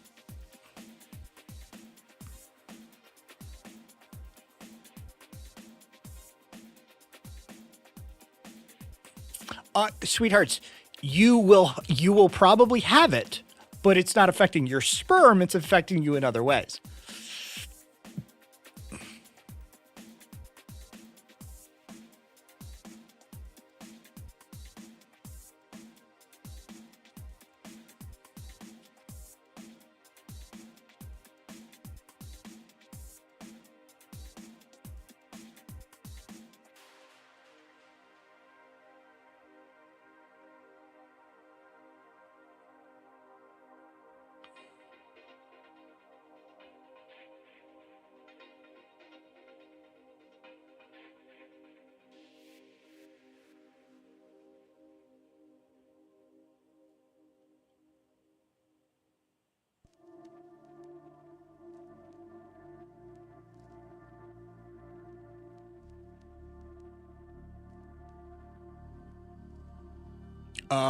That is demonstrably not true.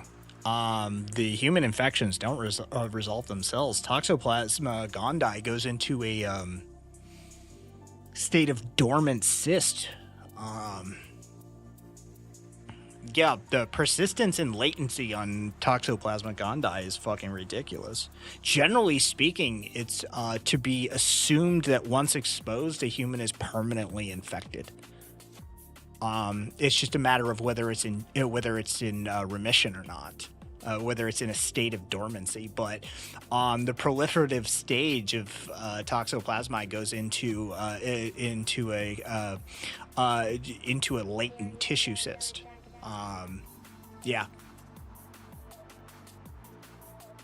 Like, that's the general, like, it is, like I said, 30 to 50% of the world is infected with this shit. It's, the numbers are insane. Kitty nut syndrome, good to know. Yes, Sarasota.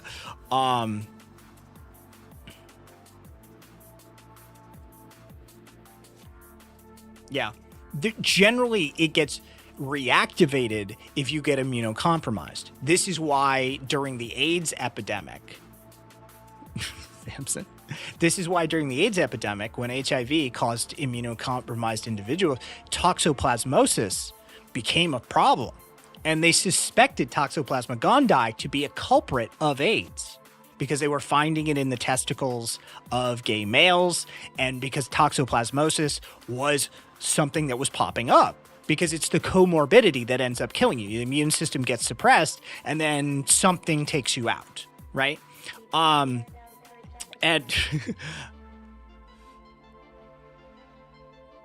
oh yeah, it has other methods of spread, but no worries. It is a whole thing. And yeah, if you have cancer and your immune system gets suppressed via chemo or anything like that, shit will pop up on you. Yeah.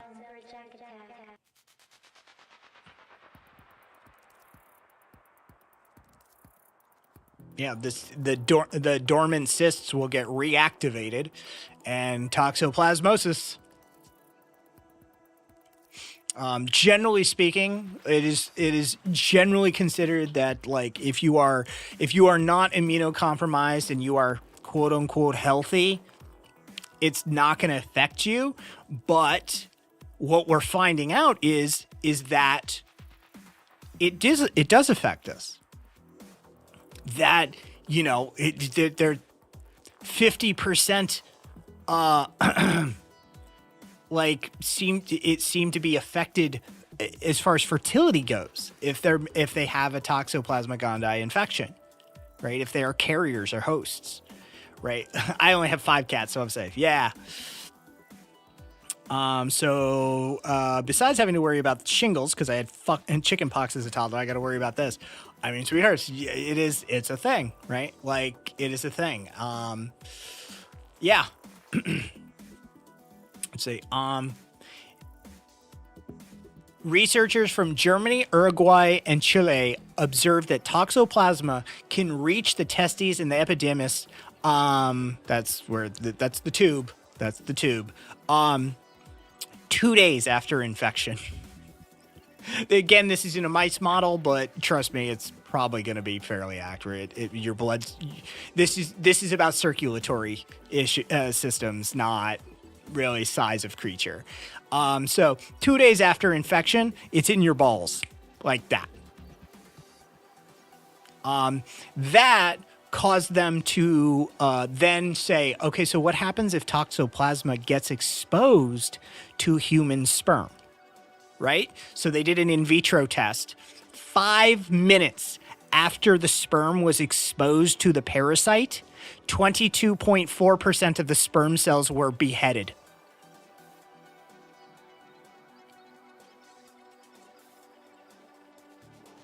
If they weren't beheaded, they were misshapen and twisted.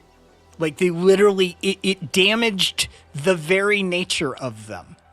Some of the sperm cells that weren't beheaded had holes in the head of the sperm, suggesting the parasites tried to invade them as they would any other cell in an organ it infiltrates. Yeah.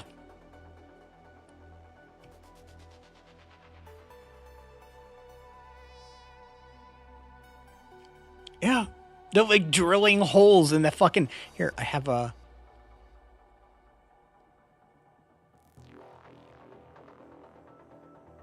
Here you go, kids. This is what your sperm look like.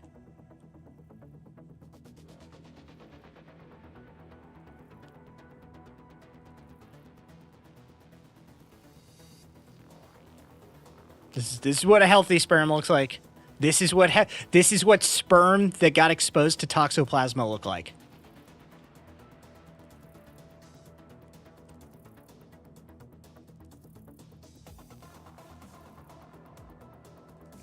Yeah, it legitimately attacks the sperm, and it inhabits the balls. Like it literally hangs out in the balls. Yes, Toxoplasma gondii is stored in the balls.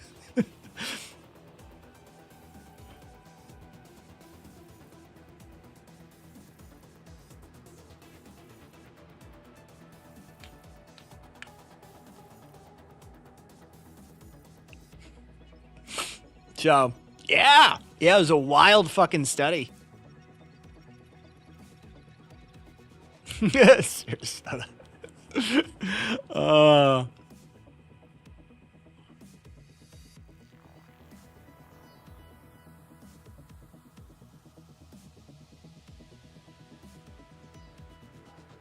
Shit next to I said, oh.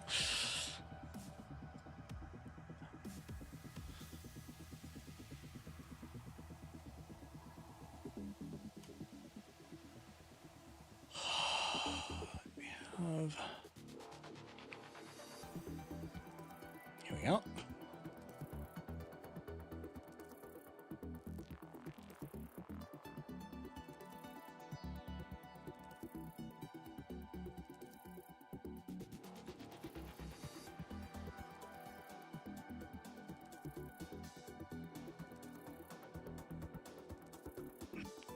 Toxoplasma gondii.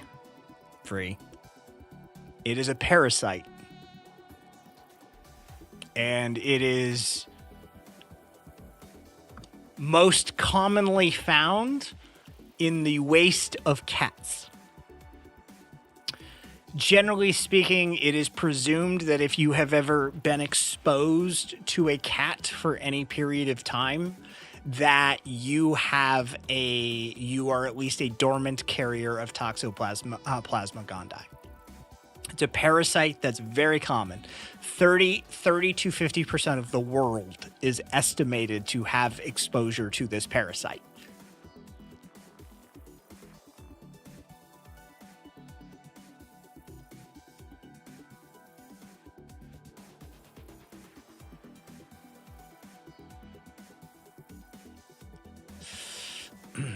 I used to clean the litter boxes when we had cats before Mom took it over for our last cat. So, yep, exactly, Fox. I grew up with cats, so I'm only exposed. Yep.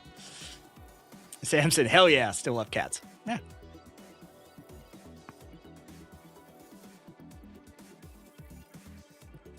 Toxo Pamela. Yeah.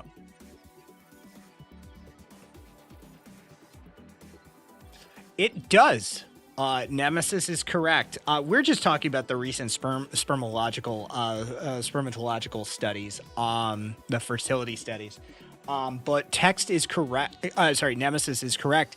Toxoplasma gondii have, over the years, proven themselves to be very weird. They do seem to evoke or suppress the mammalian fear response to some degree or another. Like mice who are infected with Toxoplasma gondii will not be afraid of cats, and cats are the carrier.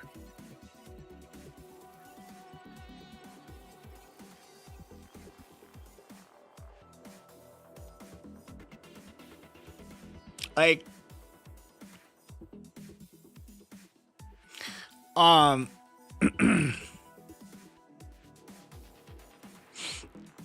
yeah.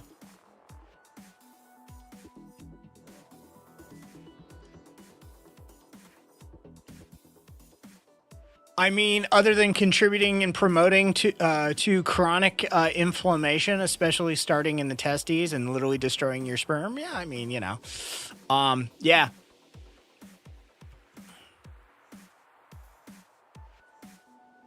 Yeah, text, not an accident.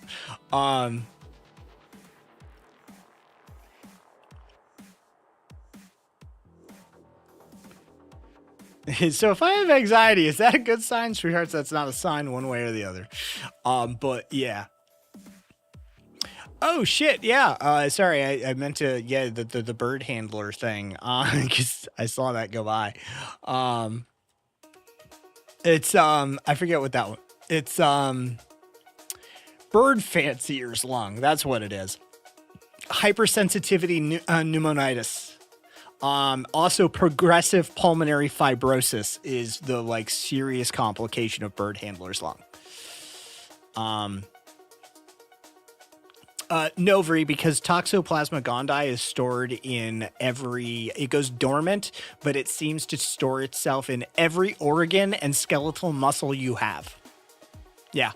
And if you ever get immunocompromised, there's a very real risk that the Toxoplasma gondii will become active again and kill you. Many men who died from AIDS in the 80s didn't die of AIDS; they died of toxoplasmosis. Because it is stored in the testicles to a large extent, it becomes active when immunosuppressed. So things like cancer or HIV infections that have suppressed the immune system allows for comorbidities or what are called opportunistic infections to arise. And toxoplasmosis is one of them. So anyway, bird handler's disease, or bird breeder's lung, or pigeon lung, as it's also known. So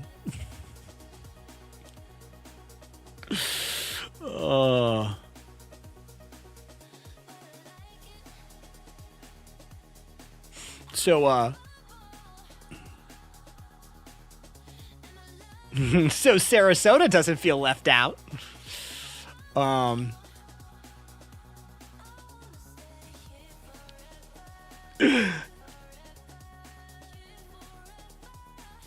Yeah, Paul.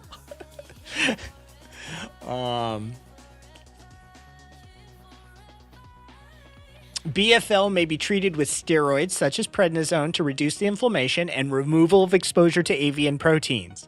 If pulmonary fibrosis has not yet occurred, treatments tend to be very effective. So there you go.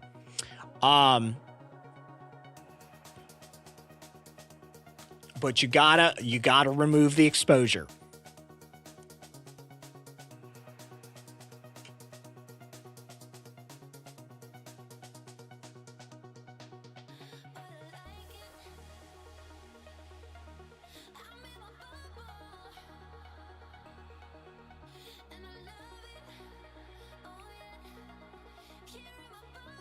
Well, Lana, I'm not 100%. Oh, no, it was known to exist before that. Yeah. We've known about Toxoplasma gondii for a hot fucking minute.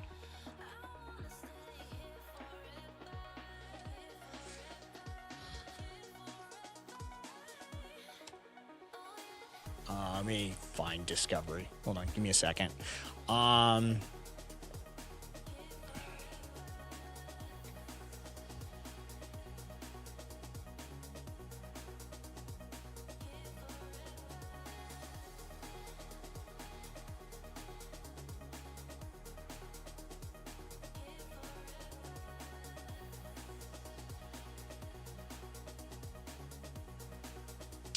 1908.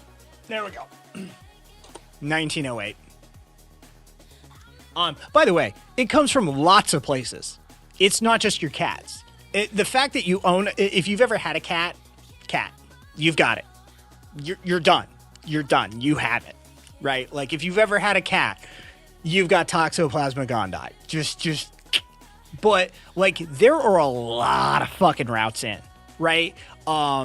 Like tons of mammals and water and cetaceans and right? There's a lot of fucking ways to get Toxoplasma gondii. So like, yes.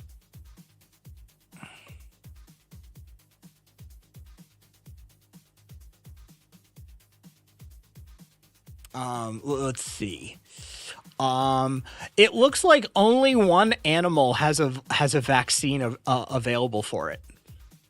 Sheep. Humans don't have one. Cats don't have one. Nobody else has one. Good night, Zippy. Sleep well. Sheep have a Toxoplasma gondii vaccine. And apparently it provides lifetime protection. It's sold as Toxovax.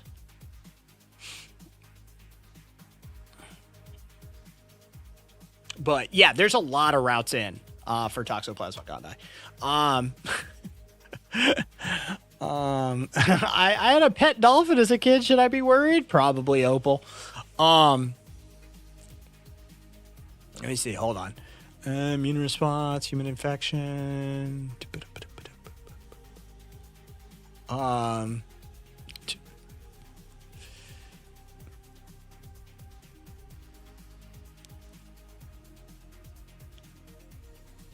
Pork, eating pork, undercooked, raw pork, that'll get you as well.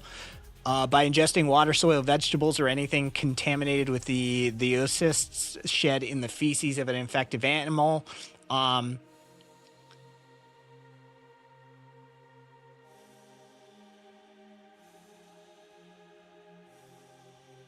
So those oocysts can survive on the order of years in soil. So yeah, if an infected animal has ever shit anywhere near any of the produce you've eaten and the soil, it's yeah, unpasteurized goat's milk, fucking bivalve shellfish that took on contaminated water out of a river.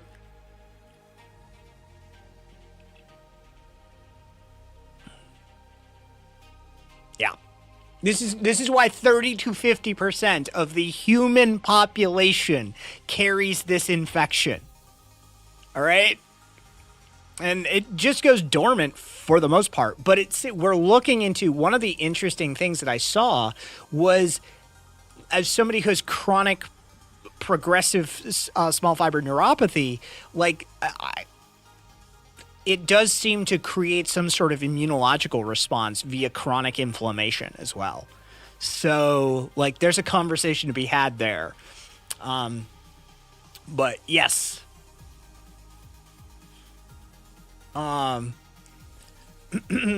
In T. gondii infected rats, they have the decreased aversion to cat urine. It lowers their general anxiety, increases explorative behaviors, and increases loss of aversion to predators in general. Oh yeah, sweethearts, I had several cats growing up.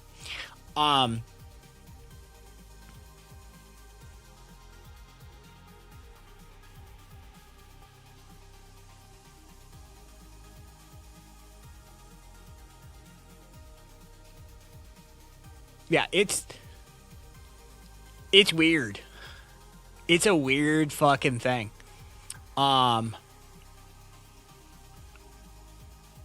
It can infect virtually, and I just quote here, all warm-blooded animals, but only members of the cat family are known definitive hosts of sexual reproduction cycle of the parasite. So it has to have cats. Probably. There's maybe some other fucking host out there. But the sexual reproduction cycle of the parasite requires cats to be involved somewhere in the process, as far as we understand. But it can infect everything that's warm-blooded.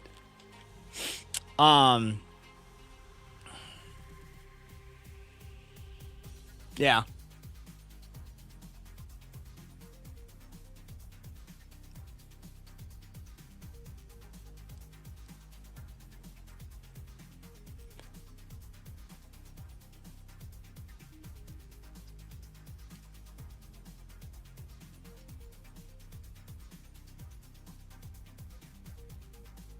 The highest seroprevalence, so in bloodstream, the highest seroprevalence for humans as of 2018 was in Ethiopia, with 64.2% of the population testing positive.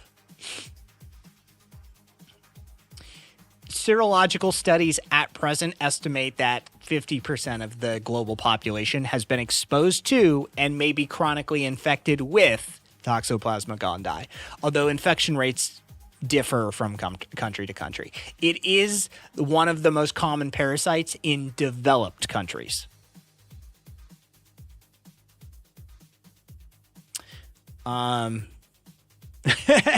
Kuragi. 1,200 starting. I'm just going to throw that number. Who knows? Could go up.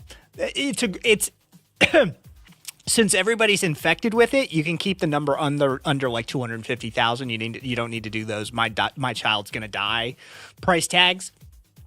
You could put it at like, $1,000 sort of situation. Hell, you could put it at $100. And since 50% of the globe's infected with it, you're right. You could do some banger numbers off that. Now you could get greedy with it, and they probably will. But like you could, you're like what's 4 billion times $100, right? Yeah.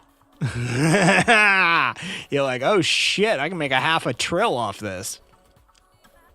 So totally doable.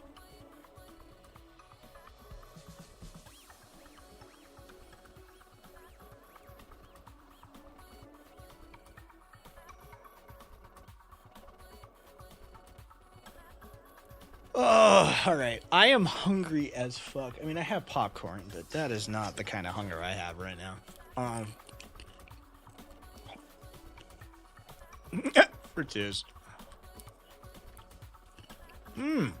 Oh, good to know, Fluffle. Good to know. He'll for sure do that, right?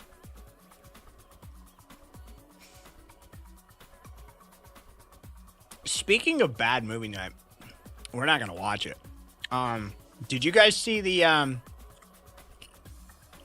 new War of the Worlds? Good God.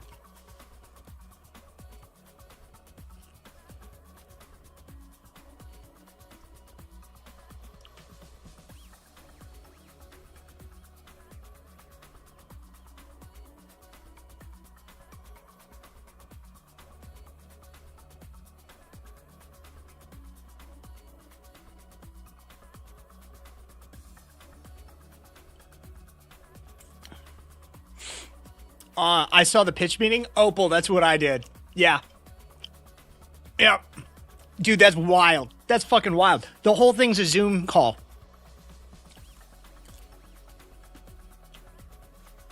There's some parts that aren't, but like the whole thing's a Zoom call. The whole thing is fucking Ice Cube on a series of Zoom meetings and shit. Yeah. All of the action is happening out there. He's just a dude at a computer the entire time. Yeah. That's the movie. Yeah. Seriously. We're not watching this movie, so we'll watch the pitch meeting. You gotta see this. It's fucking ridiculous.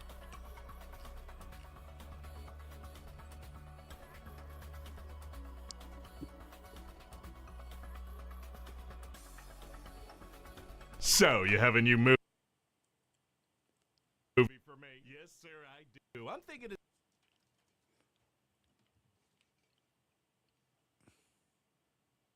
So, you have a new movie for me? Yes, sir, I do. I'm thinking it's time for a new take on War of the Worlds. That's a good idea. Some good sci-fi for people to pop on after a long day of being stuck on Zoom calls. Yeah. So what's this one gonna be like? It's gonna be like being on a Zoom call for 90 minutes. Oh, that sounds amazing. Yeah, the whole thing, and I mean the whole thing, is gonna look like you're looking at a computer screen. That's so freaking immersive. It's gonna be like you're right in the action, watching the action from a computer screen. Exactly, and we're gonna see the main character react to alien footage through his webcam. Wow, well, we're gonna need someone with some serious acting chops if the whole movie's gonna be a close-up of him reacting. Ice Cube is good at frowning. Well, that should work just fine. Okay, so Ice Cube works at the Department of Homeland Security, and he's the guy who's in charge of looking at people through cameras and listening in on their phone calls. So he, like, leads a team or something? He seems to be completely alone in the DHS building. Oh, okay. And when we meet him, he's tracking his kids' every move and spying on them and reading their private conversations. This guy's kind of an invasive creep. No, it's because he cares about his kids. Huge invasion of privacy. He also has a dead wife. Well, now he's a sympathetic character. This is a good protagonist. Thank you. So he hacks his daughter's fridge and then calls to yell at her for not eating enough protein. Just a real good guy. And his son downloads a video game to have some fun, and he hacks the computer and deletes it. A hero among men. Anyway, so later, as Ice Cube's trying to take down this hacker, the Disruptor, a bunch of meteors hit the planet. Oh, did nobody see them coming? Nope, because all the world's satellites were taken down a couple days earlier. How? Meteors. What? So humanity had no way of seeing this coming. Well, but then these frickin' large machines come out of the meteors and start attacking people. Oh no. Yeah, so Ice Cube's gonna be like,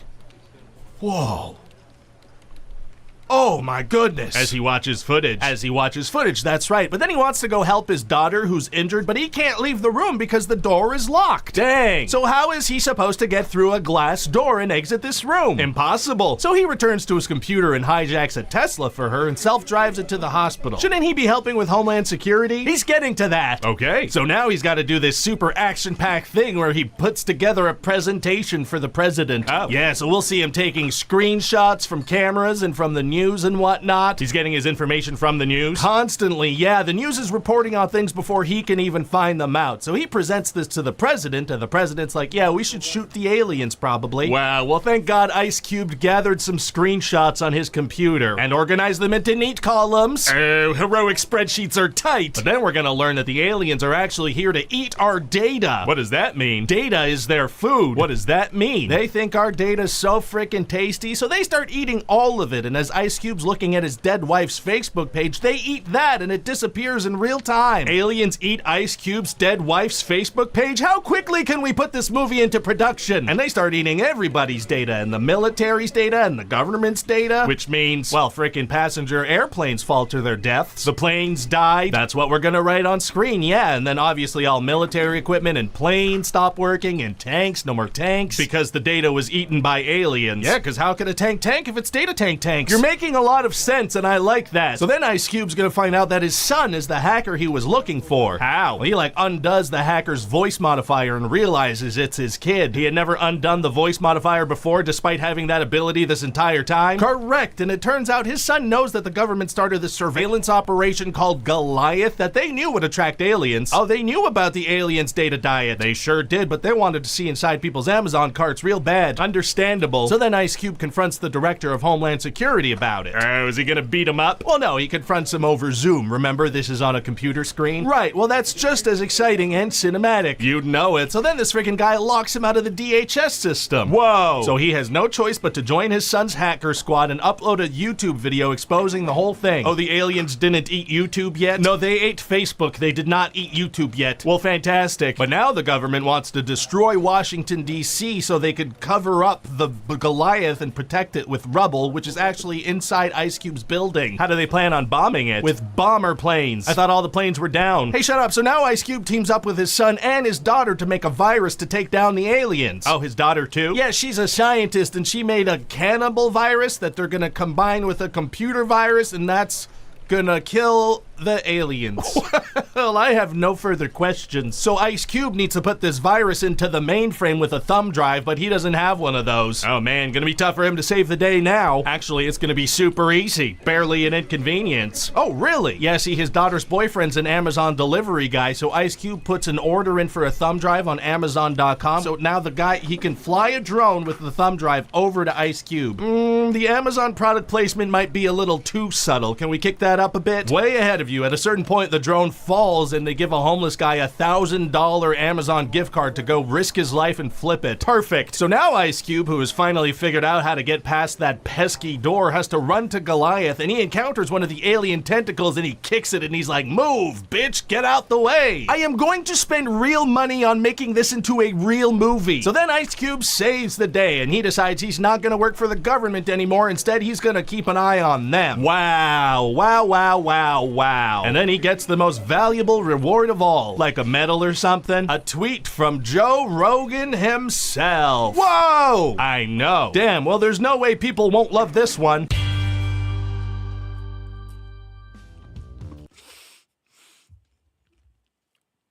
Yeah.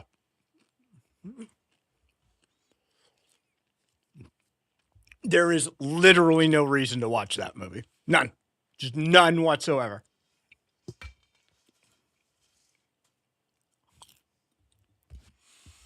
Oh.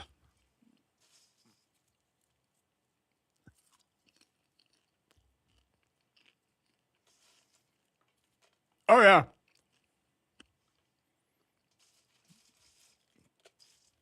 It's for cheese. I don't think it qualifies as a movie.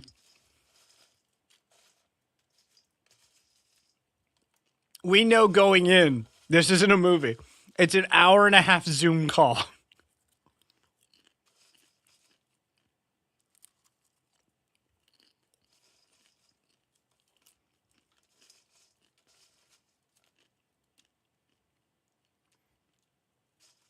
Yeah, text. It's bad.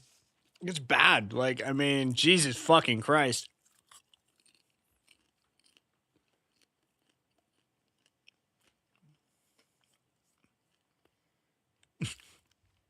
Lolada, is this a tax dodge thingy? Maybe. It definitely can be turned into one. Yeah.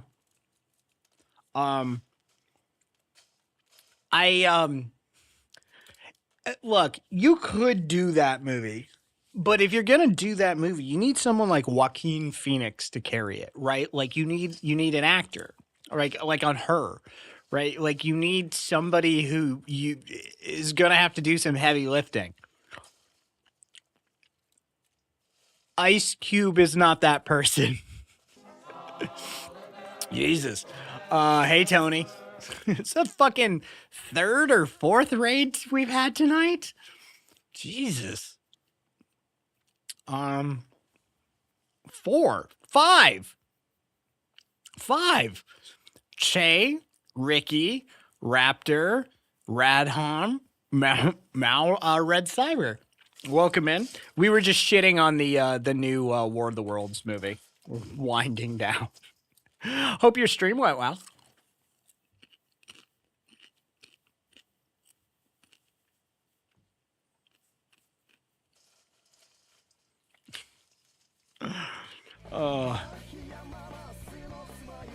Thanks for that follow. Yeah, 0% on Rotten Tomatoes. We should actually check just for shits and giggles, and see if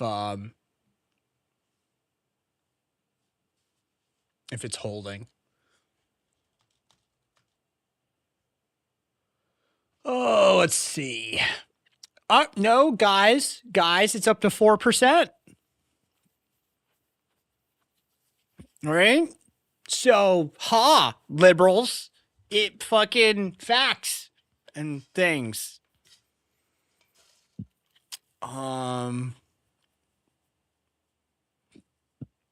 Apparently it's a Prime Video exclusive thing too, by the way.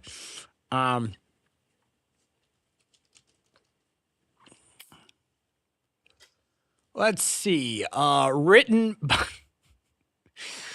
H.G. Wells gets a fucking a nod on this one. But Kenny Gold, Mark Hyman, and Kenny Gold. Wait, what?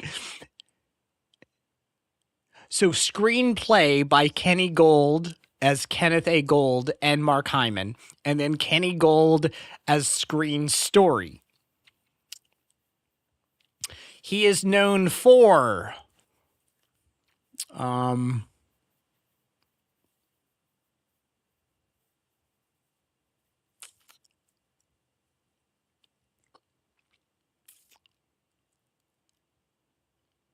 yeah, I don't know any of these movies.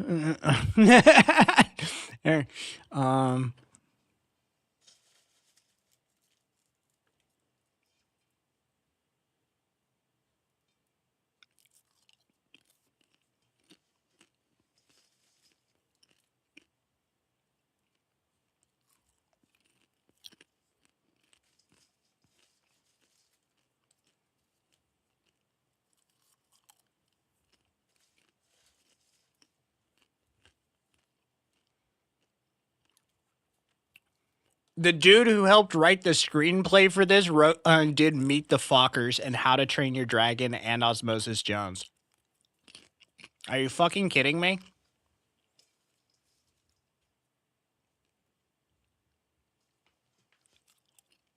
Somebody needed a payday. I wonder what he needed to pay off.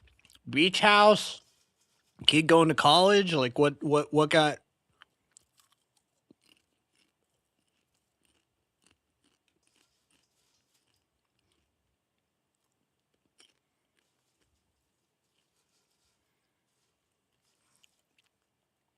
That's amazing. Eva Longoria. NASA scientist Sandra Salas.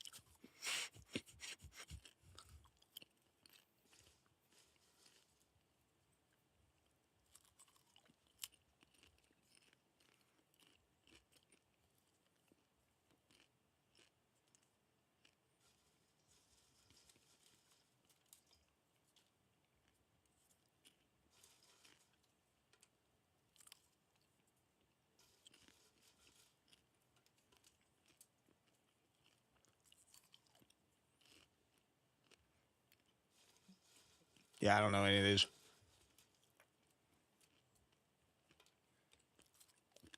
Waiter for twos.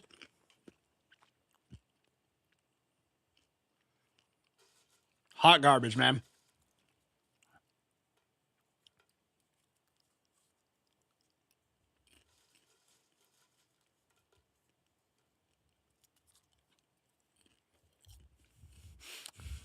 Aw, caboose. All of the things that you love will be ruined by capitalism.